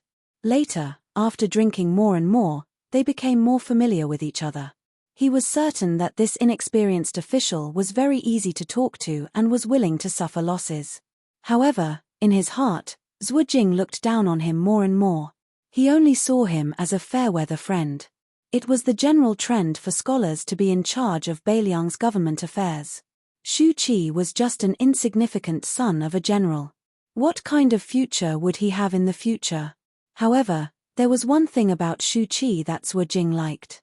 When Zhuo Jing was criticizing current affairs, Shu Qi did not understand and was more than willing to listen to Zhuo Jing, the county deputy's guidance. Anyway, Bishan County's affairs were not heavy. Magistrate Feng was always eager to do them, and County Magistrate Bai was always elusive. Zhuo Jing and Shu Qi had plenty of time to drink and chat. Taking a break from work. It was more like taking a break from work. The main entrance of the county yamen was not long. There were only a few shops, and there was only one restaurant. There were only a few kinds of green ant wine. Zhuo Jing was not used to drinking the cheap green ant wine that burned his throat. Today, he asked for a jug of Jiannan spring wine that had just arrived. When he asked for the wine, he deliberately glanced at Shu Qi's face. Seeing Shu Qi's pained expression and trying to hide it, Master Zhuo held back his laughter. Afterward, he drank in large mouthfuls and felt more at ease. As he drank the good wine to satisfy his craving, Zhuo Jing felt a heroic spirit fill his chest, rushing straight to his teeth. He had only finished 1 cup when Shu Qi tactfully reached out to refill his cup. Sir Zhuo picked up the wine cup. He wasn't in a hurry to drink, saying unhurriedly, "Last time I told you about Bai Yang and Tan Tanwang's public rupture, how satisfying it was. Today, I want to properly talk about the aftermath. This Grand Secretary Zhong's control of the Liang Discourse Road has finally come in handy." With a catcher sound, This blade suddenly fell down in the imperial court. Although no one died, it made those who had the qualifications to enter the imperial court lose 2 noble titles, as well as 16 official hat. Shu Qi, don't you think it's amazing? Shu Qi laughed softly and said, amazing. It was indeed an extremely tyrannical counterattack. It doesn't lose to Chen Jibao's plum wine. Zhuo Jing originally wanted to answer his own question, but after being interrupted, he subconsciously wanted to glare. However, he quickly restrained himself. The person sitting in front of him was, after all, an official of the same rank as him. He took a slow sip and brewed his emotions before continuing. The officials in the court are dejected and anxious. However, this is not important. Soon, there will be a light at the end of the tunnel. That Bai Yang intends to open up the Lotus Seed River to deal with the flood in Guangling. The Minister of Works, who is known for his silent meditation, wrote a letter for the first time, stating the pros and cons in a clear and organized manner. He actually did his best to refute the Grand Secretary. The way I see it, there are 2 emperors in this dynasty. No matter how the man and the cat died, they are dead in the end. This purple-beard duke, who still holds the title of Grand Secretary, is also on the verge of collapse. Speaking of this, Zhuo Jing, who was most likely to take over the position of county magistrate, also sighed endlessly. Since he was a scholar, no matter how much he criticized Bai Yang, how could he not yearn for him in his heart? If one didn't reach the martial emperor city, one wouldn't be considered a hero. If one didn't recognize Bai Yang as a scholar, how could he be an official? Zhuo Jing took a sip of wine and clicked his tongue. In the end, he heard a question that spoiled the mood. Sir Zhuo, Grand Secretary Zhong is too far away from me. I am more curious about the current Jiang Hu. Zhuo Jing couldn't help but think, who do you think you are, Shu Qi? Forget about Bai Yang, even Great Peace City is thousands of miles away from you. As for Jiang Hu, how much closer can you be? However, despite his disdain, Zhuo Jing still had a smile on his face after drinking the good wine that Shu Qi had treated him to. He slowly said, Jiang Hu? I have heard of it. Although I didn't pay much attention to it, since you asked, there is no harm in telling you a few words. It just so happens that the situation in the court has changed. The 3 reviews of the world have spread from Guangling Taoism. Let's not talk about the reviews of generals, they are all expected figures. Only this court's Yin Mao Chun and Beimang's Dong Zhuo have some new ideas. Just the review you asked about is really a big deal that hasn't been seen in 100 years. From 10 people to 15. Shu Qi laughed and said, with so many people, isn't it a bit worthless? Zhuo Jing sneered and said, worthless? This time, it's more valuable than the previous reviews. In the past, when there were 10 people in Liang, as well as when Beimang overstepped its authority and published a review, they didn't include people from the 3 religions. They didn't dare touch places like Martial Emperor City and the Wu family's sword tomb. This time, the 15 people in the review are the real top masters in the world. Shu Qi lowered his head and drank a mouthful of wine. Then, he squinted his eyes and smiled. Zhuo Jing glanced at the young registrar across the table. The ordinary-looking deputy left district magistrate couldn't help but feel a little resentful. This general's son was born with an appearance that could easily abduct women. At some point, the young owner of the restaurant also came over. He didn't know that he had brought a pot of green ant wine, which couldn't be sold for more than a few copper coins. He just sat there and didn't drink. Zhuo Jing was annoyed. He didn't want to waste his saliva, but he couldn't endure the desire in the shabby young owner's eyes. The corner of Zhuo Jing's mouth twitched. When he saw Shu Qi ask for a pot of Jiannan Chun wine from the shopkeeper, he smiled and said, Old monster Wang Xianji, is still the undisputed #1 in the world. No one can shake his position. Even the peach blossom sword god, Ng Tai, who returned from a visit to immortality and overturned the South Sea with his sword, can only obediently accept the 2nd place. The young owner of the restaurant with thick eyebrows and big eyes was shocked and said loudly, What's going on? Tuoba Bodhisattva has become the 3rd place? Chapter 1053. Master Zhuo was too lazy to pay attention to this ignorant frog at the bottom of the well. He said slowly, What's so strange about that? Tuoba Bodhisattva of Beimang was pushed to the 3rd place by Ng Tai. The top 3 of the peak of martial arts have changed, but they are still the same 3. After talking about the 3 land immortals, I'll talk about the last 5 people. The people who made the comments probably had some reservations. The leaders of Buddhism in the 3 sects were not in the top 10. For example, the white-robed monk of the 2 Zen temple who had been sealed in the mountain, Li Xiaoxin, Northern Mang's national advisor, Chilean immortal Yuan Qingshan, and the new leader of Wudong, Li Yufu, were all outside the top 10. Along with Deng Maro of Broken Spear and Xu Yanbing of Northern Liang, they occupied these 5 positions. If it was 10 years ago, these 5 people would be in the top 5. The young owner of the restaurant said happily, "Our Beiliang is amazing. Both Leader Li and General Xu are on the list.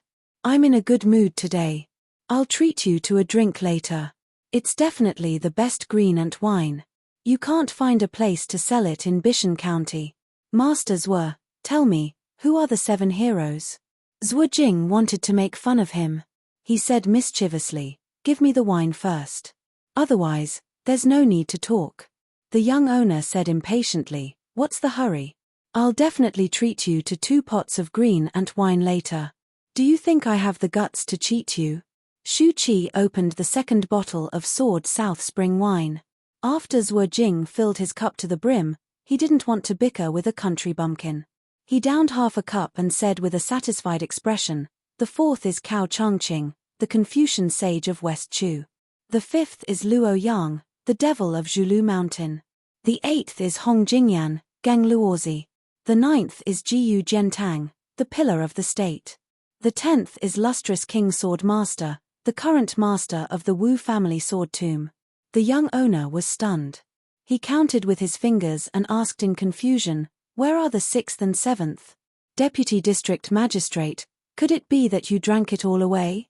Zhuo Jing was about to reach out with his chopsticks to pick up a peanut from the small porcelain plate and pretended to hit the fool. He rolled his eyes and said, "The 7th is the new king of Shu who came out of Beiliang, Chen Zhibao." The young man chuckled and said, "What do you mean by your Beiliang? County Deputy, you must be drunk. It's our Beiliang." Zhuo Jing was a little frightened.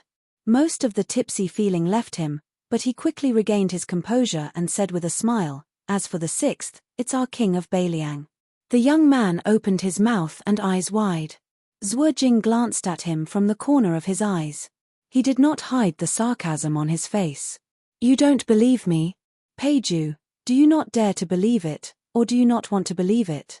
The young man with the surname Pei grinned and said, "That's great news. I believe you, I believe you. If you don't believe me, I'll have the same surname as you, Deputy District Magistrates were."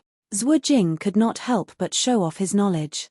He sneered and said, "The surname Pei was a big surname 20 years ago, but now it's not even worth a fart. It's more than 60 times worse than my surnames were in this dynasty." Peiju nodded his head vigorously like a chicken pecking on rice. "Yes, yes, yes. The surname Pei is a disgrace. No matter where I go, I won't be welcomed. Right now, I can't wait to find a well-bred young lady and marry into her family." Xu Qi sighed and said, "The 6th. It seems that Huang Sanjia is being merciful." Zhuo Jing was confused and asked, "What did you say?" Xu Qi shook his head and said with a smile, "I just think that no matter what the ranking is, it's already very scary to be on the martial arts ranking list." Peiju faced the arrogant deputy district magistrate and the reverence that some commoners should have for their parents. As for Xu Qi, who was polite to everyone, he was used to climbing up the ladder. These days, when they occasionally interacted with each other, he had always been carefree and unscrupulous. He grabbed a handful of peanuts and put them in his mouth. He said vaguely, "It's not just scaring people. If I see one, I'll be scared out of my wits. If I'm not scared to death, I'll beg them to take me in as their disciple. If I'm lucky enough to learn a few moves, I'll go out in Jianghu and fight anyone. If I can't beat them, I can ask for my master's support. Who would dare to bully me? Wouldn't they be in a hurry to be reincarnated?" Xu Qi wanted to say something but stopped. Finally, he could not help but say, "If you have such thoughts, you won't be able to practice the sword and become a master." Peiju rolled his eyes and said unhappily, "I don't practice the sword either. Look, among the top 3 in the world, there's only one who practices the sword. Including the 15 masters, there's only that old guy Wu Jiajian who practices the sword. He's still at the bottom of the top 10. Shu Qi smiled and said, "That's true." Pei Ju's eyes suddenly lit up. He stared at the knowledgeable district magistrate and asked impatiently, "What about the rouge ranking? Who are the beauties?" Zhuo Jing was a man after all. He smiled and took a sip of wine. After a while, he said, "The rouge ranking hasn't changed much. It's just that the Princess Jing'an, Pei Nanwei, who died for love, is missing. There's an additional West Chu's fallen princess, Jiang Sai."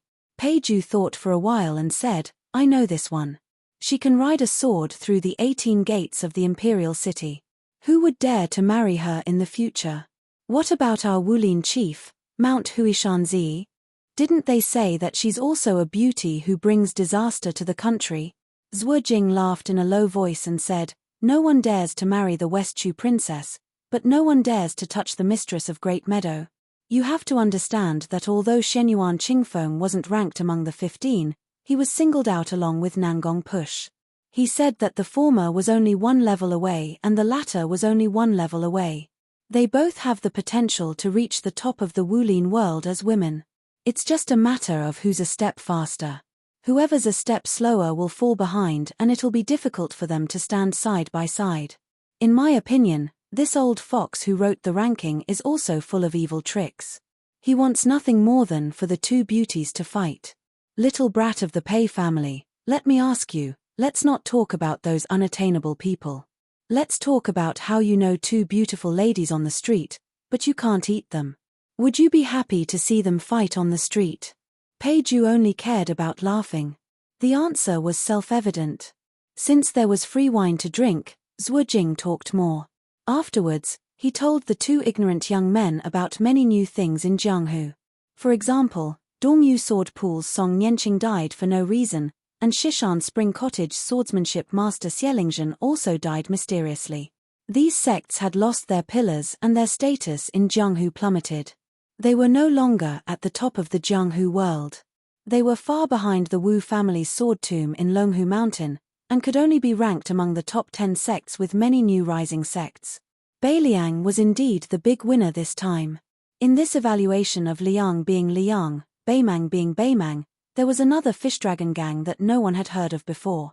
Although they were ranked last, so what if they were ranked 10th? When they went out and announced their name, they would always claim that the fish dragon gang was one of the top 10 sects in Liang. They wouldn't rashly say that they were ranked 10th. When the county deputy was talking about this, Pei Ju was already thinking about whether he should go to Lingju to join the fish dragon gang. After chatting for a while, Pei Ju slapped his thigh and asked, "Mr. Zhuo, why isn't that big devil cat on the list? Why is he ranked lower than others? He can't even get into the top 15. Zhuo Jing didn't know whether to laugh or cry. He pointed at the young man who lived in a corner and could only look at the sky from the bottom of a well. "Are you stupid?" Bao Shuqi, the county magistrate of Bishan, laughed it off. Pei Ju suddenly covered his stomach and said that he was going to the toilet. Then he disappeared. After drinking the last cup of South Blade spring wine, Mr. Zhuo suddenly realized that this silly boy was not really stupid. He was just playing tricks to avoid the 2 pots of greenant wine that they had agreed on. Zhuo Jing smiled and got up to leave the table. Shu Qi said that he wanted to stay for a while, so the county deputy walked out of the restaurant alone and muttered, "Stupid is stupid. The restaurant is here, where can he go? He can hide for a while, but he can't hide forever. I'm a 6th grade county deputy. Not to mention drinking 2 pots of your wine, I can even take half of your restaurant." After Zhuo Jing left the restaurant, the young man immediately ran back to the table and sat down. He said with a smile, "Shu Qi, don't you think this guy is stupid? He doesn't even understand the principle of being fickle. He has studied so much for nothing." Shu Qi asked with a smile, "Is there any other principle to be particular about being fickle?" Pei Ju crossed his legs and picked up the bottle of South Blade spring wine. He raised his head and drank a few drops of wine from the bottom of the bottle. He wiped his mouth and said, "You must have studied less than me. A monkey performer gives a monkey 3 acorns in the morning and 4 acorns in the evening. If the monkey doesn't agree, the performer will say 4 acorns in the morning and 3 acorns in the evening. When I was young, I heard this joke in other people's ears and thought that the monkey was really smart. Wouldn't it be better to get 1 more acorns in the morning than anything else? Even if it could get 3 more acorns in the evening, it would be better to get it early. Besides, in our world, who doesn't talk nonsense when doing business? That's why I said that the monkey is smart, but the county deputy is stupid. I don't know how he became the county deputy. In my opinion, I'd rather be the county deputy. Shu Qi looked out of the window and said calmly, "You're right. But in fact, sometimes you don't have to be so smart." Pei Ju spat and sneered, Shu Qi, what you said is meaningless. If you don't be smart, how can you be successful? The wild dogs on the street know how to bite the poor beggars. Do you think it dares to bite me or the county deputy? Shu Qi walked out of the restaurant without saying anything. Walking on the street where there were few pedestrians, he raised his head and let the sunlight dazzle his eyes. He was indifferent. Pei Ju leaned against the window and looked at the figure that was walking away. He had always been jealous of the young owner of the restaurant who was dressed in thin clothes, had good looks, and was an official. He pouted and muttered, "What's the use of pretending to be a dog? Do you think you're worthy of being reasonable with me?" Shu Qi walked alone. "Hey, Vancouver. Your brother is already the 6th in the world in name. If one day in the future, I'm still alive and you're still alive, then, I'll take the initiative and add in the share that you don't want. It's not too much for the 2 of us to be the 1st in the world, right?" Chapter 1054. Translator, Trans and Editor. Trans and Shu Qi didn't live in the back hall of the county office. County Magistrate Feng Guan had brought many books and servants with him, so they occupied many rooms. County Magistrate Bai Shank had also cleared out an extra room for practicing martial arts. He didn't stand on ceremony with anyone. If anyone was dissatisfied, they could come and ask for his saber. Therefore, Shu Qi, as the registrar official, sensibly bought a small house outside the county office. It was only a few minutes away from the county office. The alley was secluded and deep. In the courtyard, there was a small well with fresh green grapevines. It was a quiet and pleasant place. When Shu Qi returned to his house, a little girl with a golden hairpin on her head was lying on the mouth of the well. She didn't care if this posture was elegant or not. HSU Fengnian took off his civil official uniform with a 6th-rank official patch and moved a small stool to sit beside the well. Originally, he didn't have the fortune to spend his days leisurely like this. However, after his second sister learned of his current situation, she would rather tire herself and insisted that her younger brother not touch the mountainous pile of documents and government affairs for the time being. It should be known that these documents could immediately become a mountain again after being moved away. However, she said that it was the work of the servants and the work of the superior and the work of the superior. Therefore, he took it as giving him the last half a year of leisure. Logically speaking, Shu Qi had never won against her. All he could do was wait patiently for the next spring. At that time, even if he wanted to slack off, his second sister would pull him by the ear and bring him to the desk. In Bishan County of Yanji Commandery, this moderately sized registrar official was, of course, Shu Qi, the son of a general. He had used this alias in Beimang and Liang Jianghu. However, after the 1-year mourning period ended and he put on the clothes that the Golden Silk Weaving Bureau spent a lot of manpower and money to make, it was time for him to leave this place and Yuju. In Bishan County, other than a secret letter from home every half a day, no one would disturb his peace and quiet. Therefore, things like martial arts evaluations, rouge evaluations, generals evaluations, and so on could only be heard from Deputy County Magistrate Zhuo Jing. His meager salary as the county magistrate was mostly spent on Zhuo Jing's drinking. Without a doubt, Huang Sanjia had once again deliberately stirred up a demonic wind. Among them, Mount Longhu was the biggest loser. A father and son Taoist masters had ascended together. It was an unprecedented grand occasion, but it seemed to have emptied all of the Taoist ancestral court's assets. This time, no one had made it onto the rankings. But Li Yufu of Wudong, who had not been heard of until now, had made it onto the rankings and stood shoulder to shoulder with Yuan Qingshan and Li Xiaoxin. Mount Wudong's status would definitely rise. And with the sudden appearance of Xu Yanbing, who was ranked 6th in the world, Beiliang was the biggest winner. He leaned against the rattan frame and muttered to himself, 10 times I was in a trance. Looking down from a high vantage point, I've seen many places. I've also seen the gathering and dispersing of fate. It's said that a place's environment nurtures a place's people. Within the limitations of this place's environment, people's words and actions permeate each other. Therefore, this place's environment is different from that of another place's environment. The people of the two places write different articles. To exaggerate, with the Guangling River as the boundary between the north and the south, the people of the south and the people of the north are completely different. When I'm in a trance, I look at the big, and when I'm back, I look at the small. Now, when I look at the new Beiliang, Zhuojing, and the old Pei Ju, I look at their words and actions. In the end, their fates are mixed up and they all merge into Beiliang's fate. Now, Beiliang has Mount Wudong, a place of fate. But we have to wait until Li Yufu returns. After Jiang Genai and the old man with the sheepskin fur coat left, Mount Qingliang was replaced by the androgynous white fox's face and Huyen Guanyin. But whether these people are here or not, they follow the 4 words the heavens are clear. They can't be forced. Many of my old friends have really become dead. There are also some who will become ancient people one day. For example, Wang Xiaoping, who follows Liu Songtao, and Sui Xiejiyu, who for some reason still hasn't entered the martial arts rankings. There are also Miss Li Zi and the North and South monks, whose whereabouts are unknown.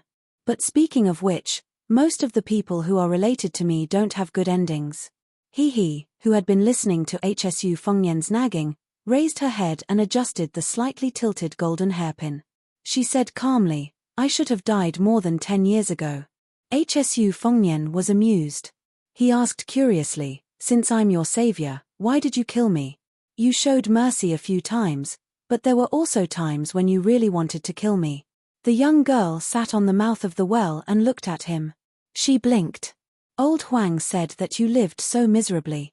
Dying in my hands is better than dying in someone else's hands. I think.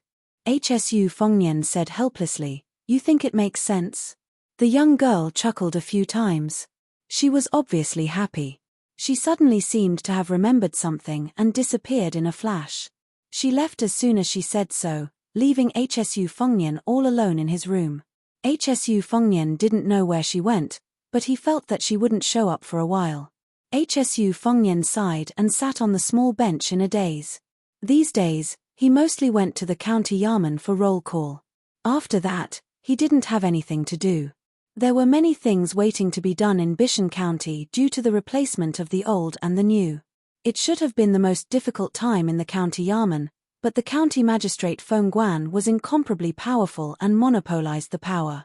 Zhuojing had been fighting openly and secretly for power several times, but he had lost. He had nothing to do. It seemed that he wanted to seek some support from his backer. For the time being, he chose to rest and lie low, waiting to see how long Feng Guan could run rampant. Bai Shangguan's ambition didn't lie in one county or one county. He often went to the passes in Yanji County to relax and make friends with the commandant who had real power in Beiliang. In the present Beiliang County, not to mention the 14 new commandants, any commandant who held the commander's seal was already a very popular person. There were 2 reasons why HSU Fengyan chose Bishan County as his base. First, the aftermath of the Yuju incident was still lingering. He had to keep an eye on the new provincial governor Hu Kuei and the Yuju general Huang Fujin to see if they could play the role of good cop. Second, Yanji County was close to the border. HSU Fengyan was greatly disappointed by the number of soldiers in Yuju, and he didn't have much confidence in the Yuju border army. He wanted to go to the border to take a look when he had time. Third, he wanted to personally experience the new atmosphere in Beiliang's officialdom. He could see the big picture from a small clue. It was more accurate and comprehensive than hearsay or even spies' secret reports. Just like the current situation, the internal friction between Feng Guan and Zhuojing in Bishan County, and the discord between the county magistrate and the county magistrate had already made Hsu Fengnian worried. Hsu Fengnian looked at the sky and got up to go to the kitchen. He helplessly found that the rice jar was already empty. Although he was now no different from a Taoist priest in terms of fasting, and his mysterious realm was far beyond that, since ancient times, sages and virtuous men had always talked about cultivating Taoism and not immortality. Besides, in order to achieve immortality, what good would it do to cultivate oneself to an inhuman state before becoming an immortal? During this period of time, Hsu Fengnian didn't forget to eat, drink, or sleep. He went to the table and took a bag of silver, intending to go out and buy a bag of rice. Perhaps it was because Bishan County was barren and unruly, the local tyrannical families didn't treat these newly appointed officials well. The families headed by the Zhu family even closed their doors and refused to see any guests. They were determined to draw a clear line between themselves and these new officials.